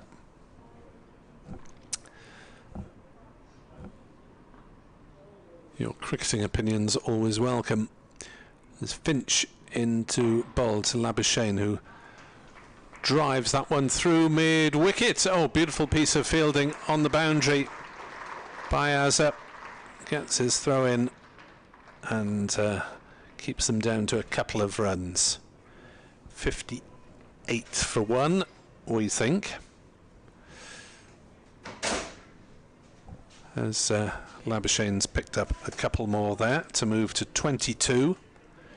Lloyd has 36, Byram out without scoring, caught behind off Jack Leach, and there have been no sundries as Finch in to bowl, full length. Oh, he's broken his bat. Ball, and yeah, the chunk of it comes down the wicket. I was wondering what that was for a moment there. As in Labuschagne will need a new bit of wood, and yeah, that's a considerable amount. He's Well, it's just fortunate that sheared didn't go off through him. Actually, absolutely. it's about what, 4 inches from the bottom of the bat. Yeah, quite a big chunk. Not a good advert for the bat that features an Australian bird as its logo. Other bats are available, but it looks as though it's just sheared off completely, and well, you can't carry on and wait till the end of the over. He's just waved. It's almost like one of those Skyer bats now. It's been cut down so far. Yeah, and he's got the other bit in his hand. Yeah, use it for catching practice to the slips or whatever. Out they come. Couple of spares being brought out. They carry about 6 each now these days, these batters, but well, Finch 3 being brought out. Do you think that's a moral victory for Finch? I bowled so fast I smashed a bat today. Yeah, there you go. Well, there's a bit of an interesting gathering now. Worcestershire fielders gathering around, some drinks being taken out. They always take an opportunity, don't they? Any pause in play to get the water bottles out there. But I suspect there's a bit more to this, because this is Brett D'Oliveira getting them round and saying, "Come on, lads, we need to do something here. We've got to stop this, because this game is drifting away a little bit at the moment. This last 20 minutes or so has been." Seen the score accelerate quite significantly, and so you look up and they're only 51 in arrears. That's quite a worry, I think, for Worcestershire at this stage. Yeah, only Joe Leach really has got respectable figures next to his name in the book. 5 overs, 1 for 12. Tongue conceding 21 in his 4, and then Finch and Waite have each gone for a couple of boundaries very quickly. Yeah. So that little gathering was Brett D'Oliveira, I think, saying, "Come on, boys, we need to assert ourselves a little bit, make it a little bit more difficult for them here." And we're about to get going again. Finch to the rebatted Labuschagne on 22 not out. Bowls outside off stump, and Labuschagne does not need to use his new willow, as he practices a cover drive afterwards, but left the ball. It might be my imagination, but Labuschagne's leaves are getting less dramatic than they used to be. There used to be all sorts of swishing at the. They did. They were Smith-esque, weren't like Zorro with a sword, maybe. Yeah. But now they're less dramatic. A bit more conservative. And he waits now. 3 slips behind him still. Finch in, bowls driven back to the bowler, who threatens to throw down the stumps in case Labuschagne had overbalanced forward, and Labuschagne turns and quickly makes his ground. So if you are just joining us for the first time today, we are in the second innings of the match. Worcestershire's first innings lasted a mere 40.3 overs. There were 4 wickets for Neser and Harris and 2 for Van der Hocht, and Roderick with 39, Waite 22, Leach 16. The principal protagonist for the Pears as Finch bowls, and Labuschagne is playing forward, back to the bowler, end the over, 58 for 1, and we still have 9 overs to go until the tea interval, so those cakes are going to have to wait. Yeah, 9 no overs. wonder Edward's absent. I think we'll see him just lying in the press box at tea time, just covered in crumbs. They did look quite nice. They usually do. But yeah, I always find on these away trips, I think we've discussed this before, you just got to be a bit careful, haven't you? You cook breakfast on offer every morning in the hotel. I try very hard not to indulge every day, and then we had a decent lunch, and then cakes, and it's a long evening if you don't eat anything, so it's quite a worry that you're not really doing yourself any good on these away trips. Here's Matthew Waite from the River End, moves towards us, bowl short and wide, and meat and drink. I keep saying that, and that is because David Lloyd is helping himself out there. He's smashed this away through the covers off the back foot. He's gone to 40, and I mean, you know, made to work a little bit early on by Joe Leach, but since then, I would say David Lloyd, who I think you were saying he hasn't been in the best of form. No, 33 is highest before. Can't believe how lucky he's been today. He's forward to this next one and pushes it out on the offside, and what I mean by that is, you know, he's moved on to 40 off 39 balls. He's hit 7 fours, and 3 or 4 of them certainly have been absolute gimmies. And you have days like that as a batter where everything just seems to go your way, and put down early on, and since then he's really made hay. 40 not out. Labuschagne 22. Glamorgan 62 for 1. 9 overs till tea. They could almost be on level terms by tea. That would be a very nice position to be in. Waite in again, much straighter, better ball on a length, pushed up to mid-off by Lloyd, and Leach does the fielding. To say Worcestershire need a wicket is a massive understatement. But it's not so much that as there's a mood, isn't there? They just look a little bit deflated out there. Not surprisingly, it's just the way that it has gone. Here's Waite in, bowls to Lloyd, and that's well, 4 more, half volley, off stump, leaned into it, smashed it through the covers. D'Oliveira jogs down from his point position at cover point to have a word with his bowler. And Glamorgan are flying here, 66 for 1. And if it could have gone wrong for Worcestershire today, really, from the moment the coin came down on the wrong side, it has gone wrong. Well, David Lloyd said yesterday lunchtime when I interviewed him, he said he'd had a hard couple of days in the nets, and really hasn't, as you've been saying, had been made to work that hard for some of his boundaries today. That's right. He's hit them well. You still have to hit it off the middle of the bat, but the opportunities have been there for David Lloyd. No, that's absolutely right. It's another committee meeting. It's not good at the moment from Worcestershire. They got off to a bad start, and well, when you bowled out like that for 109, I suppose the mood is pretty low in the dressing room. You come out, you get an early wicket, you miss a couple of other chances, and perhaps you just feel that collectively it's not your day. His Waite again bowls outside the off stump. This one left alone by Lloyd, but at the moment it's not good, and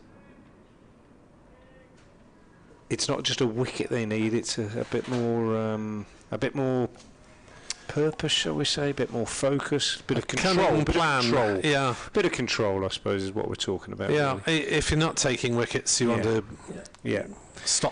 dry up the run rate. And they haven't got a spinner. They haven't got a spinner in the side. His Waite again bowls, and Lloyd pushes up to mid-on. They have got D'Oliveira, who can bowl a bit, but obviously far too early to be thinking along those lines. Only had 13 overs, but just need somebody to come on and tidy things up a little bit, and it just isn't happening. 66 for 1 off 13 in reply to that meagre 109, and you would confidently expect that I mean, anything can happen and things can change, of course, but Glamorgan are in charge of this game, shall we say, at this point.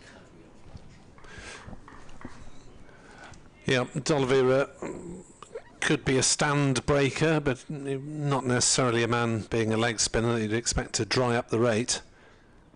As Finch bowls and Labuschagne leaves with a bit more flourish that time. Given that he's a man with a career best on the ground, he might fancy it. Yeah. But as you say, he's has he bowled a bit less over recent years? Definitely last year, first year as captain, definitely bowled a bit less, and I think we all expected him to. And I've talked to him about it, and he said it's almost a subconscious thing. But yeah, and Josh Baker, the left-arm spinner, hasn't played yet this season. Finch bowls and driven by Labuschagne to mid-off. There's no run. I did take the liberty of suggesting to the Glamorgan captain that he might bring himself on a little bit earlier on occasion, that he uses himself when things are going badly, which is very noble of him, but doesn't do his figures much use. 66 for 1 Glamorgan, 43 runs in arrears, 9 wickets standing. Labuschagne on 22, still 3 slips in, as Finch bowls. Labuschagne with a elegant flick of the bat dispatches the ball through mid-wicket for 4 runs. That just looked such a classy shot with time to spare, didn't it? Yeah, disdainful really, wasn't it? Labuschagne It's on 22, still 3 slips in.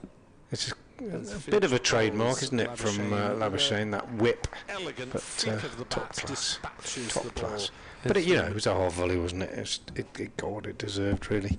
Margins for error, that bit smaller against the better players, and Finch has struggled to settle. As past the umpire comes and bowls to Labuschagne, who drives into the offside. It's parried at cover, and there is no run. 70 for 1. Labuschagne has 26 of them. I'm sure he will be having strutted his stuff in front of the Yorkshire supporters last week, and a few dozen Glamorgan followers up at Headingley. He'll be looking to treat this home crowd, modest though it is, to a little something to remember him by, as he allows that one to go past off stump. And Labuschagne playing, unfortunately, just the 2 home games for Glamorgan this season. Durham, he was out for 17 and 5, so this game is his last opportunity, really, to impress, as the waiting service impresses here at Sophia Gardens. 70 for 1. Splendid. Cakes have arrived. Finch is in to bowl to Labuschagne again, who's driving, but straight to mid-off on this occasion. So it's I shall put it behind me so I'm not salivating for the next however many overs it is. 8 overs. Yeah, Finch just still a bit too full. I think Labuschagne looking to drive at every opportunity, and I suppose the hope will be that if he can drag that length back just a little bit, it'll, he'll be looking for the drive, and if he just gets a little nibble off the seam, it'll take an edge. But it's a hard task bowling at players like this when you're a young bowler, and what you do want is to get a good start and settle down, and that isn't what happened today. Matthew Waite has been replaced at the river end by Joe Leach. Not surprisingly, Brett D'Oliveira, in need of a bit of control, as we were saying, is turning to his most experienced bowler, and it's Leach in to bowl, and Lloyd is on the back foot, pushing this one out square on the offside, and D'Oliveira himself does the fielding. 70 for 1. If you're just joining us earlier today, Worcestershire dismissed in 40.3 overs for 109. Top score, Roderick with 39, Matthew Mate made 22, and Joe Leach 16. Only other player in double figures was Pollock with 10.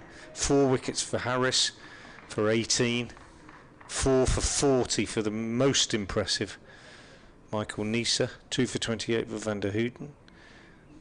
Leach again bowls. Lloyd drives up to mid-off, no run. And only really 2 partnerships of any significance whatsoever. 34 for the 7th wicket between Waite and Roderick, and 38 for the 8th wicket between Leach and Roderick. And at no point really, other than perhaps when Roderick and Leach were in, did batting look straightforward business against that good Glamorgan bowling attack, backed up by some excellent catching in the slips. Leach again is in and bowls, and Lloyd square drives off the back foot. Oliver moving to his left at cover point fields, and there's no run.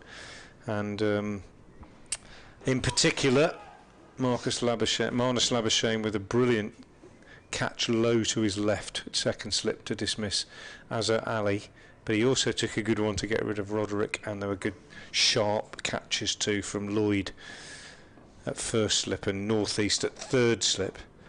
Meanwhile, we've seen Jack Haynes miss a couple for Worcestershire. Leach bowls, Lloyd drives up to mid-on, no run. First one that Haynes dropped was a sharp one off Lloyd, but it was a good height to his right, got both hands to it, unable to hold on. The second one, we think, carried off the bat of Labuschagne, low to Haynes's left, very, very sharp one off tongue, but Haynes unable to hold on to it. Not 100% certain that it carried, but I'm pretty sure it did. Certainly the reaction of the players suggested it did. We haven't seen a replay.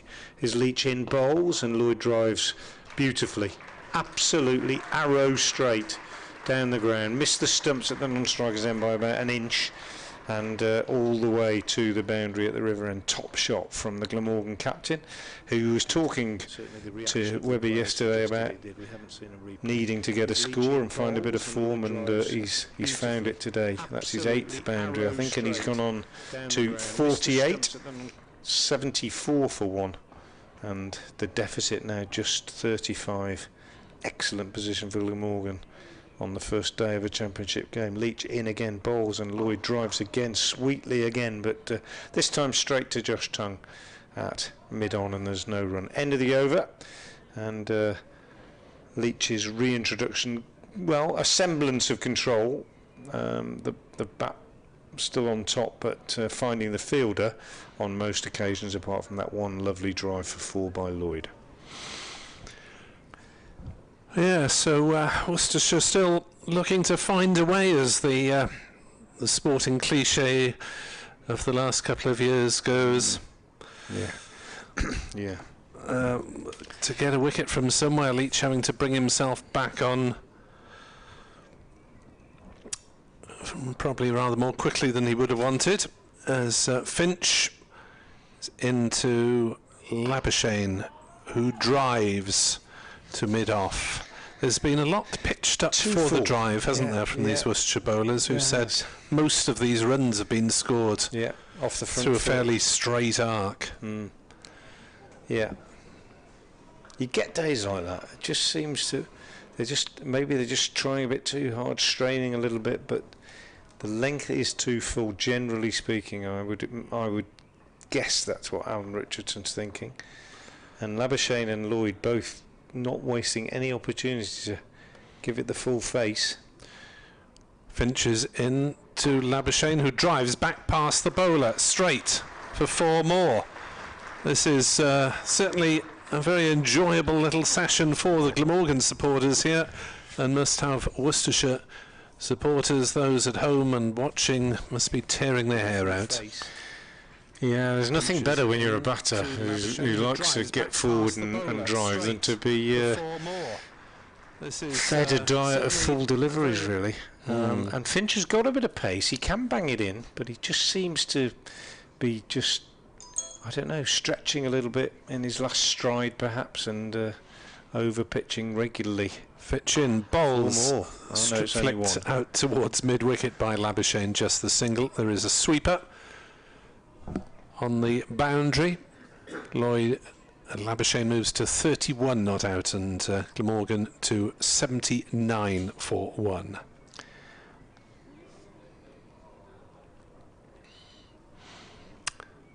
So merely 30 runs behind. 5.5 overs to go until the tea interval. And what would Worcestershire be thinking if they are behind at the interval? Finch bowls. That's better. Just back of a length, and Lloyd has to play it defensively down into the gully. No run. Yeah, they'll be worried. And Brett D'Oliveira is inexperienced captain, and he's been through all sorts of scenarios, obviously in a season and a bit of doing the job. But these are the times when you're, as a captain, you're really tested, aren't they? You've got to get those boys in the dressing room and somehow instill restore a bit of confidence and you know, bring out the best in them. They're better than this, that's for sure. Finch bowls and Lloyd plays defensively to short mid-wicket. It's an odd pitch, isn't it, in terms of appearance, because it looks so dark from here, from the side.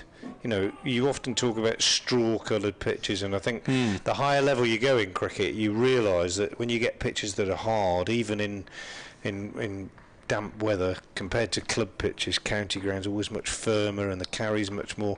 But usually it's from a sort of light-coloured surface. It's really dark. Unusual, really isn't dark. Yeah. As Finch is in to bowl. Oh, that's a shocker down leg side. Lloyd tries to hit it into Cardiff Bay and misses. 79 for 1. Yeah, he'll be annoyed with himself because he's not missed out on much, but he got away with that one. Finch looks out of sorts, hasn't had a great deal of cricket, and as we were saying earlier today, and you made the point absolutely correctly, Nick, you know, young bowlers that haven't been in the first team haven't had much cricket at all this season. You know, there haven't been any club games to go and get 10, 12 overs under your belt on a Saturday afternoon. Second team games cancelled left, right and centre. So Finch won't have bowled many overs this morning, and you can bowl all you like in the nets, you can't replace experience out there in the middle, and certainly with batters like Labuschagne to bowl at, it's a tough test for Finch, and he hasn't settled. He needed a good first over, didn't get one, and he hasn't really settled. Anyway, Leach will continue. 79 for 1 is the score, and 30 is the deficit. We're only in the 17th over of the innings. Here's Leach.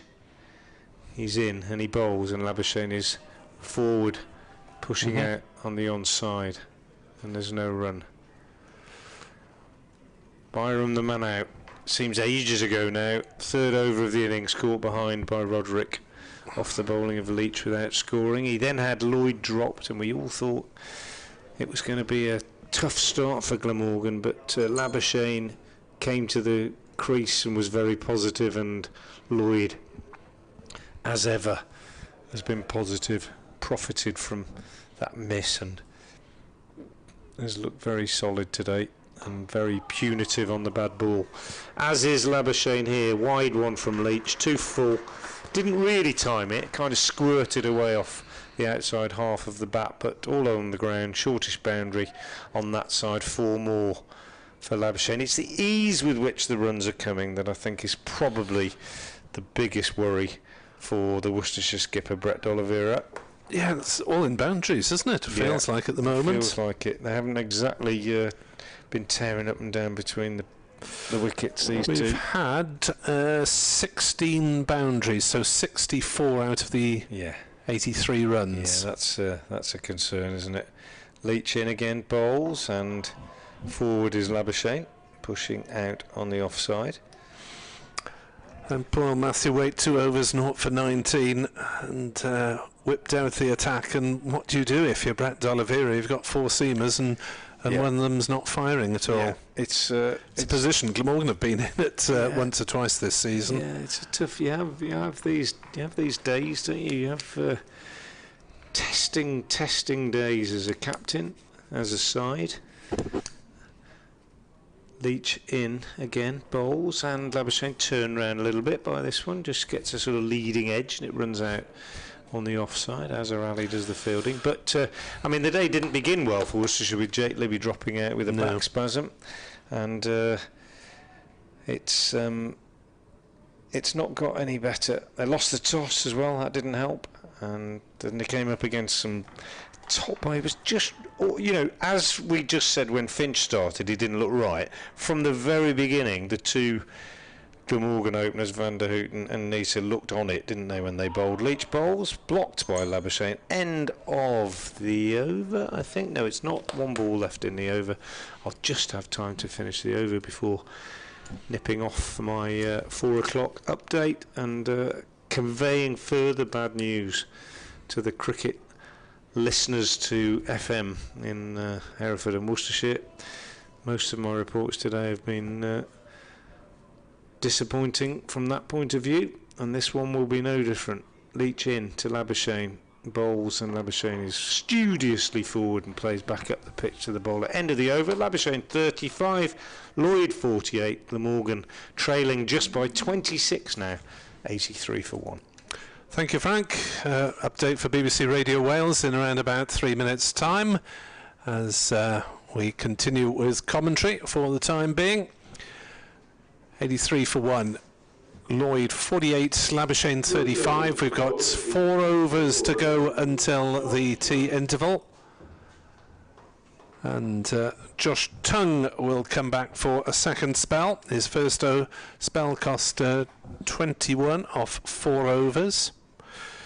He did have Labuschagne dropped off a difficult chance at slip early on. And Tongue takes over from Finch at the Cathedral Road end. So, plenty of time to go in this game today for Glamorgan to put the foot on the throat of Worcestershire, or for the Pears to grab some wickets and fight their way back into the game. Here's Tongue in to bowl to Lloyd, who is playing that one gently on the offside, and there is no run. Yes, precious little cricket being played below the top level of club action. I understand that our club can't even get the All-Stars on tonight because it's too wet for the 5 to 8 year olds. Horrible. Horrible weather. Tongue into bowl, defended by David Lloyd. Too short of a first half century of the season, which is a pleasant rarity, really, because if you interview people, quite often they don't do well in the ensuing match. But David Lloyd has got his highest score of the season. It's included 9 fours. And knowing David as we do, he's a very, very good lad. And, he's quiet and unobtrusive. Tongue bowls. Lloyd tries to swing it away on the leg side. I think has hit on the pad. It's run down to fine leg for a single as he tried to flick it towards the grandstand on that short side of the ground. He's a typical county cricketer, works very, very hard and fair-minded man, and you really do wish him all the best.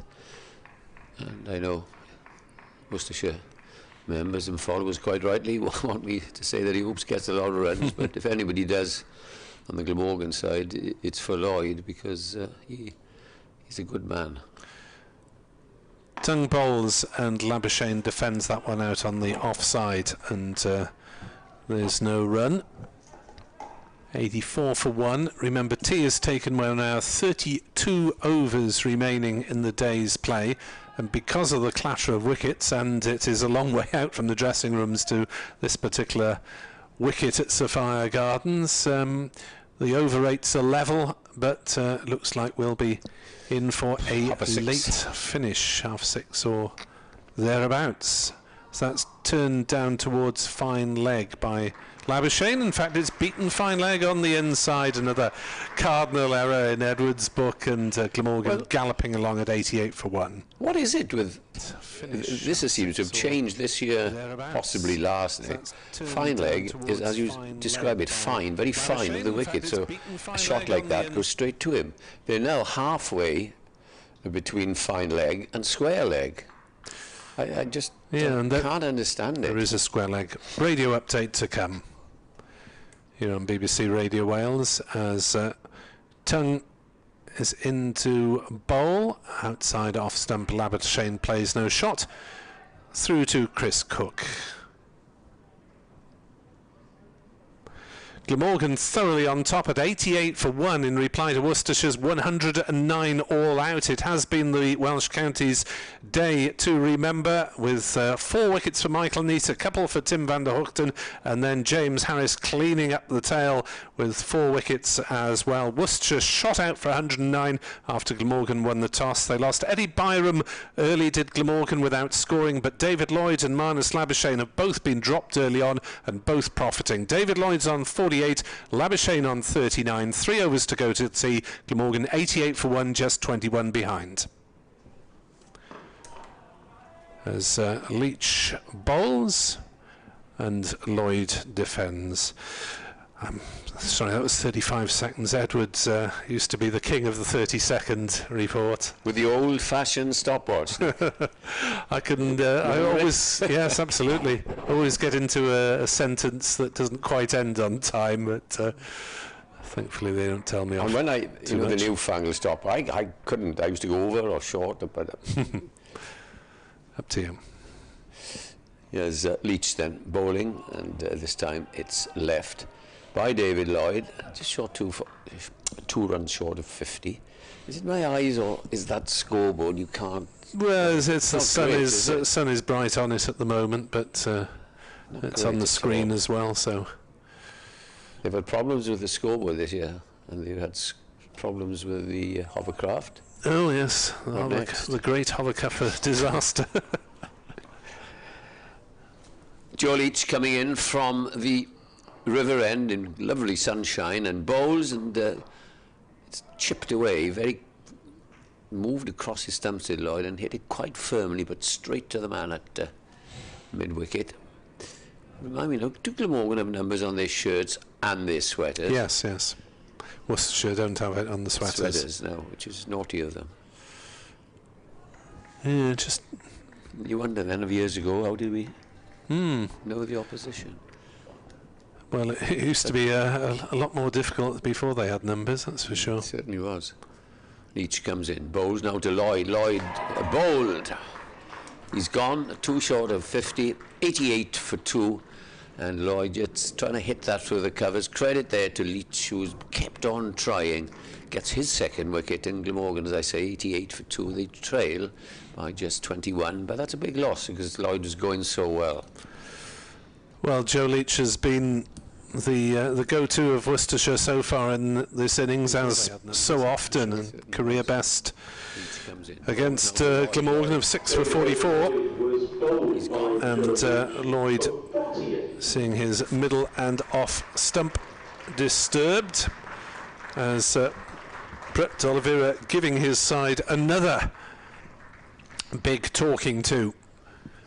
As Lloyd goes for 48, he hit 9 fours, yes, and faced 60 deliveries.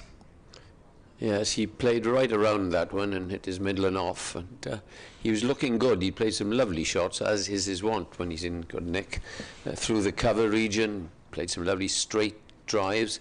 But Glamorgan, looking down the batting order here, I've got a lot of batting to come. The Sam North East is due in now, followed by Kieran Carlson. 200s for him already this season. Billy Root at 7. Chris Cook at Root at 6. Cook at 7. Root at 6. Cook at 7. Then Neser, who's already got 100 this year, is another one.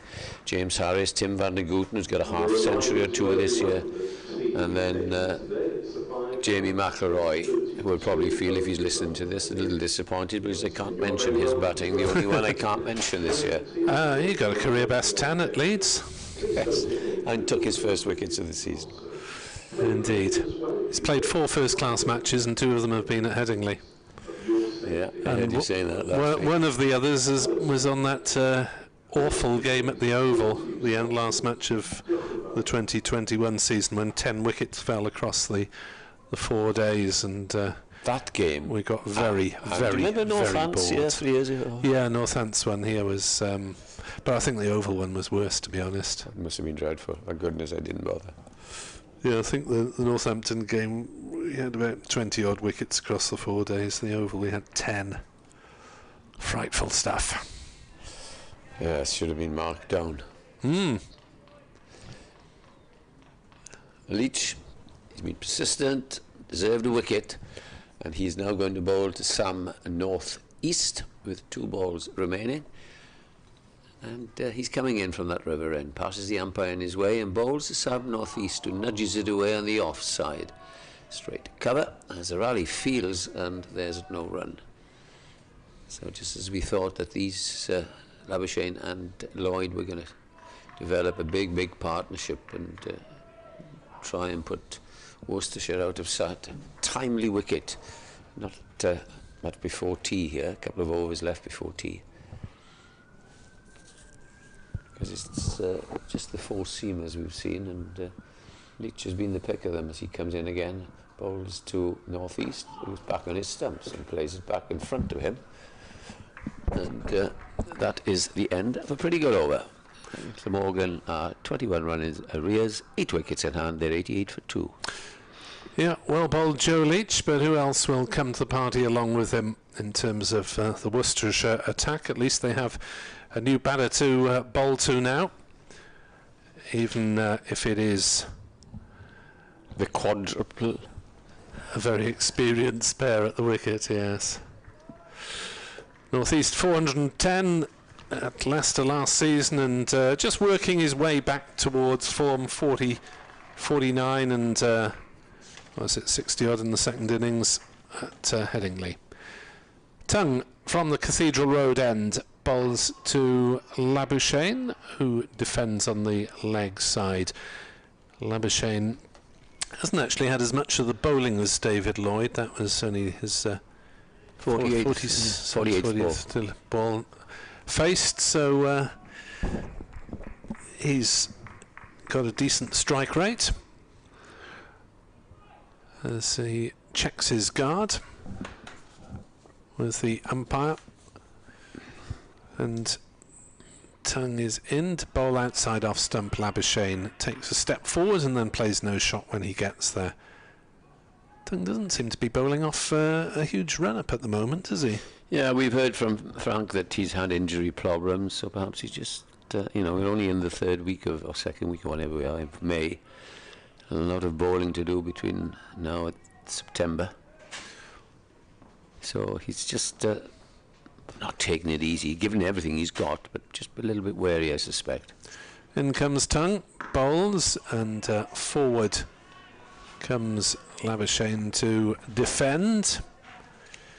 He's shown he can play the gritty innings at times. He said he hadn't felt in that great a form in the first innings at Yorkshire, just sort of gritting it out, and 65 off 144 balls.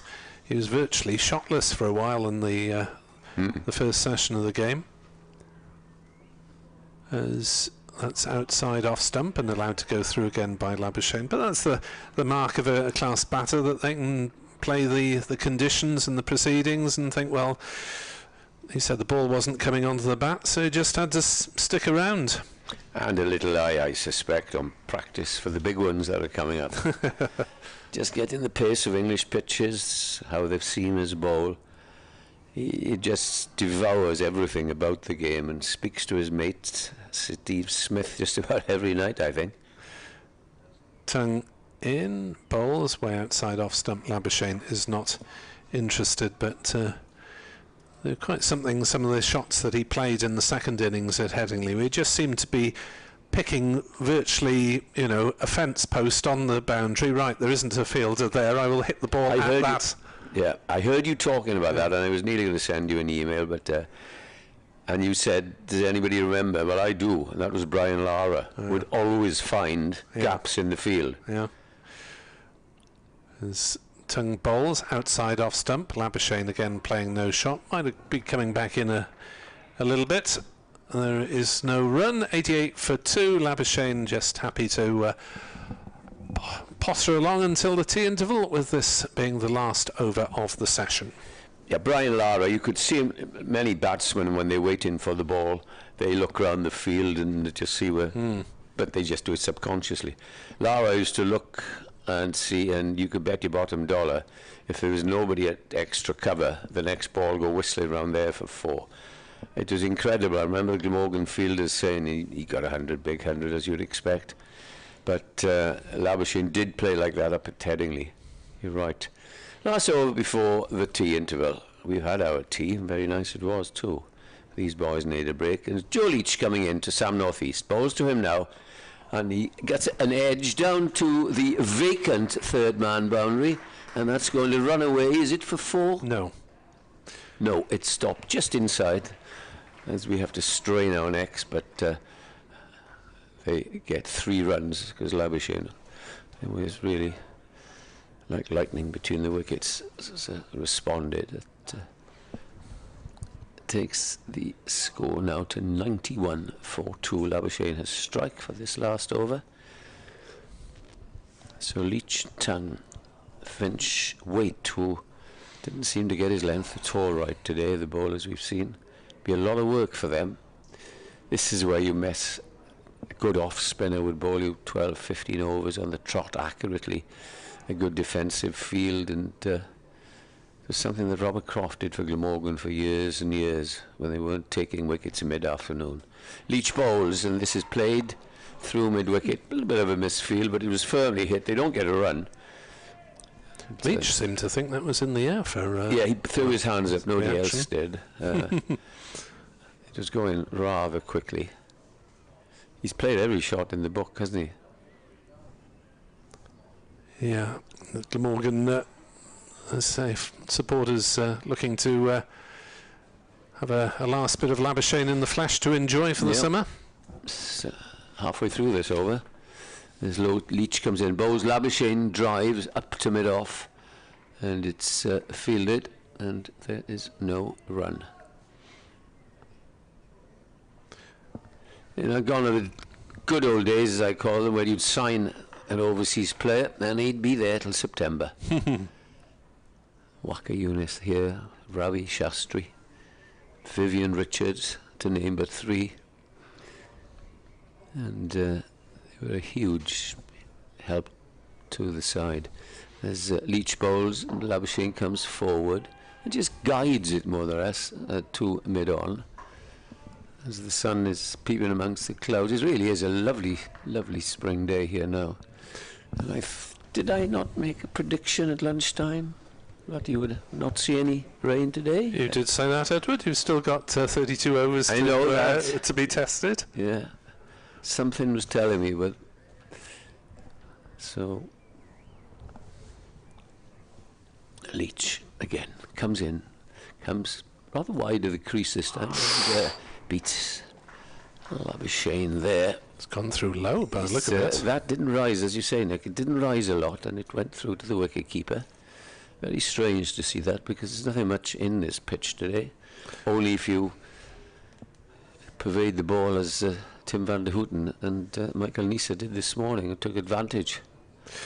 It's been the first ball, I think, that you would say actually misbehaved. Yeah. Last ball before tea. Labuschagne then to face, and third man has come in. We've got a third man at last. Great. Comes into second slip. Will it be after the horses run away and bolted?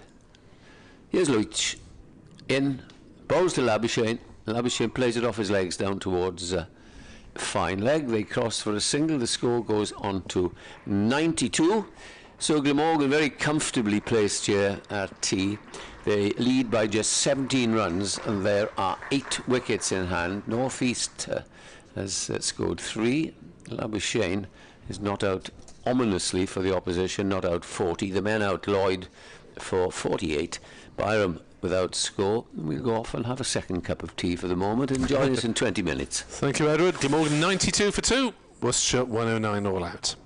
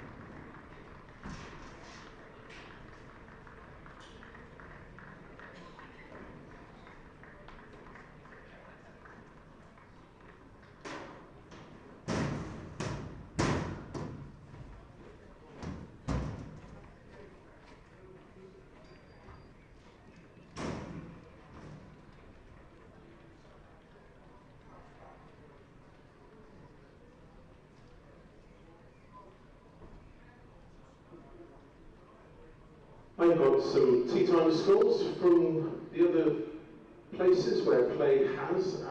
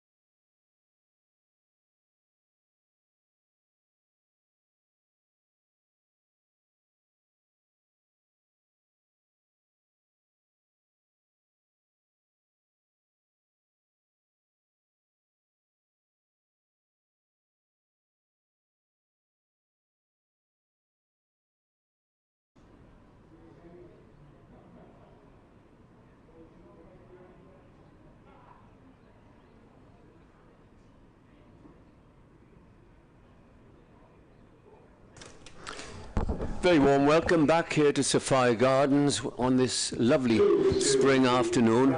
Sun is shining brightly out of the sky and shining on Glamorgan at the moment because they're very well placed here in the county championship game against Worcestershire. Worcestershire put into bat, were bundled out for 109 in 40.3 overs.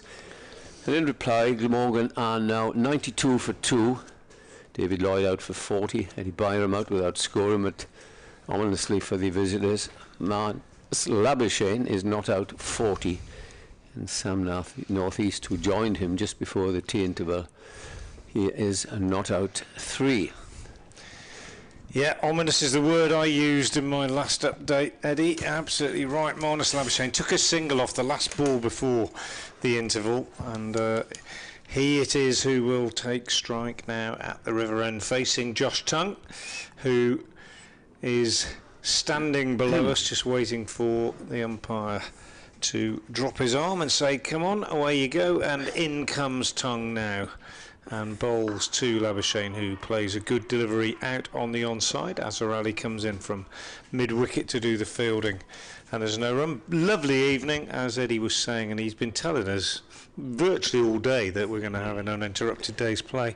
I have to tell you, so it has proved. Tell you this though, I rang my good lady at home in the tea interval and said, "It's been a gorgeous day," to which she replied, "You must be joking." Oh right, okay. I shall tell you about it. Here comes Tongue again and bowls, and Labuschagne, who he had dropped at second slip earlier, plays to mid-wicket again, no run. And she said, no, honestly, it has poured down here all afternoon, and I live in the Swansea Valley, which is very prone to thunderstorms because there's so many mountains around, which they tell me draws the rain. So I'm, 40 miles away, and look at it. Yeah. Beautiful. It is absolutely beautiful. Blue skies, bit of white cloud, but nothing threatening. As Tongue moves away from us and bowls, and Labuschagne gets the first run of the evening session, tucking this one off his hip on the leg side, a little bit squarer this time, and Azarali at mid-wicket has to move round to his right to do the fielding. So Labuschagne 41, 93 for 2, the deficit just 16 runs. And, well, the story of the day's play really has been that one side has bowled a lot better than the other, I think. To be fair, Glamorgan won the toss. They may have had helpful conditions this morning. It was steamy and it swung around. But they caught well. They bowled well as a unit, the four-seamers. Tongue in again, bowls outside the off stump, left alone by Northeast.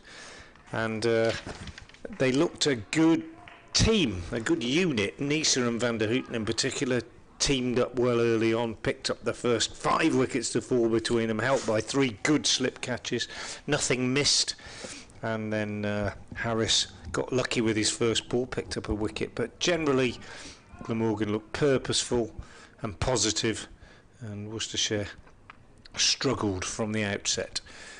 Here's Tongue again, bowls, and Northeast drops this down on the onside. By contrast, Worcestershire picked up an early wicket but missed a couple of chances early on, and we've seen a little bit more in the way of loose bowling, particularly from Finch and Waite. Waite 2 overs for 19 so far. He's about to be reintroduced, I think, and Finch 4 overs for 23, who just got his length wrong, who was consistently over pitching and driven down the ground on numerous occasions. And Glamorgan have just stamped their authority on it after just a good first half hour, and they just haven't looked back. As Tongue is in and bowls, good pace outside the off stump, but a good leave from Northeast, end of the over. Tidy one from Tongue, first after tea, 93 for 2 at the end of it. Yes, and Glamorgan going along at 4.23 now. If they maintain this scoring rate and keep all the wickets intact, you can see them heading so in the region of 100 runs or so on, and that'll put them more or less 100 ahead. That's looking on the positive side of things. A lot can happen, but Glamorgan firmly, as you say, Frank, firmly in control. So Matthew Waite, who had 2 very loose overs, as Frank was saying, for 19 runs, is to bowl at the river end. And interestingly, he has just the 1 slip Yeah. You've seen 2 and 3 nearly all day long, but this is a very, very defensive field. Having said that, there is a sweeper on the offside, a man at deep square. As here comes Waite from that far end, and bowls, and this is played gently away by Labuschagne on the onside.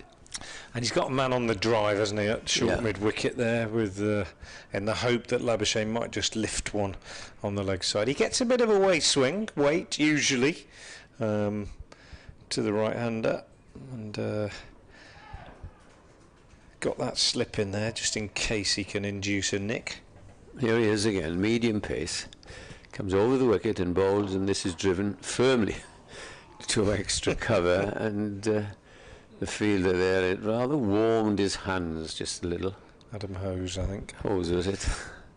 And he got into a bit of a pickle with it, didn't he? And he had to make sure he stopped it. His bats, if you pick them up, as you well know, Frank, they're so heavy, and you only got it. Goodness knows what the likes of Viv Richards would do with them these days, if he was still playing. Just push at them and they go like a rocket. As Waite comes in, bowls to the right-handed Labuschagne, a good ball and a good length, and he just prods forward defensively, and there's no run. 93 for 2 then. All the time in the world for Glamorgan to get it established, even if the run rate goes down to 2.5 or whatever. It's still, if they don't lose any wickets, they'll be quite happy. 2 umpires are going to consult. Is it about the ball? If it is, it'll be the 3rd time today and the 160,000th time in 2 years. Yeah. Going to get the gauge out and see if it'll fit through. Yeah. We're all a bit fed up with this, aren't we? Yeah, it's okay. Get on with it. What's the matter with you? Rob Bailey says. If I must, see if it'll fit through the gauge again, I will. I suppose you'd try anything, wouldn't you, at this stage, if you're Worcestershire? Of course you do. Of course you do. See if we can get it changed. It's become a ploy, hasn't it, really? And Rob Bailey, of course, one of the senior umpires now. Yeah, good umpire, isn't he? He is a good umpire, Rob. Yeah. Thinks before giving the decision, always. Yeah, very good. Here comes Waite in, bowls. Another good delivery and a couple of yay from behind. Whether he just got down into on time, Labuschagne, I don't know, but he's such a fine player that you think he had everything covered there. But with this field, apart from the man at deep point, if you hit it and it evades the fielder straight, the short boundary is 4 runs. Yeah, it is. So he has to be accurate, Waite. As he comes in, no more than about 10-12 paces and bowls, and Labuschagne angles that away into the deep gully or the short cover position away to our right. Only about 70 yards or so to the boundary away, to those of you who know Sophia Gardens. To our right, the big stand there, the biggest stand on the ground. If they play 20-20 games, a peppering of 6s, as you might expect. And that'll be upon us now in a couple of weeks. As in comes Waite and bowls, and that's driven. Again, it's, credit to Waite, he had those 2 poor overs, but he's come back and bowled a good over there. And at the end of it, the score remains 93 for 2 in his first maiden. I'm going to take the opportunity, if I may, to plug to Worcestershire listeners the Worcestershire Cricket Society, which I'm a committee member of, and we've just produced our annual leaflet detailing our speakers for this coming winter. And I've put that out on the Cricket Society Twitter feed, and it's worth mentioning because we're always looking for new members. We've got a very healthy membership, but it would be good to have new members, and we've got a good lineup this winter. Just to give people a taste, I'll just run through it in this over. It's quite cheap to be a member, and we're good evenings throughout the winter. Here's Tongue in bowls, and this is steered down into the gully by Northeast, no run. But this year's guest speakers, we've got David Gower in October, second Tuesday of every month in the winter, 7:30 in the Graham Hick Pavilion. David Gower on October the 10th. Then we've got James Taylor, formerly of Worcestershire, before he was at Leicester and Notts, a lot of people don't realise, in November. Mark Ramprakash in December. Phil Neal, the former Worcestershire captain that you were talking about before, Eddie, in January. Then we have a Worcestershire player in February, and not yet announced, Tongue bowls, steered out square on the offside again. And then there'll be one more speaker that we haven't yet finalised in March. But cracking evenings they generally are in the winter, 7:30 in the pavilion on a Tuesday evening, second Tuesday of every month, and it really genuinely is a bargain. You can come as a guest on any night of those that are mentioned, and it's £5 if you're a guest, which is very good value for money. Here's Tongue again in bowls, and Northeast taken on the glove. I think by that one, dropped down on the offside, and or you can, if you wish, become a member, and it's £20 for the whole year, which is very good value, I think. And the membership details are well, it's all on the Twitter feed at Worcestershire Cricket Society, capital W, capital C, capital S. And £30 for a pair for a husband and wife partnership. That's clipped away to long leg by Northeast, but really good value for money. Great evenings entertainment in the winter. And just if you're interested, you can have a look at my Twitter feed at Frank Watson 58. It's on there, or get in touch with the secretary, who's a chap called Mike Hitchings, and his email is mikehitchings@aol.com. Thoroughly recommend those evenings to listeners, and do have a look at my Twitter feed or at the at Worcester WORCS Cricket Sock on Twitter as well. Here's Tongue again in bowls outside the off stump, left alone by Labuschagne, taken by Roderick behind the stumps, 96 for 2. But they're good evenings. We usually have a sort of first half where the speaker speaks or is interviewed by Dave Bradley or myself or both of us, and then second half Q&A from the floor. And I'm sure you've been to lots of evenings like that, Eddie, but they're great fun. And used to do them. My good friend Don Shepherd and I, as you probably remember Don. I do remember Don from the Cricket Cool days. Yes. Yeah. We thoroughly enjoyed it. Tongue again bowls, and Labuschagne pushing up to mid-on. Yeah, I remember working with Don on Cricket Cool back in the day, and you know what? We had a Cricket Cool reunion at Lord's 2 weeks ago, Eddie. Those of us that are still alive from the beginning of Cricket Cool, we got together at Lord's for one day of the Middlesex-Kent game, and it was wonderful to catch up with people. People flew in from all over the world. That's wonderful, isn't it? Yeah, really nice to see. We had a lovely day. Here's Tongue moving away from us to bowl to Labuschagne, who steers this down on the offside. Good over from just Tongue. That better much bowling, better. I was about to say. They got together at tea, haven't they, and said, "Come on, lads, let's make it a bit harder for them." Labuschagne is 41, Northeast is 4, 96 for 2. Yes, Don and I went up as far as the Peak District, very well attended. Then we did the Chesterfield, on the way back, we did the Chesterfield Cricket Society. We did Leicester, but that was the biggest crowd of all. We went down to Sussex for their cricket lovers, and what I enjoyed was the attendance. Everybody was so keen, cricket mad. And you can imagine Don was a wonderful, wonderful man and a wonderful bowler. And I used to be sort of leg man, and we did enjoy it thoroughly. Wait then, who bowled a good maiden over, the last over, to Marnus Labuschagne. He will be bowling to Sam Northeast. Bowls the first ball, Northeast drives, but doesn't pierce the man on the onside. He's rather straight, short, mid-on. Yes, and it, you know, there were people down at Sussex were asking Don for his autograph because they had Glamorgan Sussex scorecards from sort of 1961 and 1959 and things like that. Yeah, we get we get a few people that turn up to see particular speakers and bring along things like Lord Gower will fill the place. Yeah, Yeah, absolutely.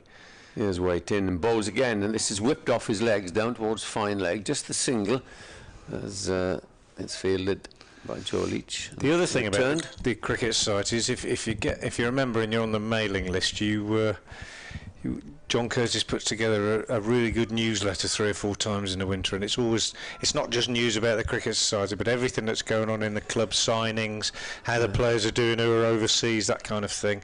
Just a good way of maintaining your link with the county through the winter months. I thoroughly recommend it.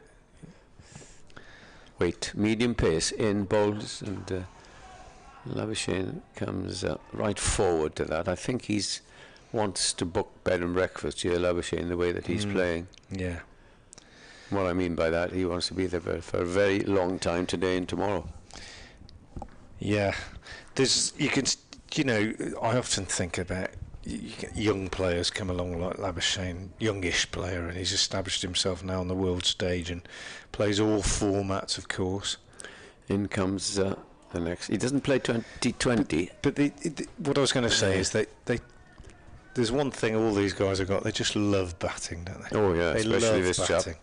You know, there's nothing. Steve Smith, he just absolutely loves batting, and this guy is the junior Steve Smith, isn't he? If anything, not just in his mannerisms, but his passion for the game, obsession almost.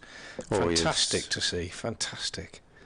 Yeah, he faces again Matthew Waite, and that's clipped down towards. It's not clipped because it's well stopped by the wicketkeeper Gareth Roderick.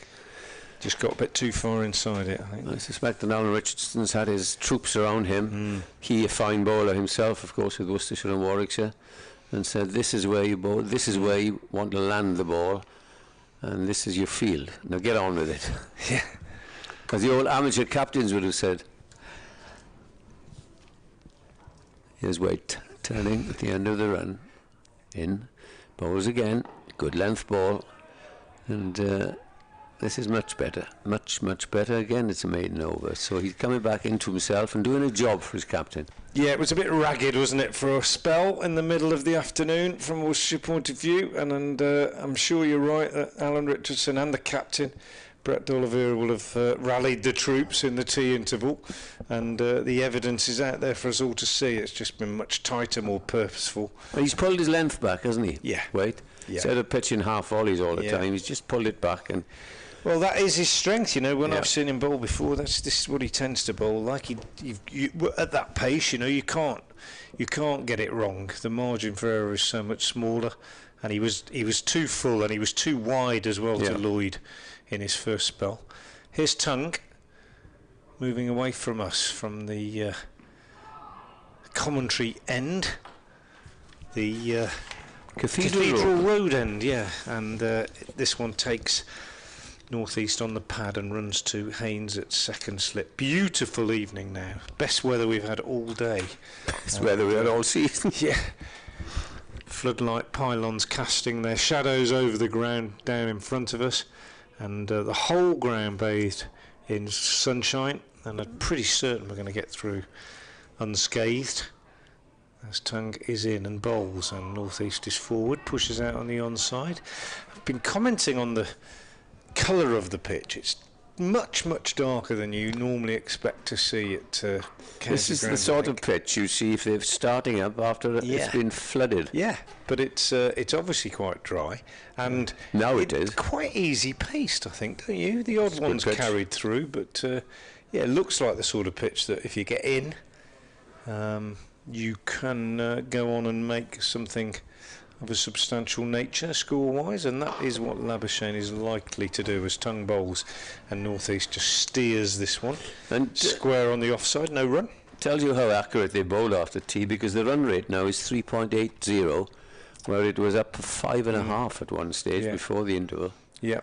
And well, they've just bowled straighter, and they've bowled better lengths, as you've said, and they've well, dare I say it, they've bowled to their fields a little bit, which is what it's all about. Here's Tongue again,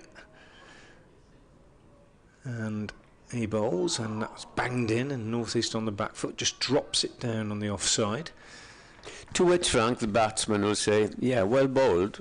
We're not going to take any risks, and we want you to tire, which you might well do by 6:30 or whatever."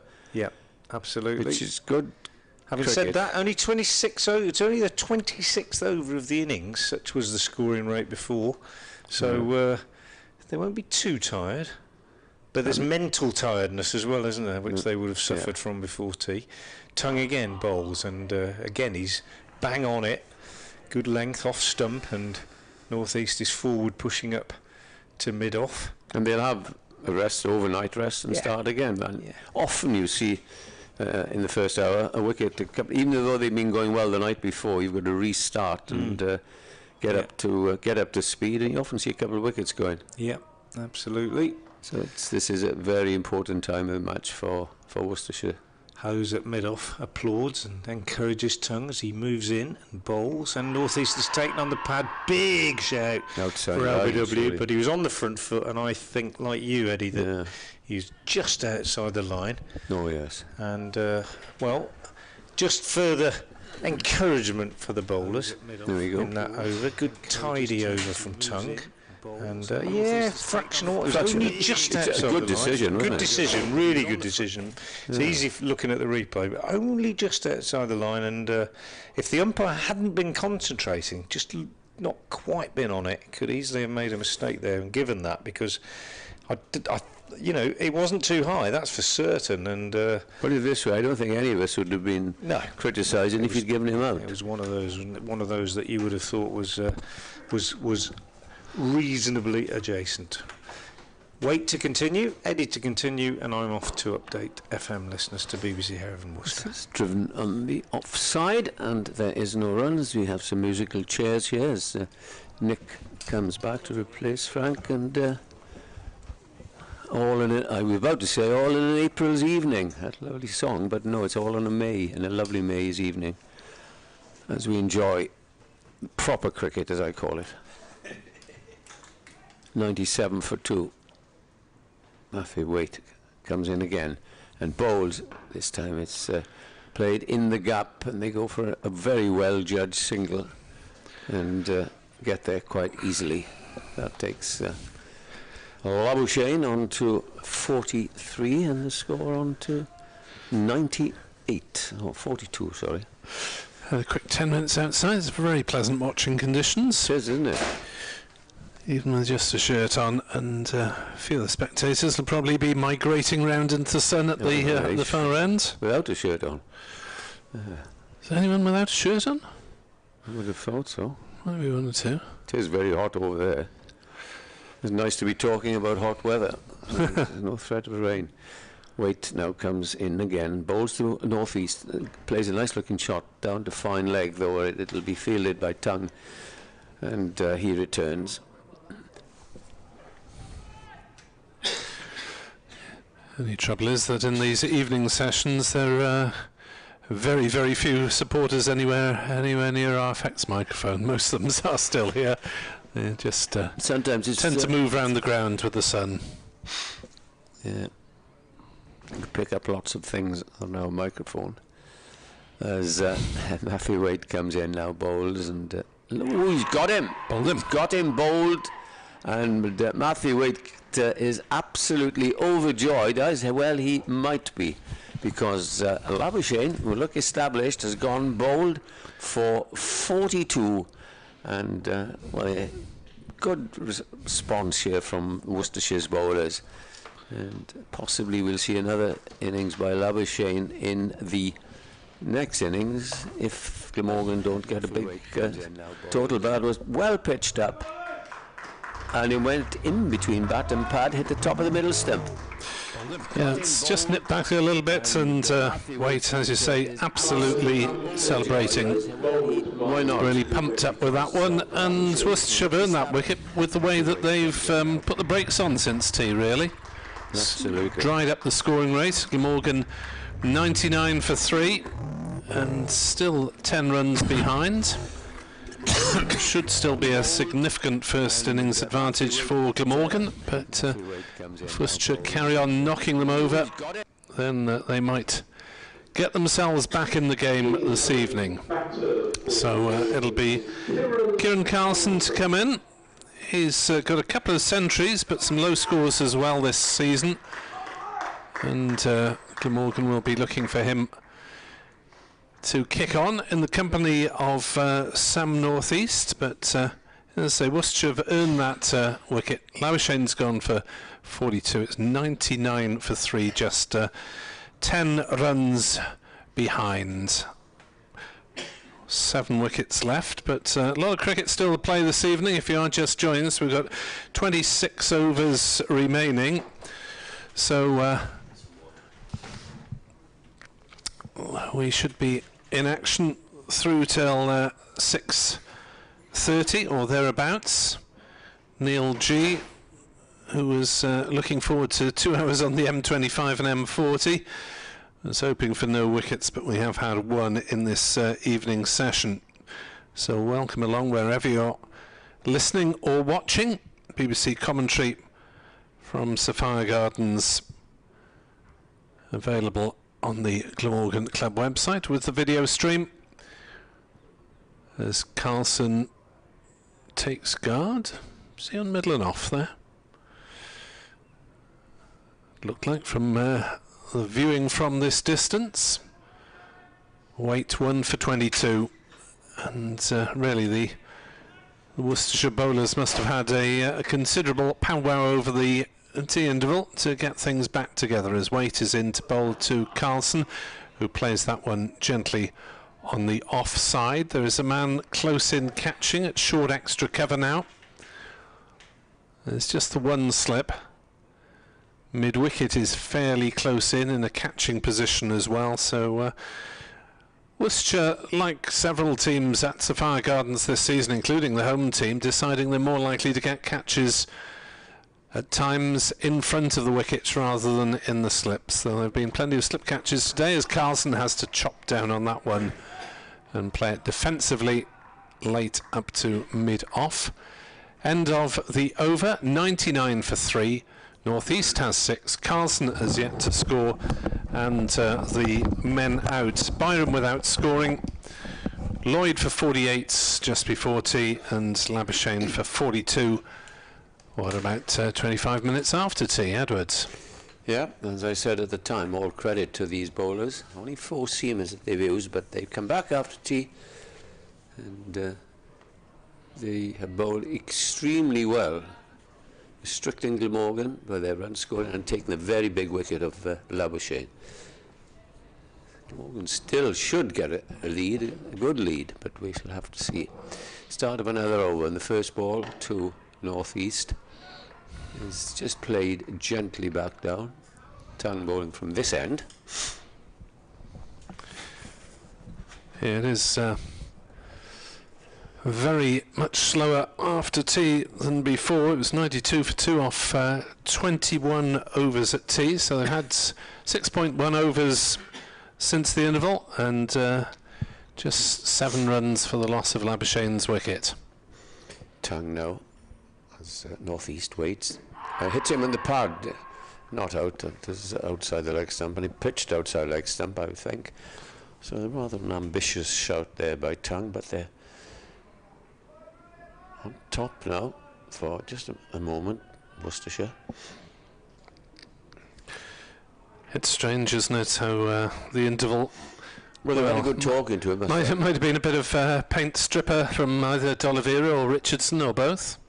Yeah, Richard probably, because he was a fine bowler himself. Tongue goes in and bowls, and this is played, a defensive shot. There's been nothing on offer, Nick, since tea, nothing at all. We haven't seen a boundary.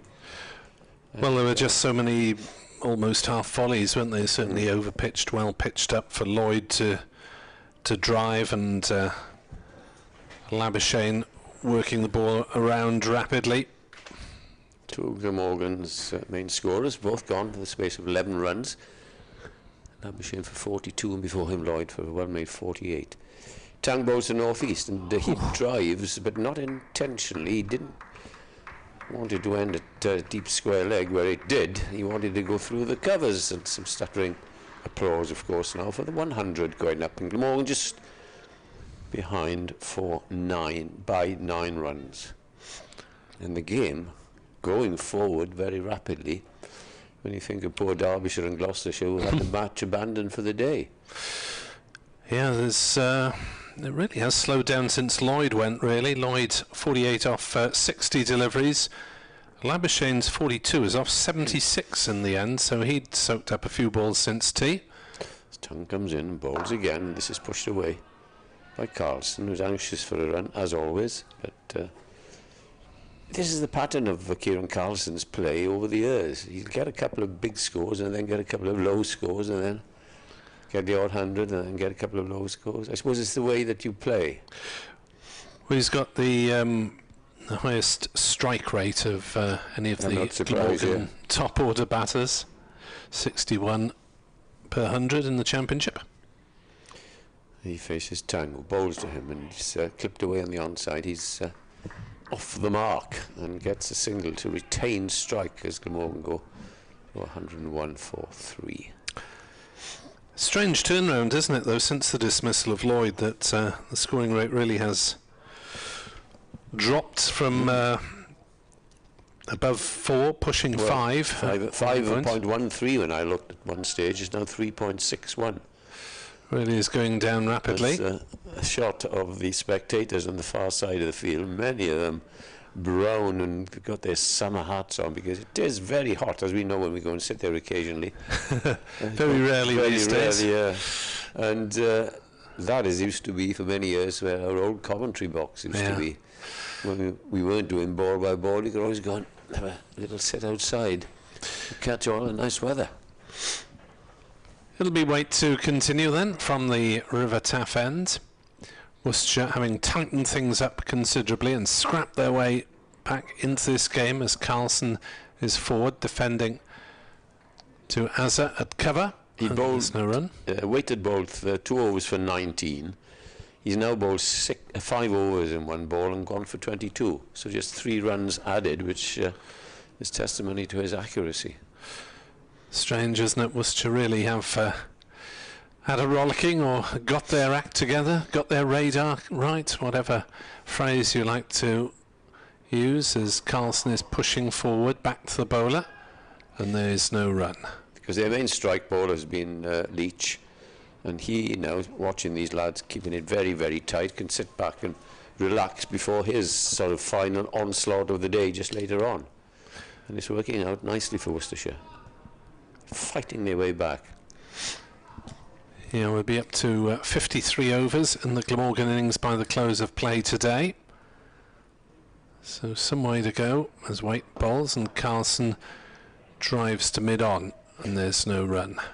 Waite has got himself now into this groove. Every ball is the same, basically, on a good length, just doing perhaps a little, and if he can stick to that, he'll stifle the batsmen and also test their concentration. Some will want to try and get some runs, boundary runs if possible, but they're not allowed to at the moment. Yes. In comes Waite, bowls, and Carlson turns on the leg side straight to mid-wicket. There's no run, and if Worcestershire can restrict Glamorgan to another 50 or 60 runs today and take another couple of wickets, then they're almost back in the game. But Glamorgan do have batting to come. It's funny how cricket has these little momentum swings, isn't it? It's even staring down the barrel as Worcestershire were at the interval. They've managed to find something from somewhere. Waite bowls, Carlson shoulders arms outside off stump. So the batting to come. Billy Root, who has 1 century this season. Chris Cook, who has 1 century this season. Michael Neser with his county top score of 90. Harris or Van der Hoogten, there'll be 9 and 10 between them in very good 9 and 10 order. Yep. And then McIlroy bringing up the rear. 101 for 3. As Waite bowls and Carlson stretching forward and defending. Yet another maiden. Worcestershire have just found their lines and lengths, haven't they? Nothing to drive. Lloyd and Labuschagne were getting a couple in each over that they could drive at, but nothing much being offered, and Glamorgan having to graft for every run at the moment. 8 runs then separates both sides, and some northeast 7. He's been there for 23 balls, so every batsman finding it difficult now. It'll be Tongue to continue. Mid-wicket goes back to the boundary. Nobody on the boundary in the offside, but they have posted a third man as in comes Tongue. Bowls the first ball to the northeast, who drives handsomely through the offside, and it is stop, but they do take a single as it goes to the left of the fielder. Single to northeast then, and the score moves on to 102 for 3.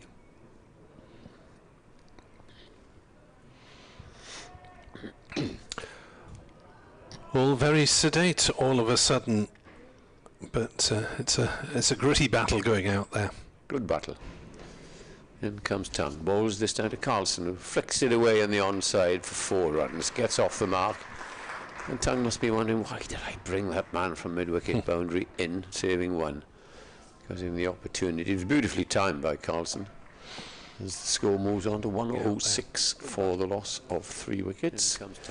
Warwickshire. Warwickshire, what am I saying? Worcestershire. Oof. Heresy. I'll get you burnt at the stake. Thrown off the top of Worcester Cathedral. Yes, indeed. 1 bonus point to Worcestershire. Carlson waits, bat tapping in the crease as in comes Tongue. Bowls to him. Leaves outside the off stump. Yorkshire against Durham at Chester Street. Yorkshire 212 for 8. A lot of players getting in and then not going on. Shan Masood, top scorer so far with 44. Johnny Bairstow made 27 before being bowled by the Dutchman, De Leader. Making, I think, his first-class debut for Durham. Here's Tongue, bowls, and nice-looking shot from Carlson. Gets behind it, plays it square down to third man. Comes in very quickly there, and I think it's weight and negates the chance of a second run. 108, a single run separates these 2 teams. Leicestershire against Sussex, no play due to wet outfield. As it's been for some time this year. Well, it's the trouble, isn't it? There's some grounds, once they get soggy, you take needs not but drying weather rather than just an absence of rain. Here's Tongue, bolt northeast, who drives powerfully up to mid-on. And there is no run. 108 for 3 then is the score.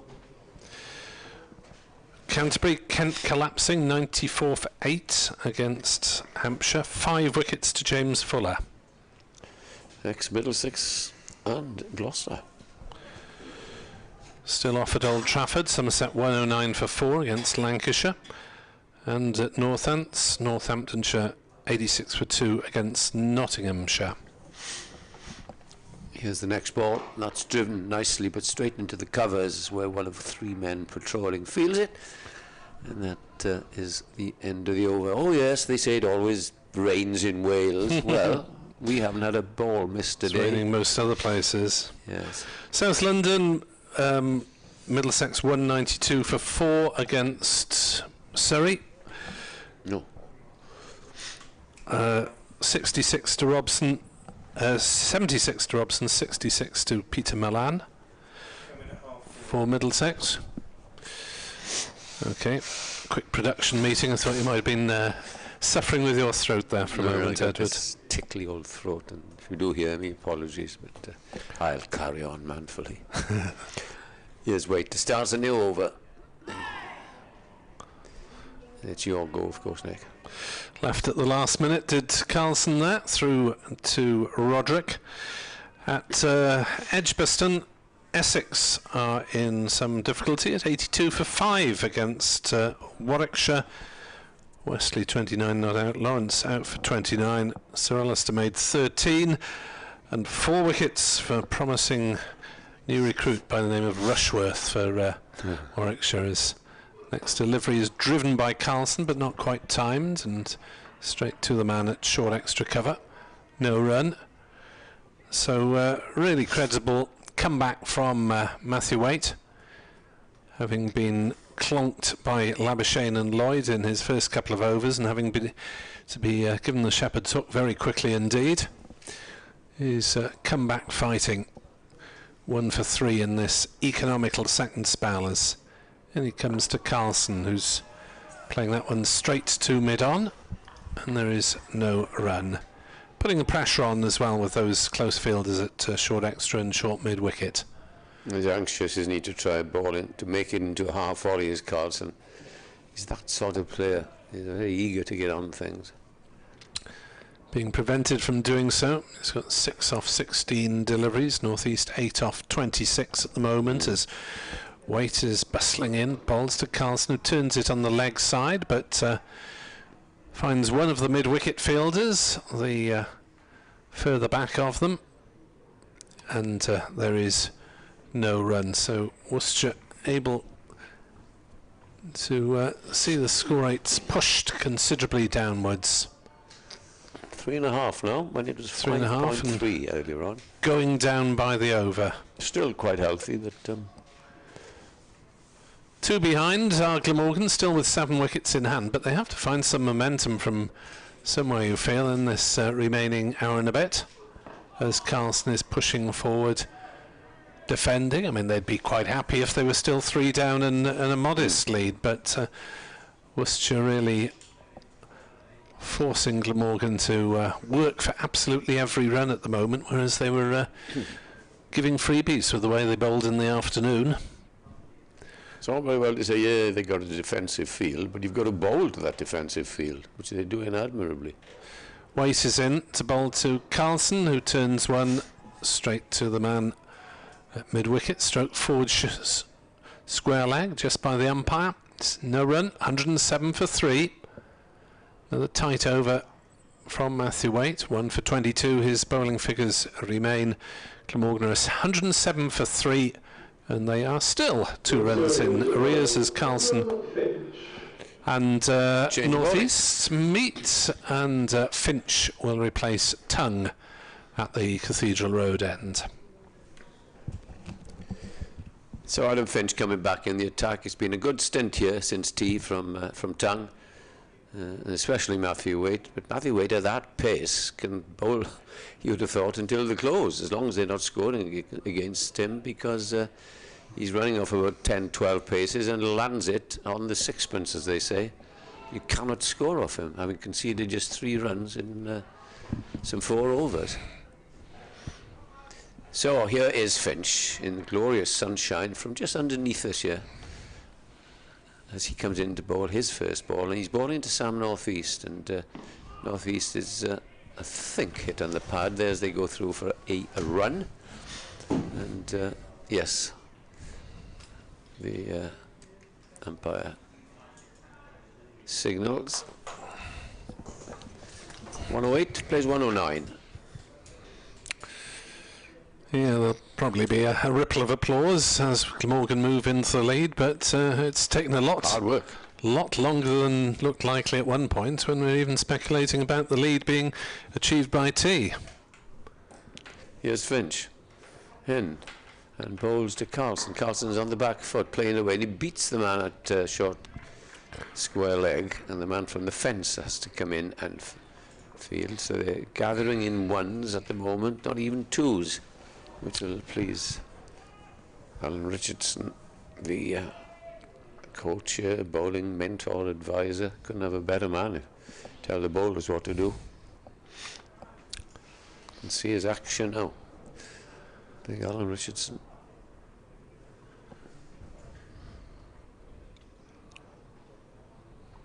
Finch again is in and bowls, and this time is played away by Northeast to one of the 2 mid-ons. One's a little bit deeper than the other. No run. Scores at level here.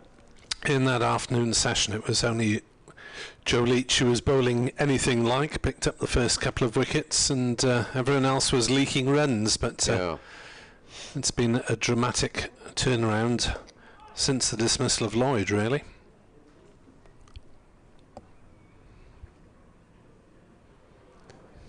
Here he is. Lynch comes in, bowls, and this is a nice looking shot.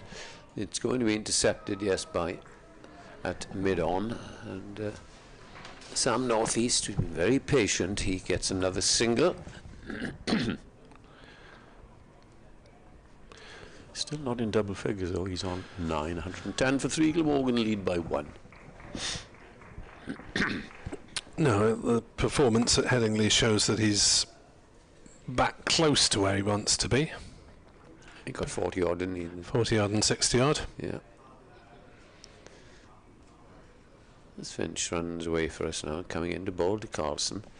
Bowls to him, and Carlson gets off, turns it away, so the one's coming quite regularly down to square leg. They know that they have to be patient because they know they've got all the time in the world. There are 3 days left after this, and we are well ahead in the game. 12 wickets, 13 wickets have already fallen today and the first day. And the rain's kept away, as it will do for the next 2 days, I'm told. Yeah, we should be all right now until midway through Sunday, maybe. So plenty of time to achieve a positive result for these two sides. In comes Finch again, and bowls, and this time appeal for LBW, and he's gone out. LBW played across that, did Sam Northeast, and Glamorgan now are just falling away. That's the 4th wicket. I think he was playing that ball down to the leg side, and he thought it made it a little wider than perhaps Northeast thought. And he comes. Appeal for LBW, and he's gone out. LBW. It's one of those again. If you're out, yeah, okay, you're out. If you're not out, they say, yeah, perhaps you're not out. Which is one of those. Umpire's call. The umpire called that it was hitting leg stump. Northeast might have thought it was going down leg side, but Finch has his first wicket of the match and his 5th of the season, and this is second game. The long walk back for Sam Northeast, who looked a little scratchy out there today. Nelson strikes. Nelson, indeed. So Glamorgan now have lost 3 wickets for 23 in the space of about 13 overs. So it really does smack of a Worcestershire comeback into this game. Billy Root, like Kieran Carlson, is fond of scoring quickly. And well, he won't die wondering, neither will Carlson, although Carlson's been relatively quiet, 8 off 21 deliveries, and Worcestershire really reaping the rewards of pretty basic virtues of bowling straight and not giving anything away. Stifling, I think, is the word. Stifling Glamorgan's progress as Chris Cook comes in.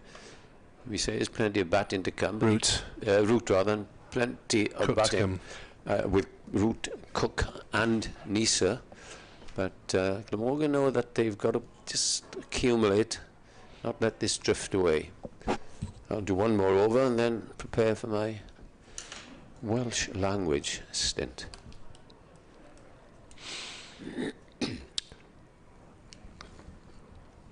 Lloyd then out for 42, Byram out without scoring, Labuschagne for 42, Northeast for 9. And it will be Matthew Waite to continue from the River Taff end, running towards us. Just a few clouds over the sun as Waite is into bowl, and Carlson shoulders arms, and Roderick tosses it up in mock delight to his solitary slip fielder. 111 for 4. Glamorgan lead by 2, but really a 3-figure lead, a lead of 100 is the minimum that Glamorgan would have wanted to achieve, having done so much good work with the ball, and Worcestershire really fighting back in the 50 minutes that we've had since tea. Waite bowls, Carlson is forward defending to cover, and there's no run.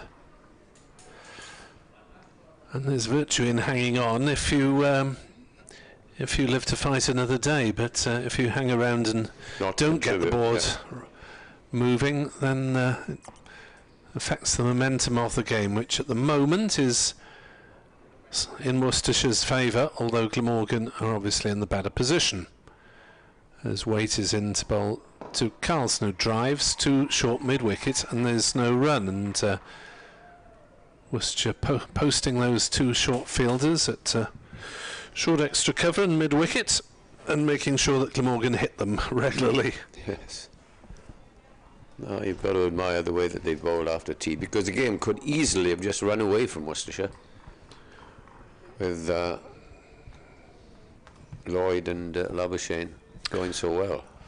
Yeah, 88 for 1 has become 111 for 4 as Carlson turns one towards the leg side, and well, they've got Carlson's scoring shots worked out by the look of it. They got all his scoring shots because they got 4 men saving, 1 on the offside and 3 on the onside. You have to place it pretty precisely to get the ball between these fielders. There's not too much behind the wicket. Point is about square, slip and fine leg. As Carlson slashes that one, but straight to point, and there's no run. Yeah, missed out there when the short ball outside the off stump, but didn't time it, it went straight to cover. Tempting for Carlson, that short offside boundary away to our right of the grandstand, but hit that one straight to D'Oliveira. As Waite will finish his over, still 1 for 22 next to his name. Bowls to Carlson, who drives hard, well fielded by the bowler in his follow through. Ball trickles out towards short extra cover, and there's no run. So Waite now has bowled 4 overs and has 1 for 4 maidens and has 1 for 22 off his 8. And yeah, he was 0 for 19 off 2. This is bowled, what, 6 overs for 1 for 3? It's a remarkable spell, isn't it? Yeah. Just hang on, because Frank has just gone to do an update. I'm not due, I think, for another 10 minutes. Oh, there we minutes. As Glamorgan are struggling a little here. It's difficult, perhaps, to understand. I say that when they're leading by a couple of runs, and they've got 6 wickets in hand, but they made little or no progress since tea. Finch is to continue, and he is bowling to the left-handed Billy Root, yet to get off the mark. Bowlers to him, and he's up on his toes this time, pushing it out to cover. Wicket looks good now. True batting pitch. Root can be a busy batsman, can't he? He doesn't like to get tied down, likes to get on the front foot, metaphorically, if not literally as well. Work the ball around, run hard. Yeah, busy little player. Good player too. As he waits now, left-handed bat, just tapping a little in the crease. As in comes Finch and bowls to him, and he clips it away straight to mid-wicket. There's no run. Do you think the ball is not coming onto the bat as it was earlier? No, I think they just put it. Or is it just the lengths are better? They put in it exactly in the right place where this pitch dictates.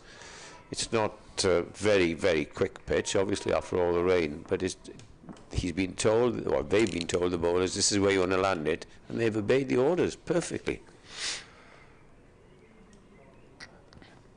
Root waits as in comes Finch, and bowls again. This was a rather streaky shot to get off the mark. Didn't know quite where it went, did young Billy, as he aimed for mid-off and ended up at fine leg. So he's off the mark with a single 112 for 4. The dreaded Nelson is left behind. Well, they're on that for long enough. Yeah. And off it rather streakily, as you say. It was probably 180 degrees from where he was looking to play it, but they all count. Be grateful to get off the mark, but 255 runs for 3 times out coming into this match, Billy Root.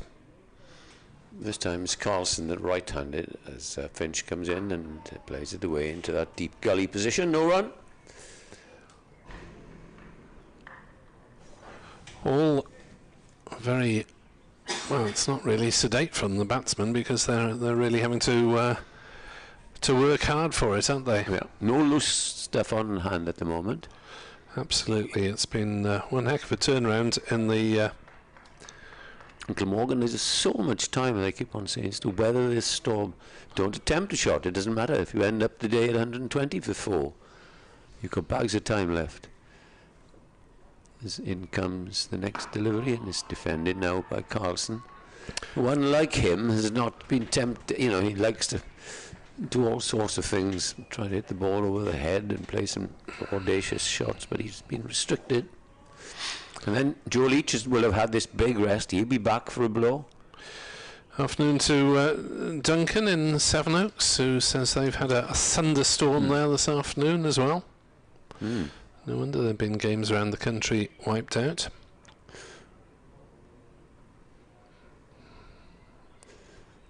And comes Finch, comes in, bowls again, and this time is clipped away. They go for a quick single, but you've got 2 quick men there. The poor fielder goes flying, and that is the end of the over. 113 for 4. Glamorgan lead by 4 runs. John Hughes says after a tense afternoon watching the Giro d'Italia and some late drama involving G, Geraint Thomas, it's nice to get back the more sedate proceedings of the cricket in Cardiff. Well, yeah. Sedate it's been. Look, the scoring rate's been sedate, but Glamorgan really have had to sweat for every run in the evening session, having been handed a few in the afternoon as well. Joe Leach is back into the attack as we thought, because he's had his rest, and what a job Matthew Waite has done. Having bowled 2 dreadful overs for 19 runs, came back and conceded hardly anything with his next 6. It'll be quicker from Leach, perhaps not quite so accurate as Waite, but we shall see. Leach 2 for 24 of his 9.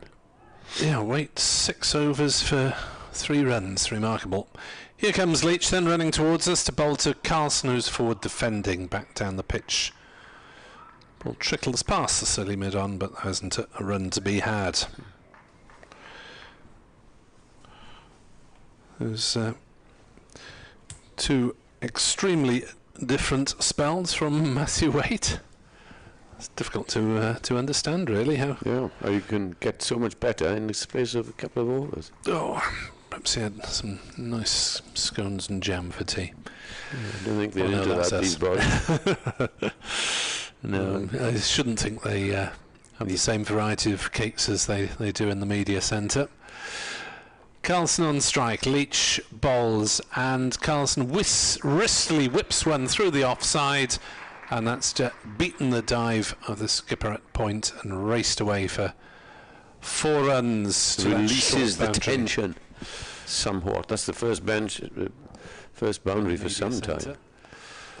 There have been precious few before tea. And I got right on top of that, didn't he? Very quick onto it, as you said. Carlson's second boundary. Lloyd had 9 in his 48. Labuschagne 8 in his 42. So Glamorgan were scoring heavily in boundaries. That's not the case anymore, as that one is allowed to go through outside off stump. Glamorgan becalmed and then befuddled since the interval. And this, just the one slip, they determined to stifle Glamorgan by packing the saving 1 fielders each side, and then telling the bowlers, you bowl to your strength. I bet he'll make a move now, or maybe calling for me. Thank you, Edwards. Frank Watson will be back shortly as Carlson is squared up by that one and playing it out on the offside. Fielded by D'Oliveira, and there's no run. 117 for Glamorgan. Scoring rate now down to 3.3. It may well be below 3 by the end of today if this turnaround in proceedings continues. Carlson's 13 on strike. Leach is in, and Carlson is on the defensive, pushing out on the offside. And there's no run. What are they put in the Worcestershire players' tee, Frank? Just exactly what I put in a text message that I just sent to one of the coaching staff.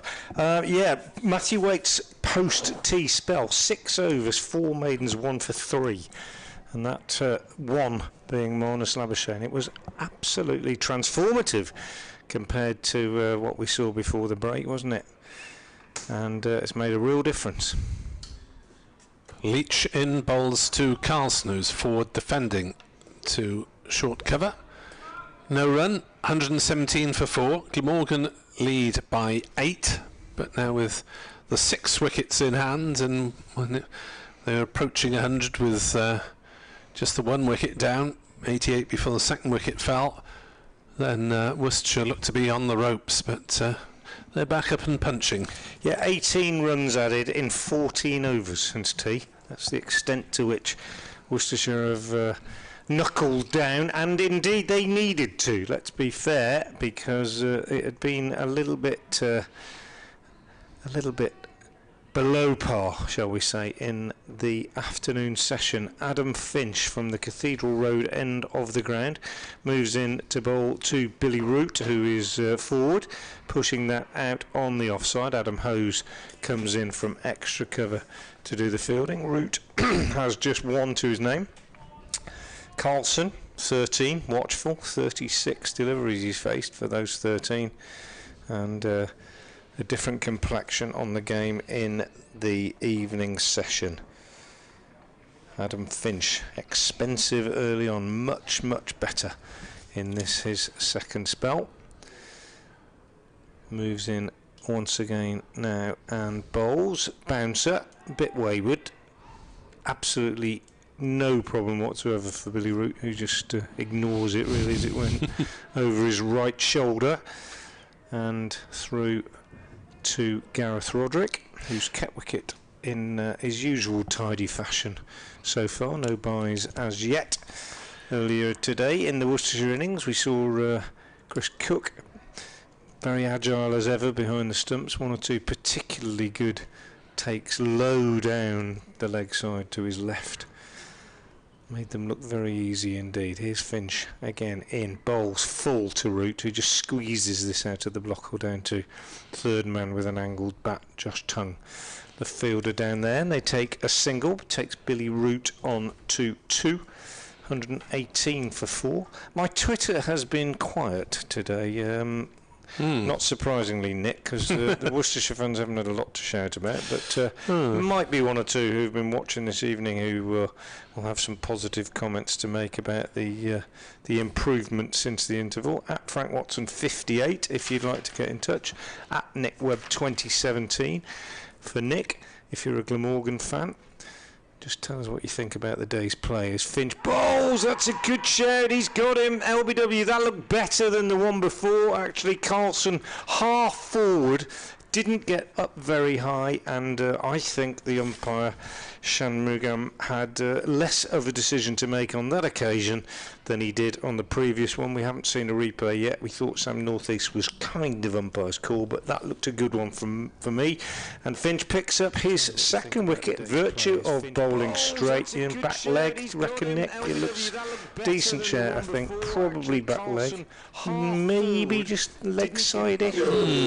But anyway, Carlson didn't look hugely. He stayed in the pose, didn't he? But back leg, it hasn't got far to go after that. Was it back leg? Yeah, I thought so. Might need to have another look. But anyway, he's gone. So Finch has got his reward, and Worcestershire, well, I wouldn't say right back in it, but they're certainly much more back in it than they were about an hour ago. 118 for 5, and Carlson gone for 13 in the 36th over.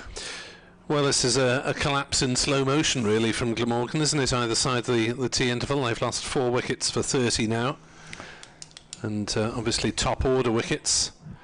And, well, if Glamorgan get less than 100 lead, which could happen now, they're only 9 in the lead with 5 wickets left, then they'll be hugely disappointed and might look to have thrown away a winning position. But at the moment they've got it all to do again as Chris Cook takes the long walk out to the middle and the umpires will be adding extra time for this walk today because it is a long way, isn't it? It's down the stairs inside the pavilion, down the other lot of stairs outside the pavilion, and then probably about 100 metres from the bottom of the steps to the wicket, the pitch they're playing on. Long way for a first baller. Oh gosh, don't. Chris Cook comes out. Yeah, not too sure. Had another look at it. It's a bit difficult to tell on this sort of small screen that I'm looking on. That one, I think it was back leg. It was back leg. Was it? Okay. Yeah, it was back leg. And he's held the pose, but yeah, I'm going with my first instinct. I think it's probably a better call than the northeast one, which was, you know, you could see two stumps on the northeast one and it nipped back, but that one he because it was back leg, I'm going to say I think it was a better one. But anyway, they're both out, they're given, and they're on their way. And Finch has picked up 2 wickets, and he'll be feeling a whole lot better than he was in his first spell when he just couldn't get it right. He comes in there to bowl to Chris Cook, and he's full and straight, and Cook is forward, pushing up to mid-off. Shouts from behind the stumps. Excitement. Yeah, it is overdoing things slightly, isn't it? I know you want to G a bowler up, but when he produces a ball, a straight ball, a straight ball that is defended off the middle of the bat perfectly competently, then it's overdoing things a little to give it the vocal history onyx. Anyway, here's Finch again, turning at the end of his straightish, lengthy approach. Moves in there and bowls to Cook, who is again forward, pushing back up the pitch to the bowler. And that is the end of the over, the 36th of the innings. And Glamorgan, who dismissed Worcestershire earlier today for a mere 109 and were cruising along at tea at 92 for 2, have been pegged back by the best efforts of Worcestershire since the tea interval that they've shown in the game in any aspect of the cricket. 118 for 5 with 17 overs left in the day. What are the odds on Worcestershire having to bat again today? No, I don't. I'm not that optimistic. I think if we're going for predictions, 17 overs left in the day. Well, I'd say the momentum's with Worcestershire. Yeah, 145 for 7. Oof. Yeah, that's very much back in the game, isn't it? If that comes to pass. Just get the feeling that Glamorgan could do with someone getting on with it as Leach is in to bowl to Roots. Big appeal. Not given as it dies away rather quickly. Rob Berry's such a good not out. He just doesn't even move, does he? Doesn't even flinch. I don't think he even blinked. He's got glasses on, I can't tell. But he is an umpire that inspires confidence, I think, Rob Berry. I really do. Maybe that's just his experience and his calmness, but just completely unmoved, wasn't he? Worcestershire have got 4 saving the single on the offside effectively, including a gully and a point, both crouching, as that's outside off stump, and Root plays no shot. You do see teams packing their offside area against Billy Root. He was out, caught at point in the first innings at Headingley for 24, 6 boundaries, and I think at that point Yorkshire had 6 players in that behind the wicket on the offside, so they're absolutely looking to dry Root up, and Worcestershire trying something similar to get him out. Outside off stump, Root shoulders, arms allowed to go through. So the gully is in a fairly slightly square gully, and then there's a man just in front of square on the offside who's also crouching in a semi-catching position, as well as the cover mid-off. Third man and slip. So, I mean, 6-3 field isn't unusual, but it's the way they're just trying to dry him out. The analysts have done their work, haven't they? Got Middlesex and Kent on next door. Middlesex and Surrey on next door. As Root drives through that offside, he has found a gap in it. It won't reach the boundary. They may well come back for a third run? No, that was slightly lazy lethargic running, isn't it, from Root, who I think he seemed might to be have thought happy he for hit two. it a bit better than he did, and he didn't kind of set off, did he, straight away, and then thought, I haven't quite timed that. That is to the longer boundary, isn't it? That's quite a wide boundary away to our left, and quite a short one away to our right, towards the grandstand side. Oh, wicket next door. 120 for 5. Dan Worrell has dismissed Ethan Bamber. Good delivery, gone away. Top of off, what a beauty. Leach bowls and Root leaves outside off I've stump. never commentated on 2 games at once. It's the shock of seeing some county championship on television as opposed to on the streams and on YouTube and all the various bits and pieces that we're on at the moment. Lovely delivery, that was really good. I wonder if anybody else is watching that. No, they're all watching this. We're all watching We're this. surrounded by screens here. We've got 2 screens showing this game, and next door they've got a great big TV on the wall, and it's showing that game as Leach bowls. That's through outside off stump and allowed to go through by Root, taken by a tumbling Roderick. So Glamorgan looking to battle through this little period, but I just get the feeling that they've been becalmed. Yeah, they've been becalmed, and Root in particular might benefit from a better player when getting he on plays his with natural things. Game. Well summarised, Frank. That's the I think you're right. I was looking for. I think he's a bit like Leach in that respect. Finch in to bowl to Cook, who lets that go outside the off stump.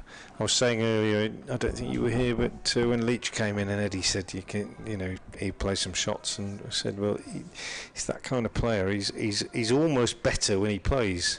Well, he is better when he plays his natural game, because if he attempts not to do so, he isn't himself, and he's more likely to get out almost.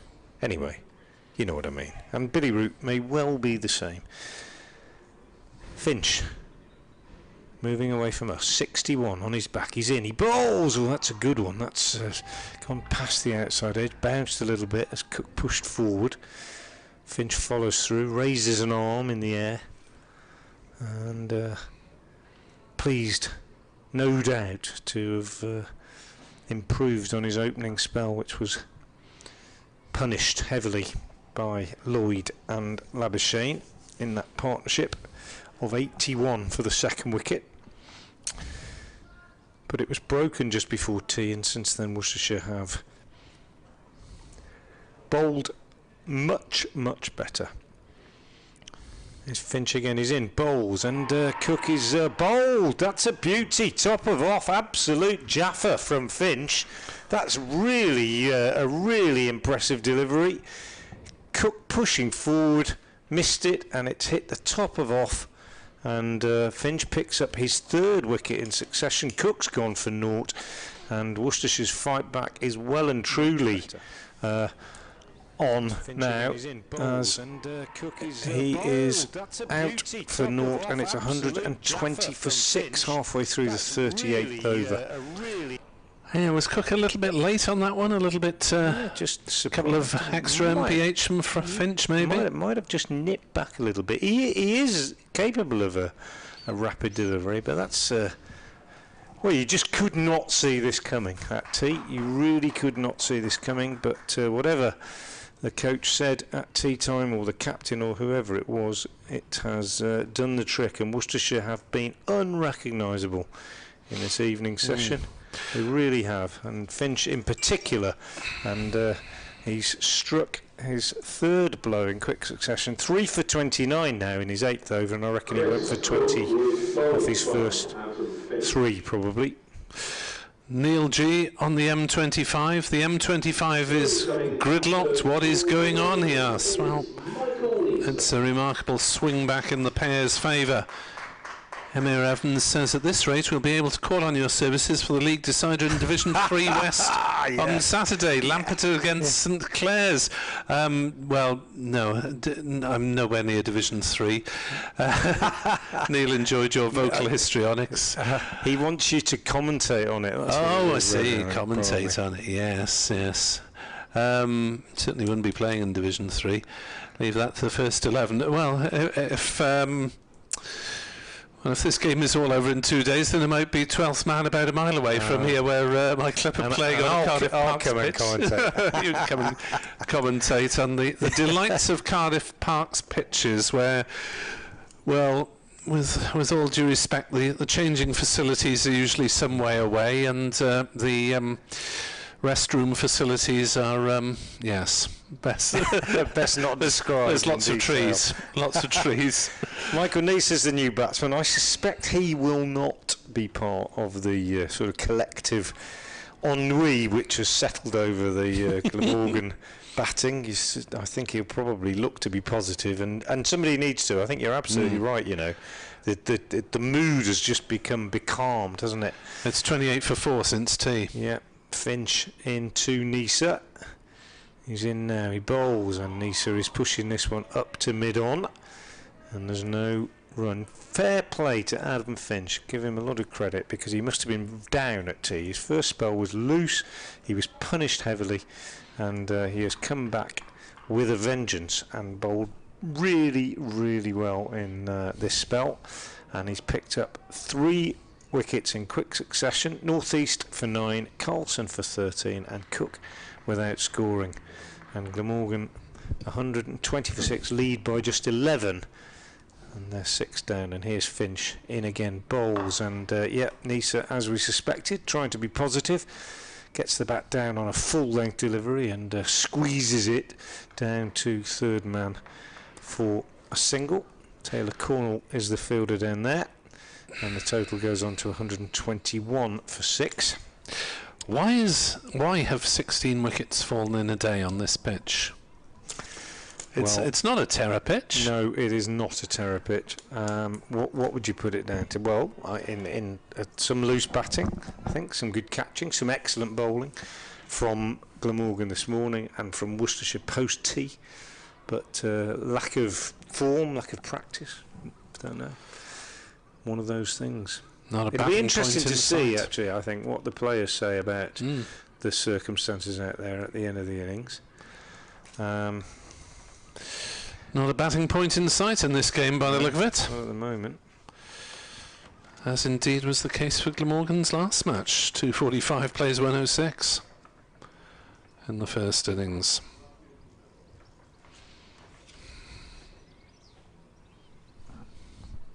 Finch again is in, bowls, route 4, pushes that, no more than a push, but a firm one, timed well, and in the gap between Azhar Ali and Brett D'Oliveira, who are at sort of backward point and cover point, and raced away to that short boundary. So a loose end to the over from Finch, but we'll allow him that, having picked up that big wicket, and at the end of the over, Glamorgan 125 for 6, leading by 16.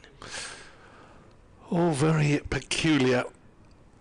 You really wouldn't have expected 16 wickets to fall with best part of an hour left to play potentially. The over rate somehow is level. That's because of all the time for batters to get to and from the middle. Yeah, it's going to be a late one, isn't it? Yeah, we'll be, 6:45, 10 to 7ish at this rate. As Leach is in to bowl to Neser, who turns one down towards backward square. They'll run the first one hard, they'll look at a second, and Neser's going to have to run hard. He does so. There's a spectacular attempt by Roderick to fly through the air, Superman-like, and turn the ball back behind him as he did so, but didn't manage to hit the stumps. There's a good effort by Roderick. Glamorgan 127 for 6, Neser to 3. The lead is 18 runs. Leach into Neser, who looks, I think, to guide it to third man, but missed through to Roderick. Prodded forward anyway. Just thinking what's going through the Worcestershire opening batsman's mind now. Pollock at first slips standing there and Cornwall.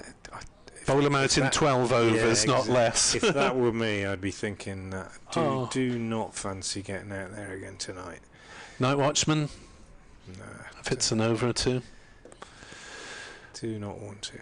Leach is in to bowl to Neser, misses, and that one keeps a little bit low. The second ball, I think, today that it's kept low from that River Taff end.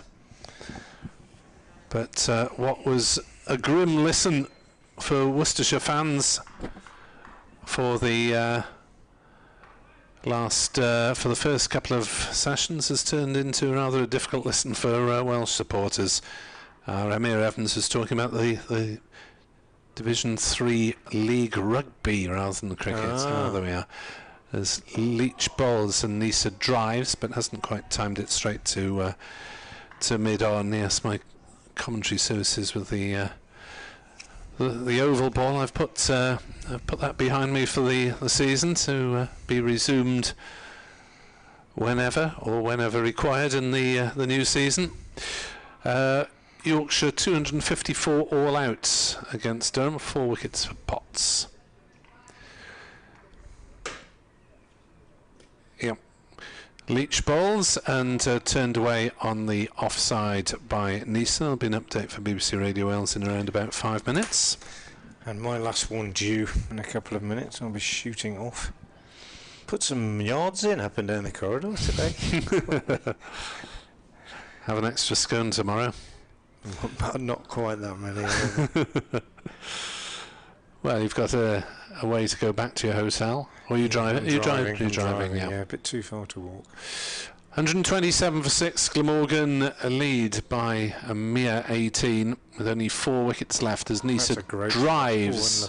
What's that hit? It's cannon to mid-on. Stumps at the non-striker's end. So straight did he hit it, yeah. Yeah, it was a very firm straight drive. It's cannoned off the off stump at the other end and ended up at mid-on. I wasn't sure whether it had hit the non-striker or the stumps or the bowler getting a hand to it or whatever.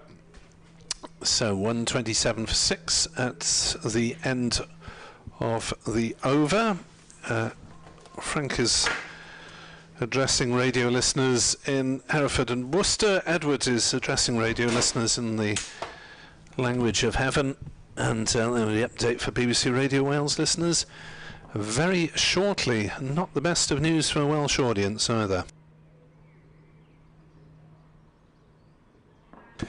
With a quick bit of musical chairs in the commentary box as well. 127 for 6 as Finch will bowl to Billy Root, and Root looks to chop it down towards Gully, third man, and gets right on top of it and hits it into the ground. Oohs and ahs from the Worcestershire infield. The crowd, such as it is here at Sophia Gardens, given virtually nothing to cheer since tea, since we came out at 4:35, and it's been all Worcestershire. The bowlers have been all over Glamorgan,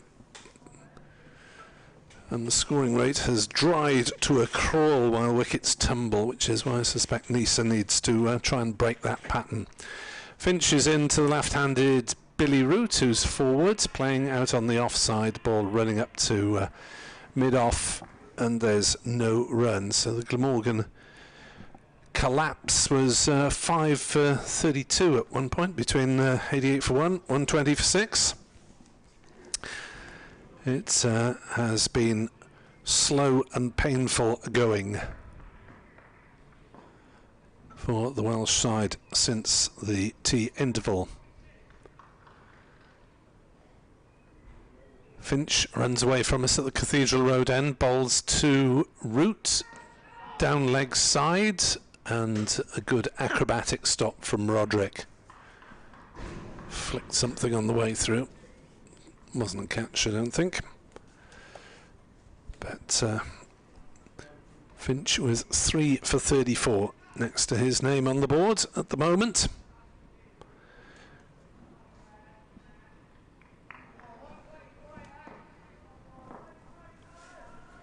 And Root, not by instinct a man who likes hanging around and defending. Faces up to Finch and is beaten there. So some really excellent bowling from the Worcestershire seamers, as Glamorgan produced for most of the visitors' innings, if not all. Didn't really have any loose spells from Glamorgan. But Glamorgan crawling into the lead. The Lloyd Labuschagne partnership of 81 has been by some way the biggest of the day. As in comes Finch and bowls, and Root edges one wide of slip, and that'll be running away to the boundary for 4 runs. Well, welcome relief for Glamorgan in some ways, but a false shot, and Root rather lucky to get away with it. Just the one slip there, and it went fine of third man. As in comes raced away, and well, first slip had a go at it. It'd probably have pitched just short of second slip, I think. Welcome relief for Glamorgan in some ways, bounced just short. So a bowler's day here in Cardiff, and plenty more to come, plenty more action to come this evening. Glamorgan 131 for 6. As Finch in, and Root playing firmly but straight to cover to D'Oliveira, and there's no run as he works on the ball. It's 131 for 6 in reply to Worcestershire's 109 all out, and the lead is 22 runs. Update for BBC Radio Wales coming fairly shortly. 131 for 6, Glamorgan. A little bit of evening sunshine. There's Neser on strike. Joe Leach, 2 for 32, really led the way early on. He was the only Worcestershire bowler bowling anything like accurately enough before tea, but everyone's joined in since as Leach bowls, and Neser plays hard to mid-off, and there is no run.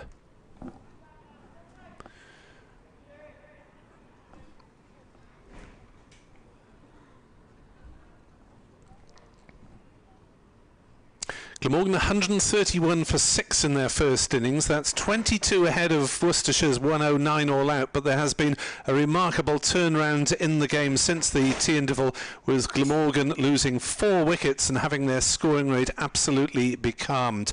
David Lloyd 48 and Marnus Labuschagne 42, the only batters to get going for Glamorgan. Earlier on, fine efforts from the bowlers, 4 wickets apiece for Michael Neser and James Harris, as Worcestershire were bowled out for 109. Glamorgan were flying, but they're not now. They're 131 for 6. And we have got just over 12 overs, 12.4 overs in fact to come today. Last radio update of the day done and dusted, and Leach on his way in again to bowl to Neser. Peel on for LBW, but it was going down leg, and Neser will come back for a second leg by. He'll have to hurry the throw. In fact, might be for them far end. No, they had a go at the striker's end, but Neser was safely home. Good aggressive running from Michael Neser, even if his own score remains on 3. Glamorgan 133 for 6. The field for Neser. Well, there's still a man on the drive on either side of the wicket, and just one slip. Leach bowls, and Neser turns that one away through the leg side. He's hit that one quite powerfully. It might not quite reach the boundary. It is picked up just inside, but they've run that one hard, and Billy Root scampering back for the 3rd run, looking rather anxious as the ball headed in the same direction as he was heading, but he is safely home. Neser takes 3 to double his score, and Glamorgan on to 136 for 6.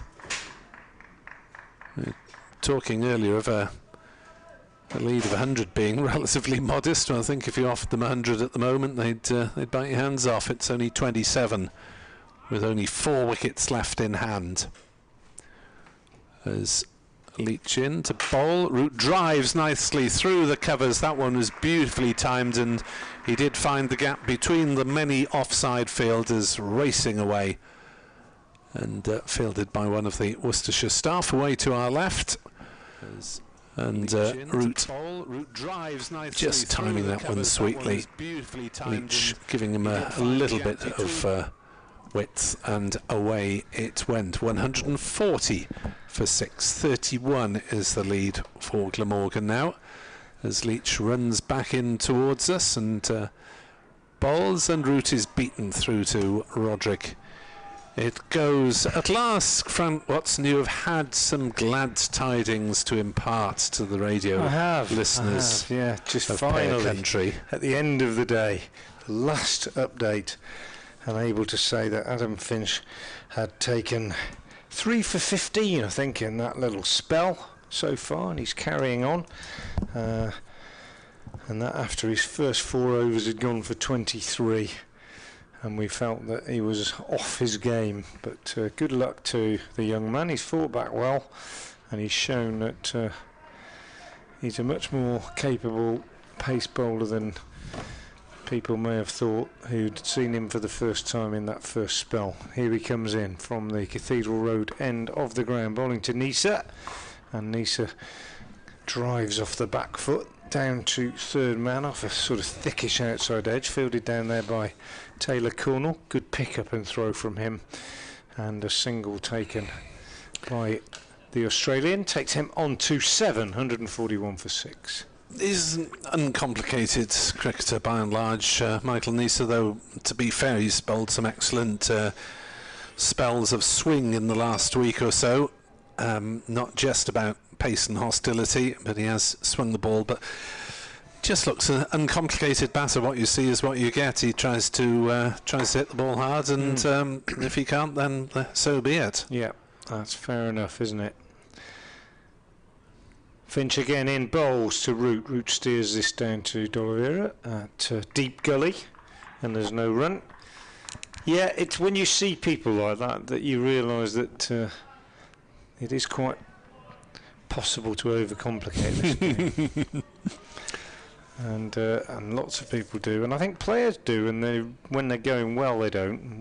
When things are not going well, they try all sorts of theories, and you can get a little bit too wrapped up in it.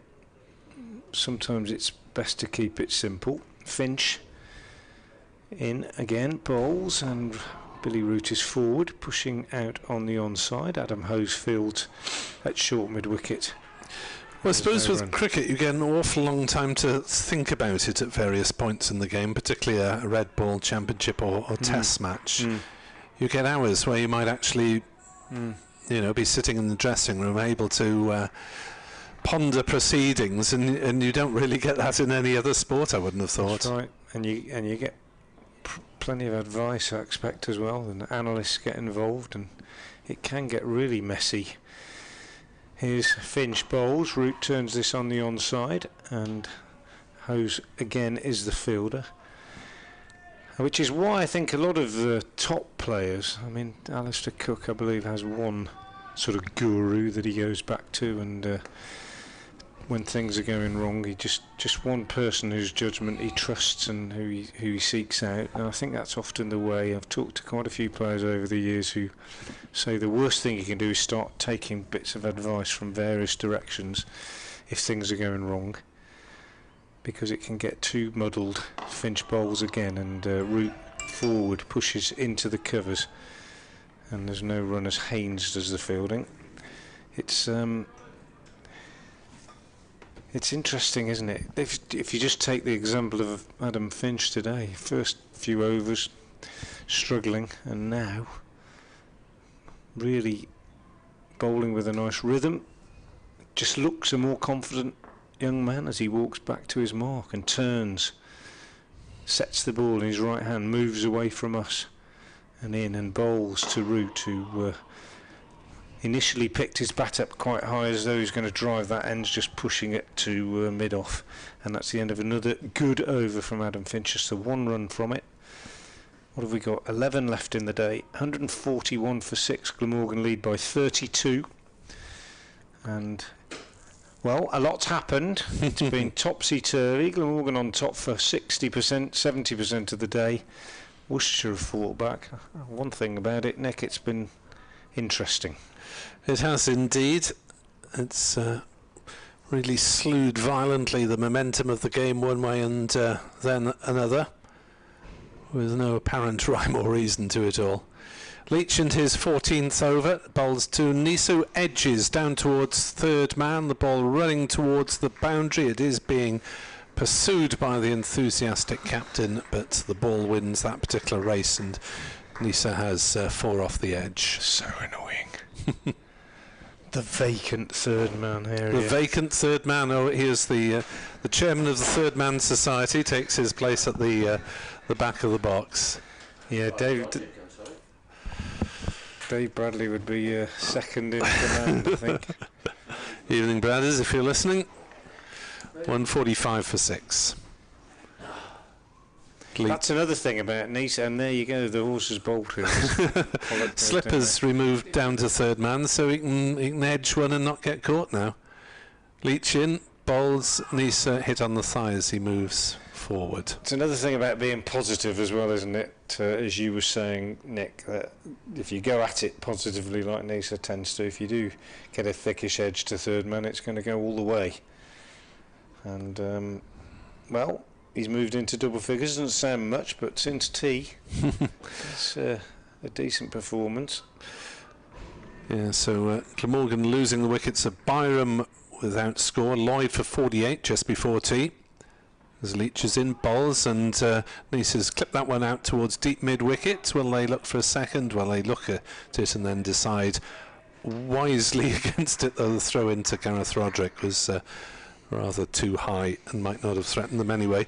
Then since tea, Labuschagne for 42, Northeast for 9, Carlson 13 and Cook without scoring, the latter 3 to Finch, and then we saw Labuschagne was the victim of Matthew Waite in that very stingy spell of 6 overs 1 for 3. I think I might be tempted to bring him back now, actually. Wait, if he could reproduce that kind of miserliness. Leach into Root, who defends on the offside. 146 for 6. The lead is 37 runs, and there are still 10 overs to go this evening. We're going to be pushing 7 o'clock. I thought it was late on Sunday when it was 10 to 7 finish in Yorkshire. I think we had 1 past 7 o'clock at Leicester, did we, Edward? Off the top of my head, yeah, it was. Oh yes, because they had to turn the lights off at 7 and they played on. Leach bowls. 50p's run out.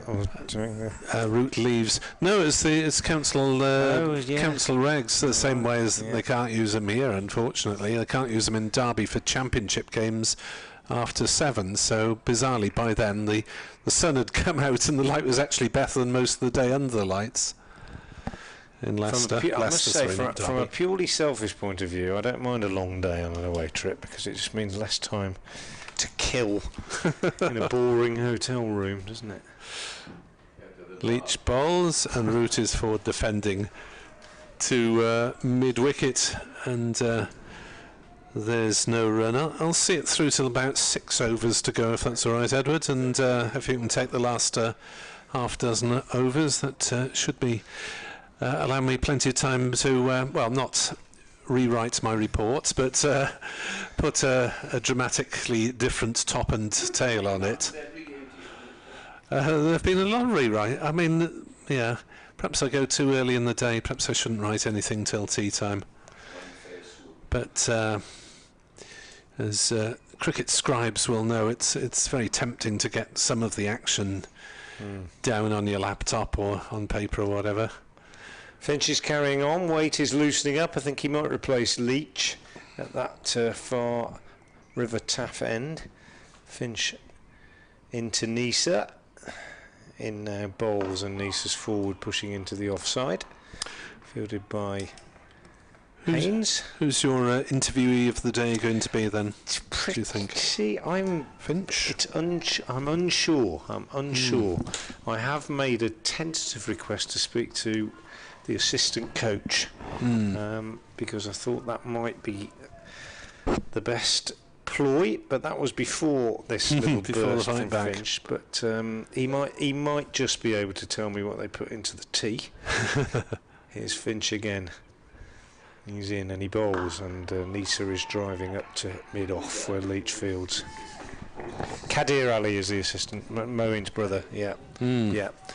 But I haven't had a reply yet to my message. But he will be good. I usually wait for the head coach for the end of the game. Yes, Captain maybe at some point during the game. But I thought Kadir might be good to speak to tonight. We shall see. Here's Finch again in bowls, and Neser again pushing out on the offside. Unrecognisable bowler from before tea. Adam Finch, he's pulled his length back by about 4 or 5 feet. He's bowled bullet straight. He's made the batsman play almost every delivery, and it's a really, really decent spell. 3 for 15 off 5, I think, or off 7 now. And his overall figures 10.3 overs, 3 for 39. His first spell, none for 23 off 4. So well done to the young man, who's in now again and bowls and hits Neser on the pad.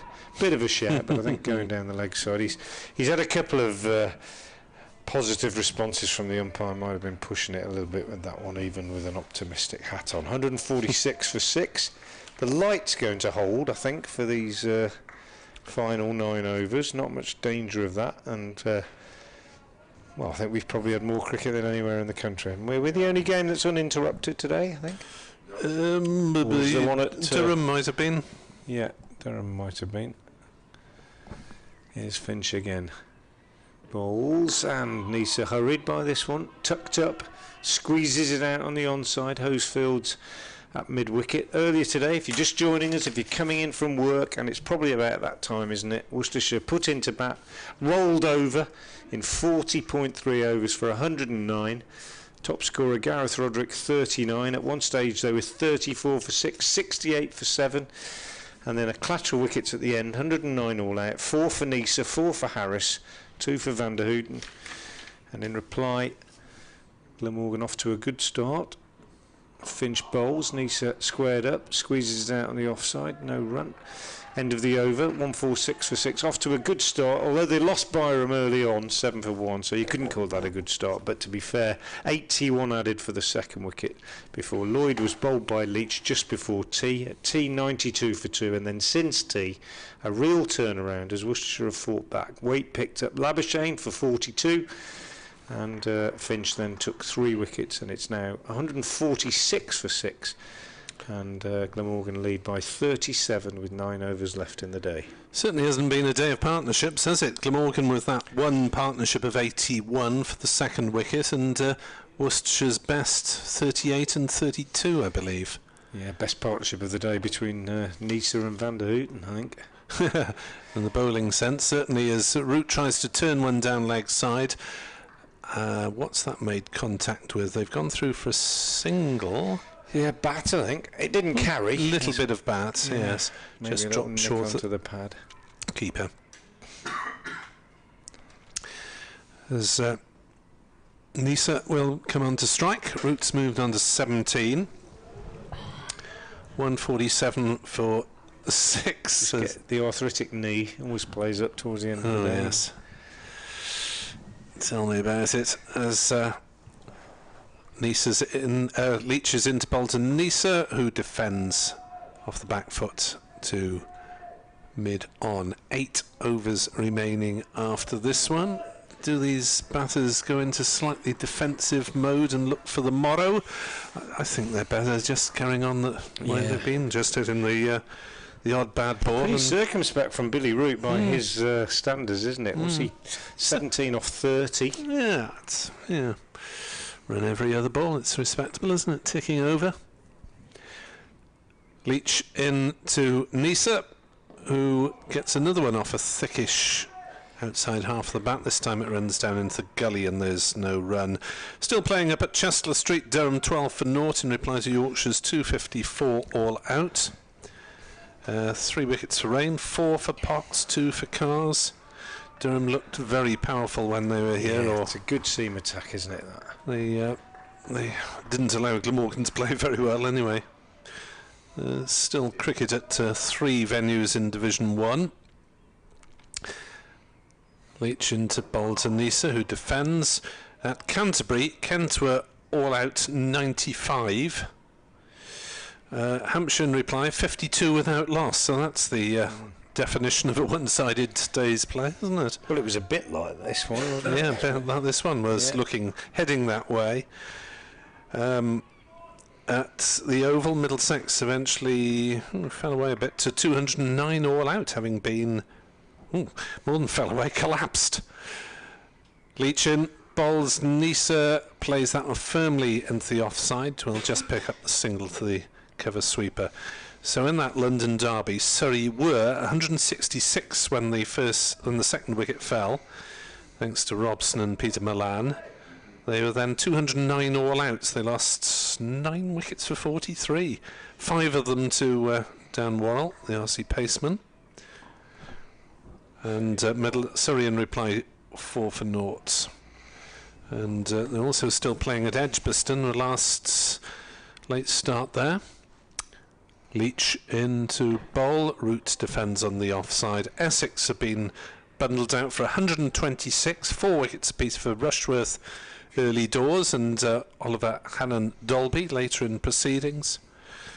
47 from Tom Westley was the top scorer for the visitors at Edgbaston. So fairly low scoring day, and this along with the trend, the bowlers on top. 148 for 6, and the lead is 39 for Glamorgan. Changing the bowling, Adam Finch comes out of the attack, figures of 11 overs, 1 maiden and 3 for 39, so that's a second spell of 7 overs, 1 maiden, 3 for 16. That's pretty good from him. Chalk and cheese from Finch and Waite, isn't it, before and after tea? Absolutely. God, must have been plenty of protein in the protein bars. Yeah, maybe just a little bit of focus and a little bit of luck. Josh Tongue to take up the attack, replacing Finch at this Cathedral Road end, and he starts with a full wide delivery, which Neser drives up to mid-on, and Finch is the fielder. 148 for 6. What have we got? 7.5 overs left. It's going to take good half an hour. It's going to be 7 o'clock, I reckon. Get Edward wants to see a bit of spin. Shout some wag at the back of the box. Yeah, well, you might see him before the end of the day, but I doubt it at the moment. His Tongue is in, bowls, and Neser covers up, closes the face on this one and turns it to Hose coming in from mid-wicket. I was just looking at the result from the IPL this afternoon. Don't know if you've seen it. Guess what happened to Joe Root? No. Didn't bat again. No. His side, the Rajasthan Royals, won by 9 wickets. Joss Butler was out without scoring, and Joe Root didn't bat. But they still get paid. That's all that matters, isn't it? His Tongue in to bowl to Neser. He bowls, and Neser hurried by this one, but gets a good bat on it and turns it on the leg side behind square for 2. Joe Leach comes in to do the fielding. Shadows lengthening, floodlight pylon shadows in front of us, reaching almost as far as the square now. And 2 more to Neser, takes him to 15. The lead goes up to 41. Having got themselves back into the game, Worcestershire now will want to keep this lead below 100, won't they? Considerably below 100 if they can. Otherwise they'll feel it's drifting away again as Tongue comes in, and Neser again clips this one. That's a good shot. He's got more of a bat on it and used the pace of the ball, clipped it away behind square for 4 on the leg side this time. No question of that being cut off. Where's the ground staff? That's their little area of the ground down there. Azhar Ali is struggling to find it. He's climbed over the picket fence and gone behind one of those sort of metal barriers that they use to close off certain parts of the ground, and he's found it. And the score has moved on to 154 for 6. Yeah, it's a shame the grandstand's not being used for this one, because it's actually quite close to proceedings. Yeah. And instead some people are sitting in the pavilion about half a mile away. Tongue bowls and Neser is forward pushing this up to mid-off. I know there's posh seats in places in that pavilion side, but yeah, you need your binoculars to watch the game, don't you? Isn't it? I mean, some people just sit in the same seat, don't they, regardless. They're like that at Worcester as well. And you're playing over on the pavilion side and they insist in sitting in their usual seats on the 7 side. But it's never as far as this, of course, because it's a much smaller ground. There's Tongue in again. Right arm over the wicket, bowls to Neser, and that's 4 more. He's clipped that beautifully through mid-wicket. Beats the diving hose. Expensive over from Tongue. 10 runs from it. Just what you don't want when you make a bowling change like that. But 10 runs have come from it. Neser's raced on to the relative riches of 23. Root is 17. The lead is 49. We've got 7 overs left in the day.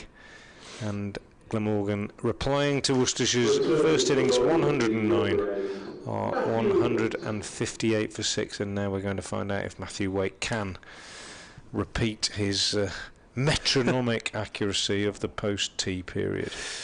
Yeah, rarely can 2 spells have been so different. 0 for 19 off 2 and 1 for 3 off 6.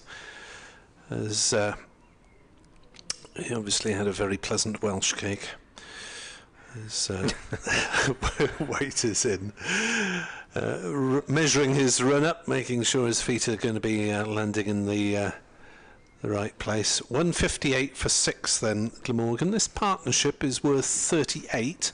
Which might not sound much, but in the context of today's play represents another little shift of momentum. I'll do this over before Edward accompanies Frank for the remaining half dozen of the day.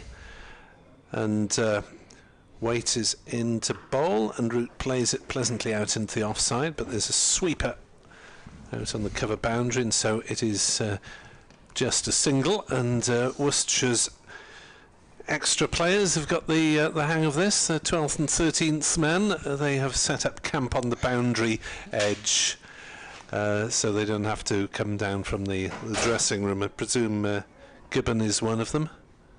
Don't know if Frank can make out. Dylan Pennington is one of them. Pennington's around as well, is he? As that one is blocked by Neser out on the offside, and there's no run. Worcestershire only named 12 initially, but Cornwall was a late addition instead of Libby. So 2 extra bowlers with us today and tomorrow at least, unless they pop off to play for clubs on the Saturday maybe. As forward pushes Neser, we'll get a single out on the leg side. And Neser's just positive approach has worked out for Glamorgan as the lead moves up to 51. Yep, he's played pretty. Even the miss hits bring runs, don't they? When you go at it quite hard like that. Not that he's miss hit many. A couple of really good shots in that last over, to be fair. Bowlers shouldn't be tiring. We're only in the 47th over. Waite round the wicket to Root, who is beaten prodding forward through to Roderick, as I prod away at the buttons on this monitor to kick it back into life. Come on, only 6 overs left. This one's gone as well. There we are. Oh, there we are. Oh, no, gone again. Oh, marvellous technology when it works. 160 for 6. Hope if you're viewing as well with our commentary, you won't be losing it as we did for a moment there. I think it was the monitors rather than the stream. 160 for 6 as Root is forward defending, and there is no run. Root 18, Neser 24. The other men in double figures in this innings: Lloyd 48, Labuschagne 42, and Carlson 13. In the Worcestershire innings, Roderick 39, Waite 22, Leach 16, Pollock 10. Slim pickings for the batters today, and as we've been saying, it's not been a terror track as Root steers one into the offside, and there is no run. That is the end of Matthew Waite's over. He's bowled 9 overs, 1 for 24. Neser has 24, Root has 18, Glamorgan 160 for 6, lead by 51 runs as I go and try and think of some words to write down as opposed to the spoken word. Edward and Frank will take things forward. Thanks very much to Nick Webb for his expertise and his supervision today. He's been in charge of us here in the box and he's done a great job. It's been a really interesting day's cricket. I think that's one thing we can agree on. Proper cricket, as Edward calls it. Yeah, absolutely. And it's gone either way. It's been Glamorgan's day, really. They lead by 51 with 6 overs left, but Worcestershire have at least shown a bit of real spirit in this post-tea period. His tongue in to bowl to Neser, who turns this on the onside. They've got 2 men in now at mid-wicket, almost side by side there, because he's favoured that area. Well, I'll give you 2 words, Frank, that's all. And seen men on the onside all the time. Reverse swing, I wonder. Yeah, maybe. Not and something I know. Well, as I always say here, I once asked Steve Watkin, yeah, what is reverse swing? An in-swinger, he says. Yeah. He's spot on. With an old ball. Yeah. And his tongue in to bowl to Neser, who tucks him nicely off his pads down to long leg. And there's well, they're going to get 3 here because they could have got 3 if they'd have anticipated that. A bit of a mix-up between Azhar Ali and Joe Leach. Between them, they've stopped it. Neither picked it up cleanly. I think Billy Root, who would have been turning for the 3rd, just assumed that they had, and they could have possibly got back for 3, but they decide on 2. Neser goes to 26. He's been very positive. He's been very determined and quite leg side dominant, particularly against Tongue. He comes in again now and bowls, and he just pushes this one up to mid-on where Waite is the fielder, and there's no run. But yeah, it's been as Edward was saying, proper cricket, competitive, wonderful day's cricket. Good varied day's cricket. Lots to think about, lots to talk about.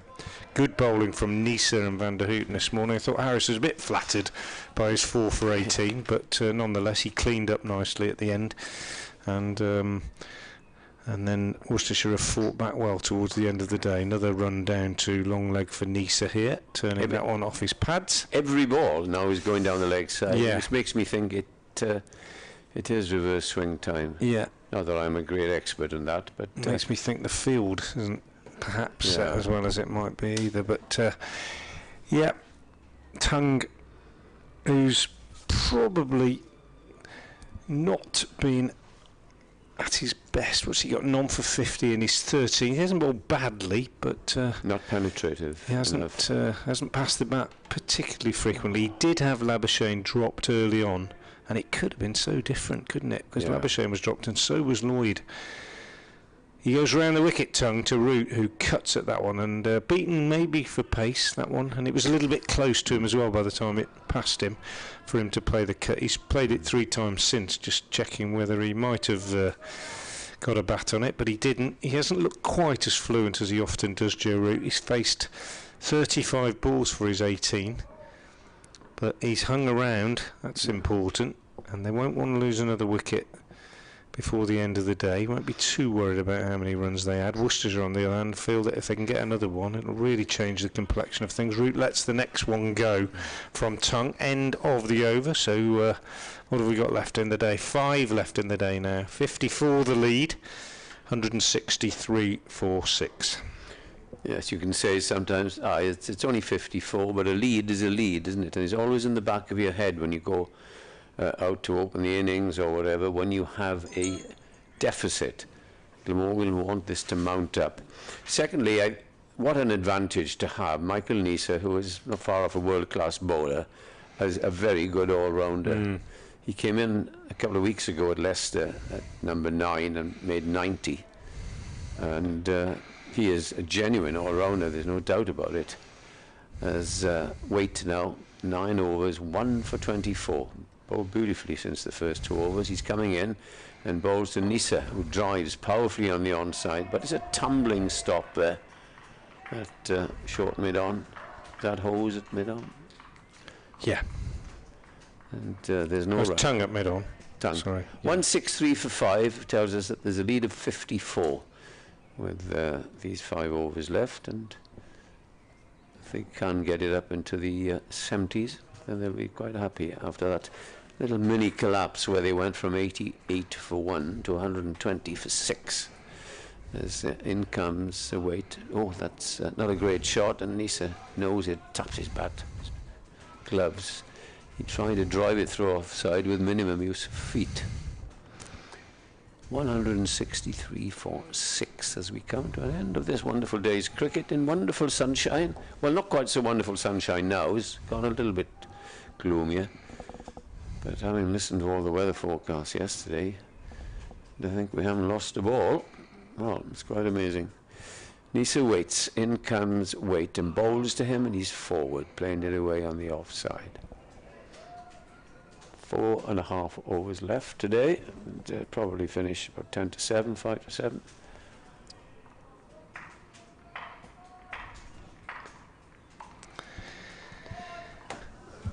Waite, genuine all-rounder. We're talking about all-rounders because although didn't make many today, he did contribute 22 in a partnership as he bowls again to Neser. And Neser, as the ball has come back in a big appeal, and they run through for a leg by. Waite has got his hands. Careful, lad, don't show too much. Disappointment. Hold his hands in his head as he. Rob Bailey tells us all he was going down and tells the bowler. You don't have to tell the bowler. No. We used to tell the bowlers in the old days you get a mouthful of from the umpire. Because I said not out. Yeah.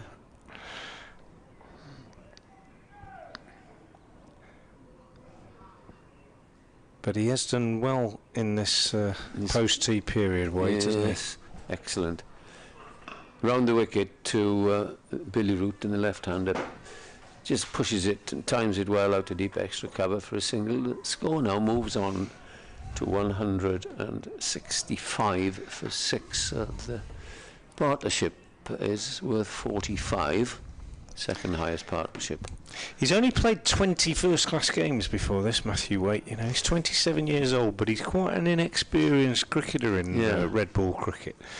So his learning curve, I would suggest, is quite steep.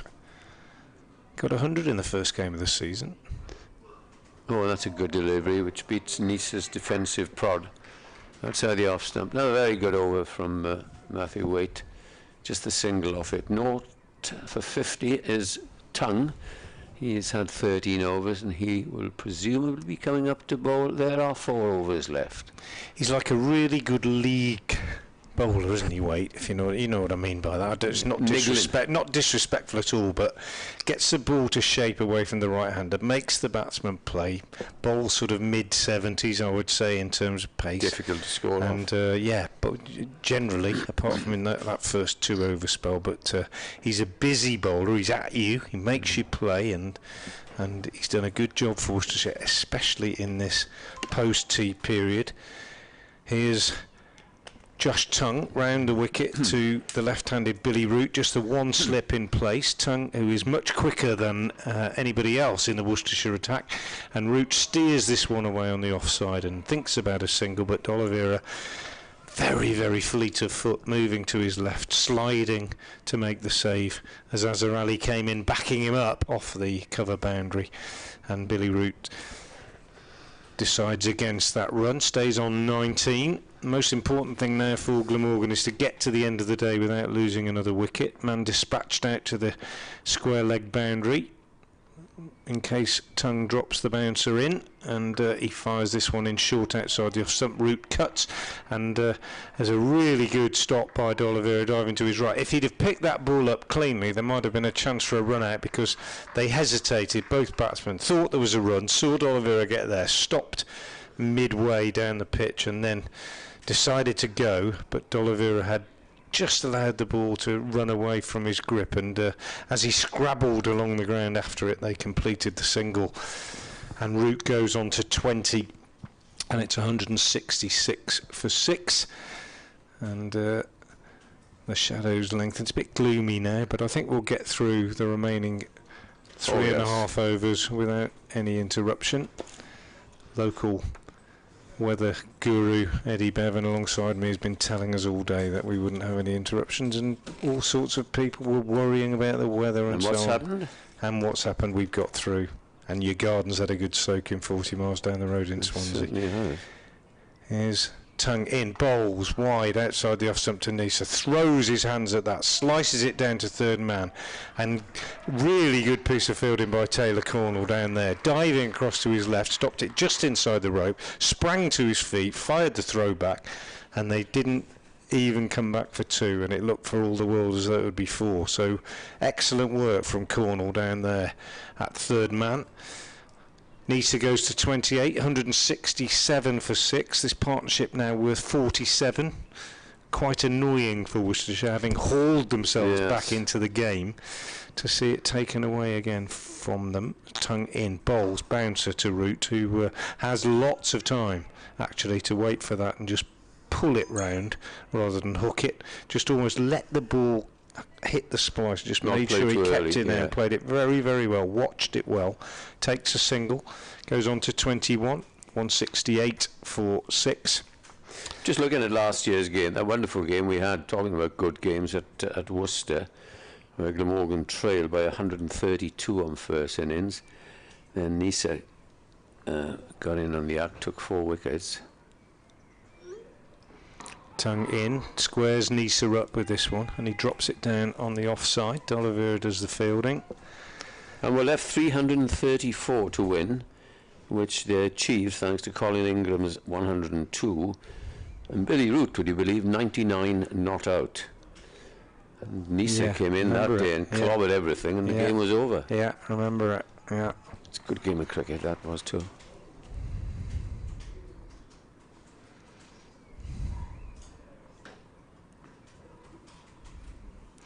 Tongue again, bowls, driven up to mid-on by Neser, fielded by Waite.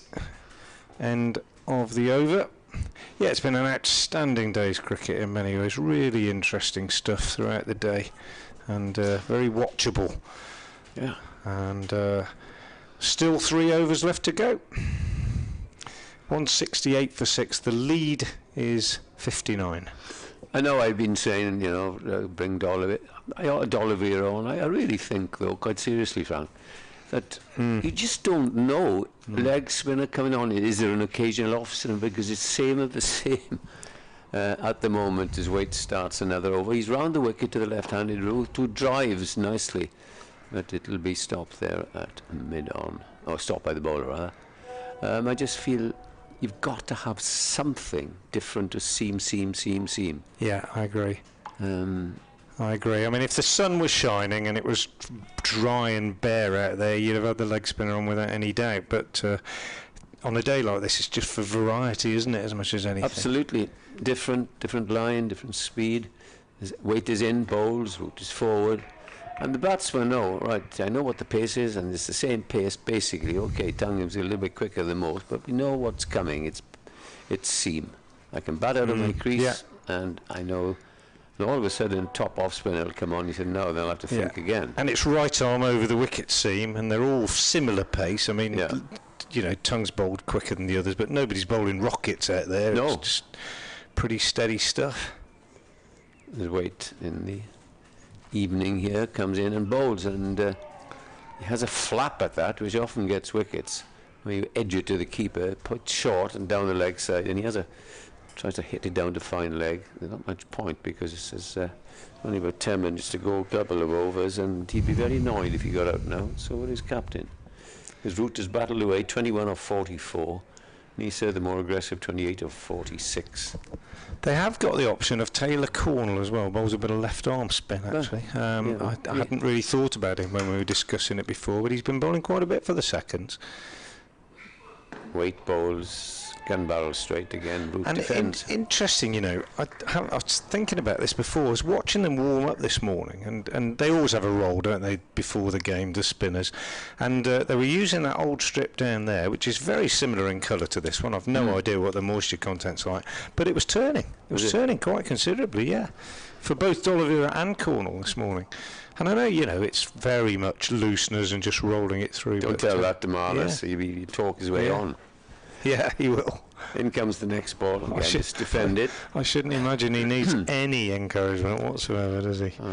Well, we were And he's not the worst, is he? He's not the worst. The first game here, he's going to have a bowl. So last year he bowled seam, would you believe? And this year he decides he's going to bowl. So I've described him and Nick for a bit as legs, and all of a sudden he's bowling off spin. Yeah. So, you know, he just wants to try Just wants anything. to do anything, yeah. Which is, you know, great Great to stuff. stay in the game. Yeah. Here's the last ball of the over, and that's nicely played by Root out to extra cover. He maintains strike as he picks up a single. The score moves on to 169 for 6. And this lead is building now. It's up to 60. So, a couple of overs left in the day. People joining us all the time. I'll run through briefly a sort of story of the day as we go through these next couple of overs. Worcestershire losing the toss, put into bat. Jake Libby not in the side owing to a back spasm. So Taylor Cornell coming in to open the batting with Ed Pollock.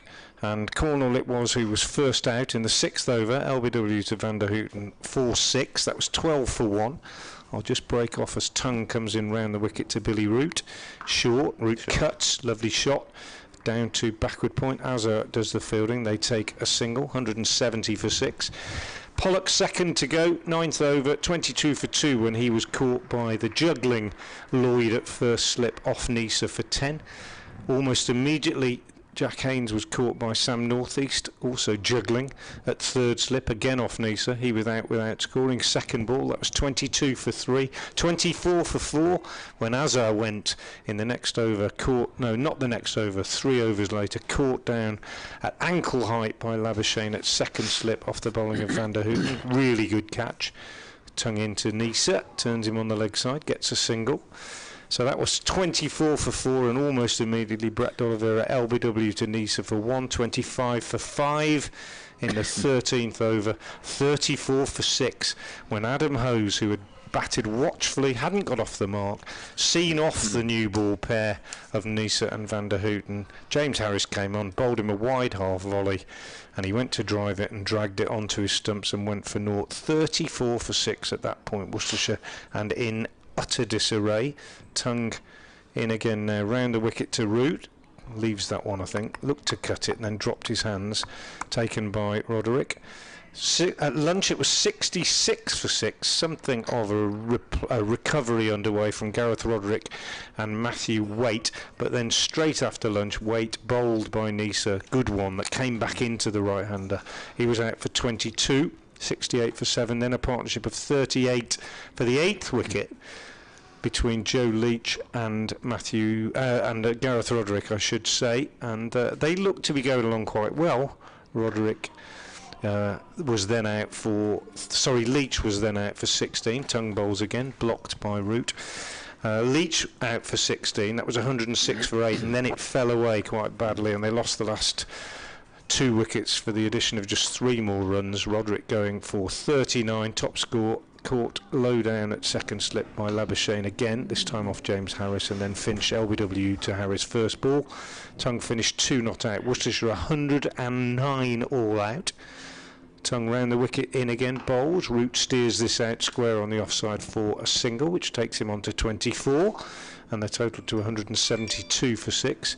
And the bowling figures for Glamorgan, then Neser finished with 4 for 40. Pick of the bowlers for me, really led the attack. Van der Houten very tidy, 21 wickets before today, another 2 today, 2 for 28. 4 for James Harris for just 18, and Jamie McElroy just 6 overs, 1 maiden, no wicket for 18. And in reply, Glamorgan lost an early wicket, tongue over the wicket now to Neser, who drives imperiously down the ground. As good a shot as we've seen from anybody all day, on the up, beautiful shot. Neser goes to 33, end of the over, 176 for 6. The lead is 67, 1 over left in the day. So Byram out early, caught behind by Roderick off Leach without scoring. Then a partnership of 81 for the second wicket, and then just before tea, Lloyd out for 48, bowled by Joe Leach, and post-tea, a really good fight back by Worcestershire. Waite picked up Labuschagne for 42, and 3 wickets for Finch in quick succession. North East for 9, Carlton for 13, and Cook for 0. But now a very good partnership of 56 so far for this 7th wicket between Neser and Root. 1 over left in the day. Root is on 24, Neser's on 33, and Eddie Byram will take you through to the end. Eddie who? Eddie Byram. I'm not left-handed. Beg your pardon. Eddie Bevan. It's not many, not many different syllables in that. Eddie Bevan. I beg your pardon. And thank you for that resume of the day's play. And during that over, of course, the 50 partnership came up between these two, much needed by Glamorgan after that mini collapse. And Neser is on 33, and Root is on 24. And some batting certainly to come in the shape of Tim van der Gooten and James Harris tomorrow. As in comes Waite, bowls and played gently, last over of the day, as Billy Root knows, and pushed out to short extra cover. 176 for 6, and Glamorgan will want to accumulate tomorrow morning as much as they can, and if they bowl as well as they bowled today, then they have a chance of winning their first game of the season in a couple of days. But that's a long way away. Here's the next ball, down the leg side, pushed on its way with the swing by Root, and they go through for a single, and the score moves to 177 for 6. He's played well, Root, hasn't he? It's not the first time he's been a thorn in the side as far as Worcestershire are concerned. I think he's played very sensibly. He is, 25 off 53. Held it together, really, so just when it mattered. Just the 3 balls to go this evening as Waite comes in to Neser. He's over the wicket and bowls to him, bowls him a bouncer as if to say good evening. Just to let you know I'm still here. Yeah, I quite like that, really, from a guy of his pace. Bit of shock value. And I suspect Neser will have approved of that in an odd sort of way. He ducked under it without too much trouble. Waite coming towards his end of his 12th over, 2 balls to go. Bowls of Neser, who drives up towards mid-off, and there is no run. Just looking to see if Billy Root takes his gloves off. A lot of batsmen, a lot of players do that. I've seen some players take their gloves off from the penultimate ball of the day and get run out. Here we go then, the last ball. After 2 overs, Waite had gone for 19.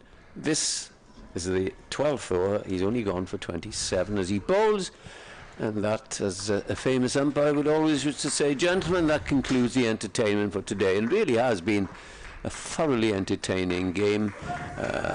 The Glamorgan lead, because Frank has given you all the details, is 68 with Root on 25, Neser on 33, and I'm sure that you've enjoyed this day as much as we have. So from Frank, from Nick Webb, myself, Edward Bevan, good night to you all, no star.